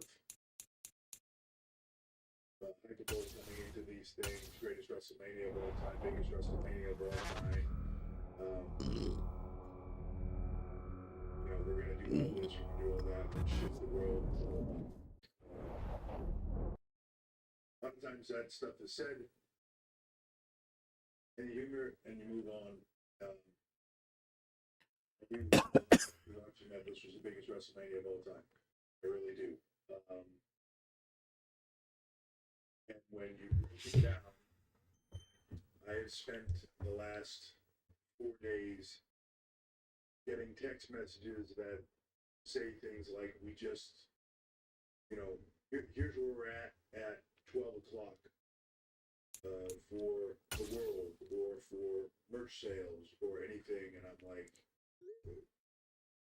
let's say that was at 3 o'clock. It opened at 12 o'clock. At 3 o'clock, I get the text that we just blew last year's number out of the water. Set a record. We set records this week for social media by far. We set records for merchandise by far. We set records for sponsorship far. And just destroyed records for Gates. This was legitimately on every metric the biggest WrestleMania of all time. We had 72,755 in attendance tonight. No matter what Snoop Dogg says, of 145,298 fans across 2 days of WrestleMania. That include NXT, that does not include the world, that does not include any of that. I'm just going to say it again because it's the 145,298.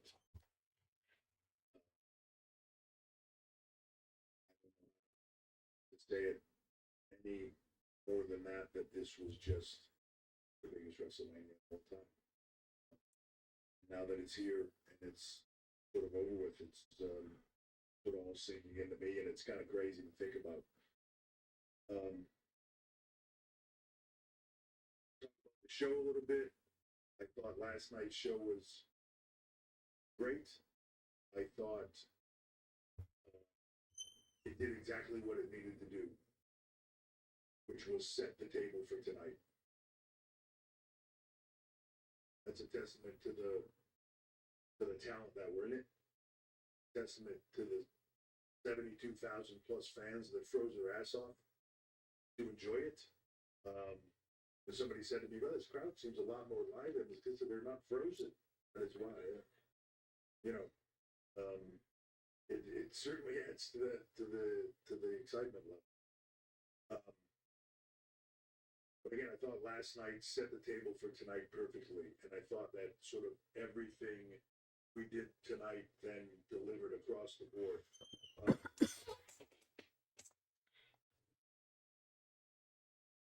Seth Rollins, Drew McIntyre was just off the chart.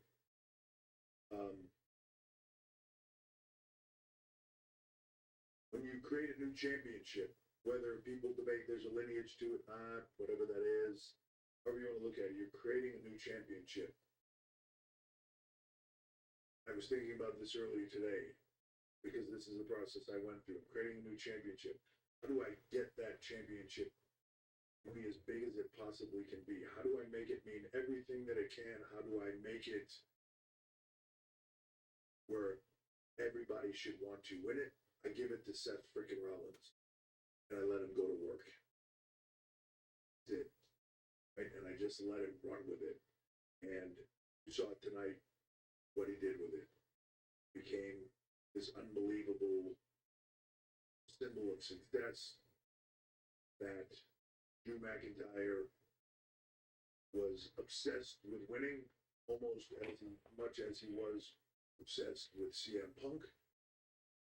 And everything that he was saying about Seth Rollins, that you are obsessed with Cody's story and it will be your downfall, ended up being his downfall, his obsession with CM Punk. Brilliant. I will congratulate Drew McIntyre's on beating Seth Rollins and achieving a moment in front of 72,000 fans that he didn't get to do before, but actually creating a bigger moment in front of 72,000 fans than he would have created even if back then he had won it in front of a house full of people. The moment tonight was epic. And then I will go over Damian Priest for performance that, as far as I'm concerned, sticks it up everybody's ass. That thought he was the biggest failure and the stupidest guy in the world for not cashing in all these times. He did it because he did it at the biggest WrestleMania of all time in an epic way. Congratulations to them. I want to congratulate Bayley.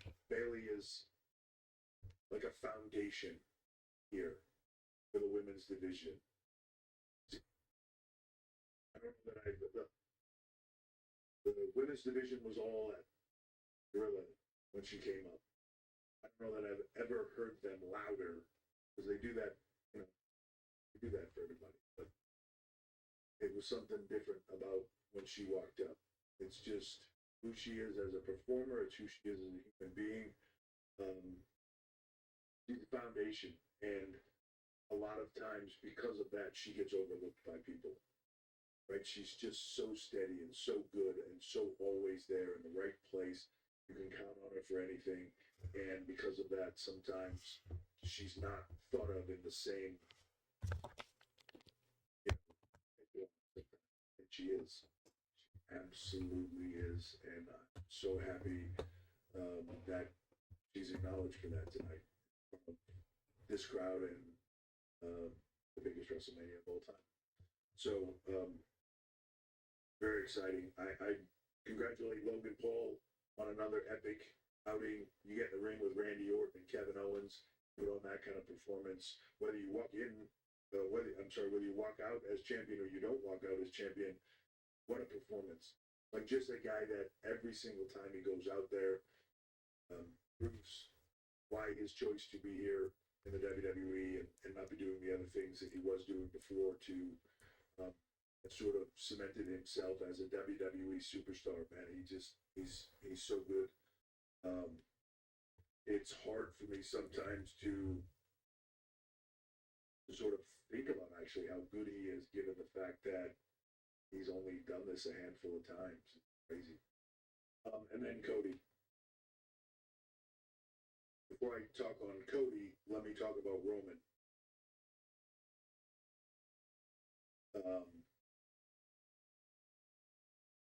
There's a lot of banter about, greatest of all time.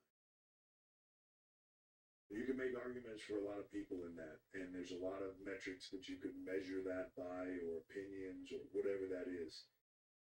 If he is not the, he is one of, absolutely for certain, the greatest of all time. To do what he has done, to overcome all the things in his career and the positioning and the stuff that he had to get through, hung in there to get where he needed to be, to deal with his physical issues, his health issues, to overcome, to the pandemic, to overcome it, just everything that he has had to deal with on the way here, and then to go out there and put on a run like nobody has ever put on before, a run of just epic moments, epic storytelling. See that word cinema thrown around a lot. But it really is. It's changed. There's few guys that come along in our business where you say during that period of time that they were in it, they changed the industry. I mean that in front of the camera. I mean that behind the camera. He's changed the industry. He's that good. Can't say enough good stuff about him. And then to do what he did tonight with Cody Rhodes and complete that. And it's not completing the story. It's just getting to the end of this chapter, because he's going to go on a whole new story now that is going to blow people's minds, I think. And I know he's going to take it to a whole nother level, but can't tell you how much respect I have for Roman Reigns. And then Cody. The hardest thing I think in this business right now is to make a babyface, and make a babyface that almost everybody likes, that people just aren't, doing because it's the right fun thing to do in the moment or whatever, like to buy into that story and be that guy. Cody's that guy, but he's not that guy because it was manufactured. He's that guy because he's just that guy. He's the right human being. He's the right person. He's the right... everything you want to believe in. He's everything you want to get behind and see fight. It's all that. I'm so happy for him. And when you talk about overcoming things, he's got to go back and look at his career and the things he's done. He's forged his own path. He has done it all, and it's testimony to who he is as a person. He's never quit. He's never given up. When one road shut down, he went to another road. When that road shut down, he made his own guy. But the roads, all of them, they led back here, and to where his dream always was. And without getting emotional about it, I could feel his dad today. Really could. I could feel how proud he was. I could feel him looking down. When I got in that ring with him, I could feel him out there with us. It was an incredible moment, not just as a performance, an incredible moment for a human being. He means a lot to me. He means a lot to everybody here. And I'm just proud of him, happy for him, and I know he's going to do stuff now on this run. So super exciting.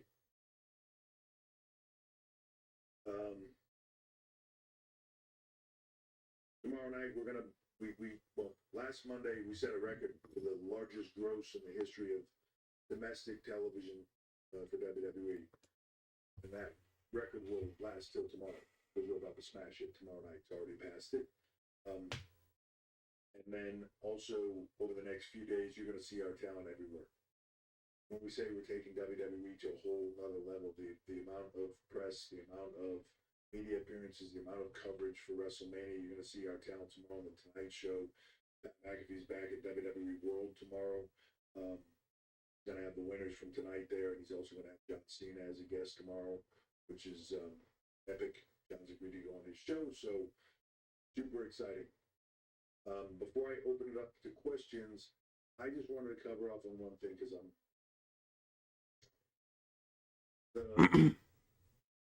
keep hearing it.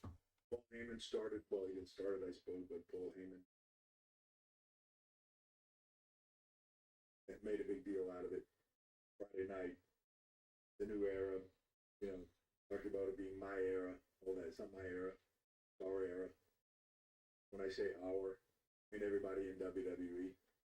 The people that endured, the people that hung in there, the people that trusted,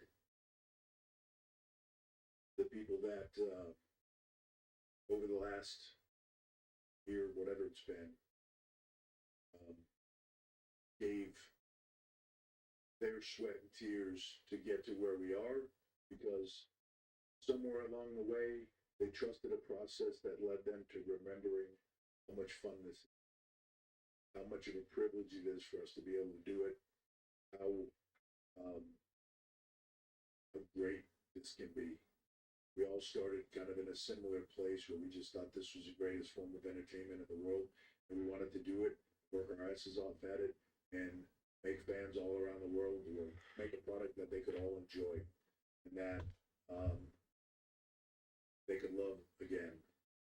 And so it's, while people are throwing my name at the top of it, it's their era every bit as much as mine. Can't do this without all of them. Need them to do it.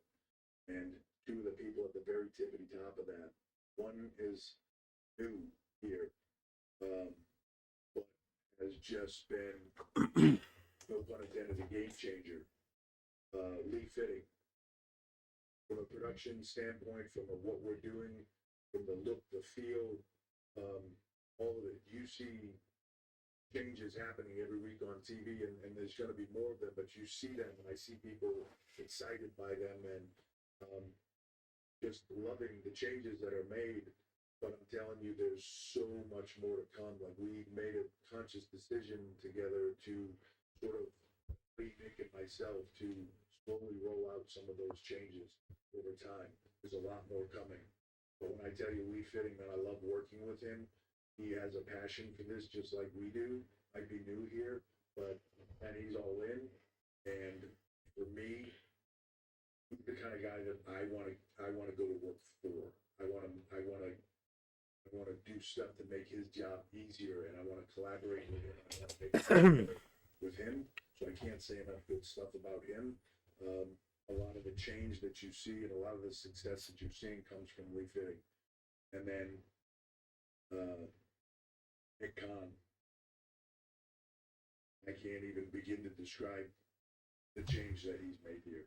And as if you wanted to boil it all down to a spear tip, it should be he should be mentioned in the top of that. It's his era too, because there's nobody right now.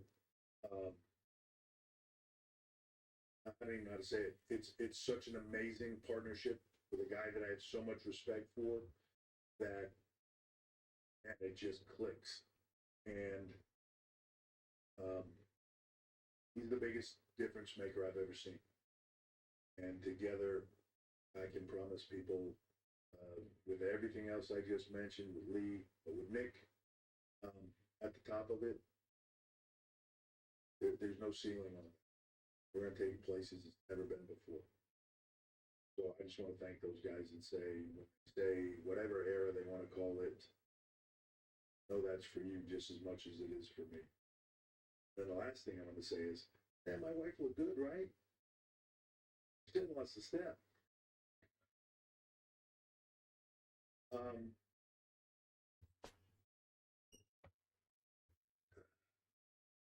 tell you what I'm thinking right now.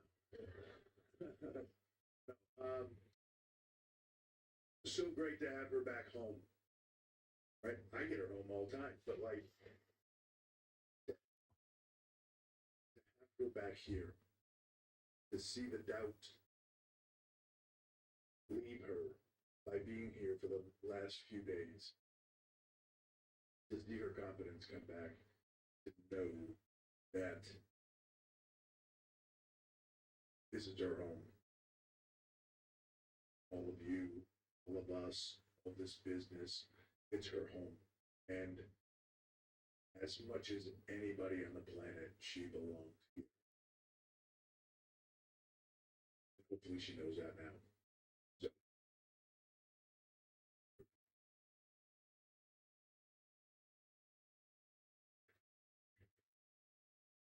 Before I say any other mushy crap, somebody asked a bad question. Jeremy Thoney, DQ Sports. First, congratulations on an amazing night. What is it like seeing some of the biggest stars in the world come to WrestleMania? From Lil Wayne, Snoop Dogg, Jason Kelsey, George Kittle. This is almost like the Super Bowl, if not bigger. How does it feel? It's amazing.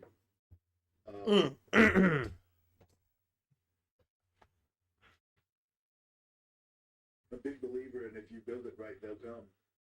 And that if it's entertaining, everybody will watch. Doesn't matter who they are. And I think you're at a place now where people grew up with this. You know, if you're, unfortunately for me, if you're of a certain age, you watch me. You watched our generation. Those people are now, they've moved up the line. Now those are the people that are the big stars, right? They were kids watching us, and now they're stars, and they love this, and they love what we do, and it's cool, and it's fun. And if we give them the product that they can enjoy and think is cool and have fun, which seems like we're doing right now because they're all here and they're coming out in droves, and that's awesome to see. The truth is, for me, there were 72,000 plus celebrities in that audience tonight because the biggest stars we have here, to me, and it's why you see sometimes some of these set designs getting smaller. We talk about it all the time. I don't want to showcase the newest technology in video boards or the newest technology in lasers or lights. I want to showcase the people that came to the show. If we pack 15,000, 30,000, 72,000 into a building, I want to showcase all of them. I want them to be loud. I want them to go crazy. But I want to show the world every single one of them because they're the big stars here.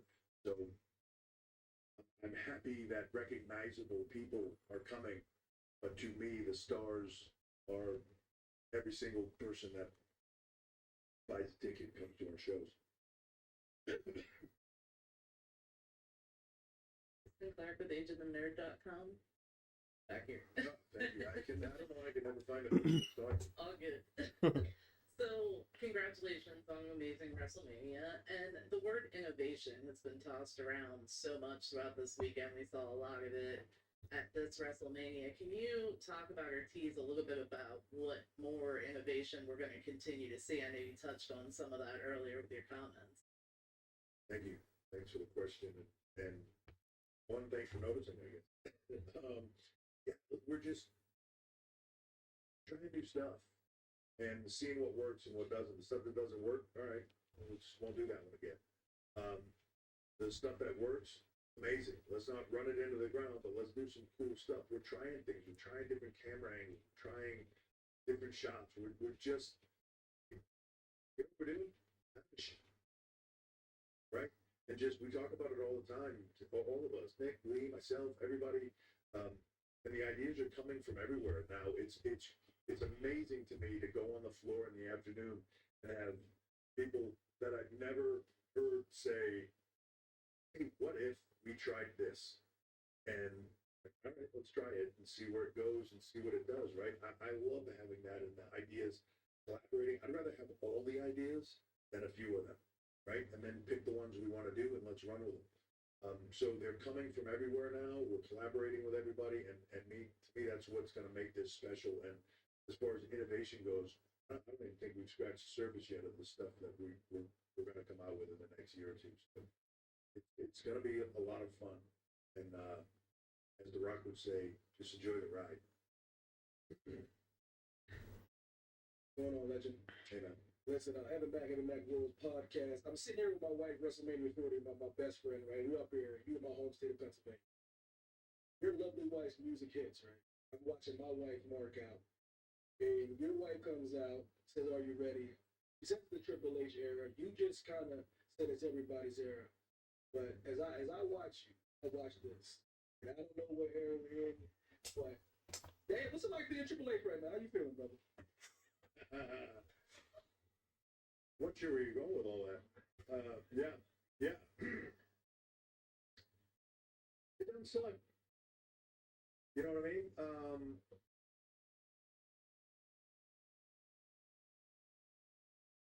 I'm loving what I do. That's the biggest thing for me. If when TKO went down and Ari Emanuel talked to me about this, I said I just want to have fun. If it's fun, I stay. If it's not, we'll figure out something else. We're having fun. I want everybody here to have fun. Right when the signature was playing tonight, which you like the new signature? That's pretty cool, right? A guy, Sicily, did it at the studio. He's amazing. When that was playing, I picked up my headset and I said, biggest thing we want to remember tonight, everybody, have fun. Enjoy this. If this is fun, everybody loves it. If we're having fun making it, you're going to have fun watching it. That's what I believe. So, what's it like to be me right now? Pretty fun. Commentary, ESPN. Triple H, congrats on a great night. Earlier, Cody Rhodes said that after he walked through the back, he was presented with the same gold watch that his father Desiro's pawned off to acting school by yourself and Chris Pritchard. Obviously, a touching moment for him. I'm just wondering, how did that all come about? If you can walk us through it. Oh, but Cody's a stooge, right? We want to do something special for him. It's a special night for him. You know, the storyline thing, this finish the story, it's not a fabricated thing. It's real. Bruce was very close with Dusty. I was very close with Dusty. So I know what this means, Cody. I know what this business, as I said before, is a right human being. So it was Nick's idea. Nick had this amazing idea, and Bruce, just going for the ride a little bit. So Nick's idea, I thought it was great. Bruce went and, super sleuth down this watch that was the exact same watch that Dusty had to present to Cody, and we just wanted to give him, something that some way commemorated his dad being here when this happened, because he was. One more question. Bernard Collard, French journalist for the Dance Sport. So my question is about Backlash. What are you feeling about the first premium live event in France? Can you explain the decision to go to Lyon? And are you already thinking to the future and maybe Paris Stadium in the future? Thank you. I didn't catch the second half of that, folks. Are you already thinking to the future and maybe a Paris Stadium after Lyon? Oh, yeah, sure. So, I'm excited to go to France. One thing I can tell you, when we go there for live events, everybody comes back and says, "You gotta go to France. We gotta book a big event in France." It's what everybody says. I think we're gonna blow this one out. I think it'll be spectacular. I think that people will love it. I think the crowd in France is going to be off the chart good, and that is going look. Everybody always says, "We want this, we want that, we want pay-per-views, we want WrestleMania." You know how you do it? Be the biggest, loudest crowd we've ever heard, and we put you on the list after that, right? And I think when we go to France, we will do an event there. And if France shows out and blows us away, then we will certainly be putting France on the checklist of the league. We need to go back here in a bigger way very soon. So that's that's the name of that, man. For me, I can't wait to get there. Oh, thank you so much. No, that was it. I couldn't remember if he said that was the last one or not. I knew you were thinking if he said one more. I'm waiting for the cue. Get the hook. Get him out of there. And thank you guys all for coming. Thank you for an amazing week. This has been a spectacular event, and I know all of you come here, one, to enjoy it, but two, to help spread the word of what WWE is.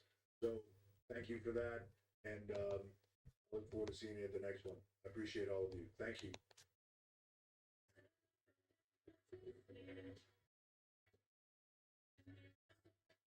Well, that wraps up our WrestleMania press conference. Thank you to all of you for joining us for 2 incredible days of the biggest WrestleMania of all time. We will now see you tomorrow night live on the USA Network for Monday Night Raw. Good night from Philadelphia.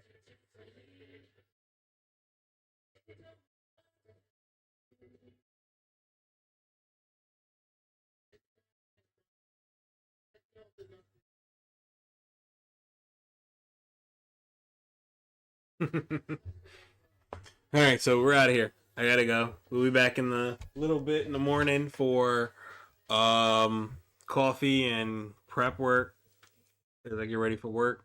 We go back to our normal schedule, 6 p.m. to 10. Quick battles every morning, 8 a.m. Fall Guys solo runs at noon. But for right now, I'm out of here. Stay happy, stay healthy, stay safe, spread love when you can. Mwah. I'll see you guys tomorrow, man. Take care of yourselves and each other. Raw After Mania is going to pop off tomorrow. We'll be here, baby.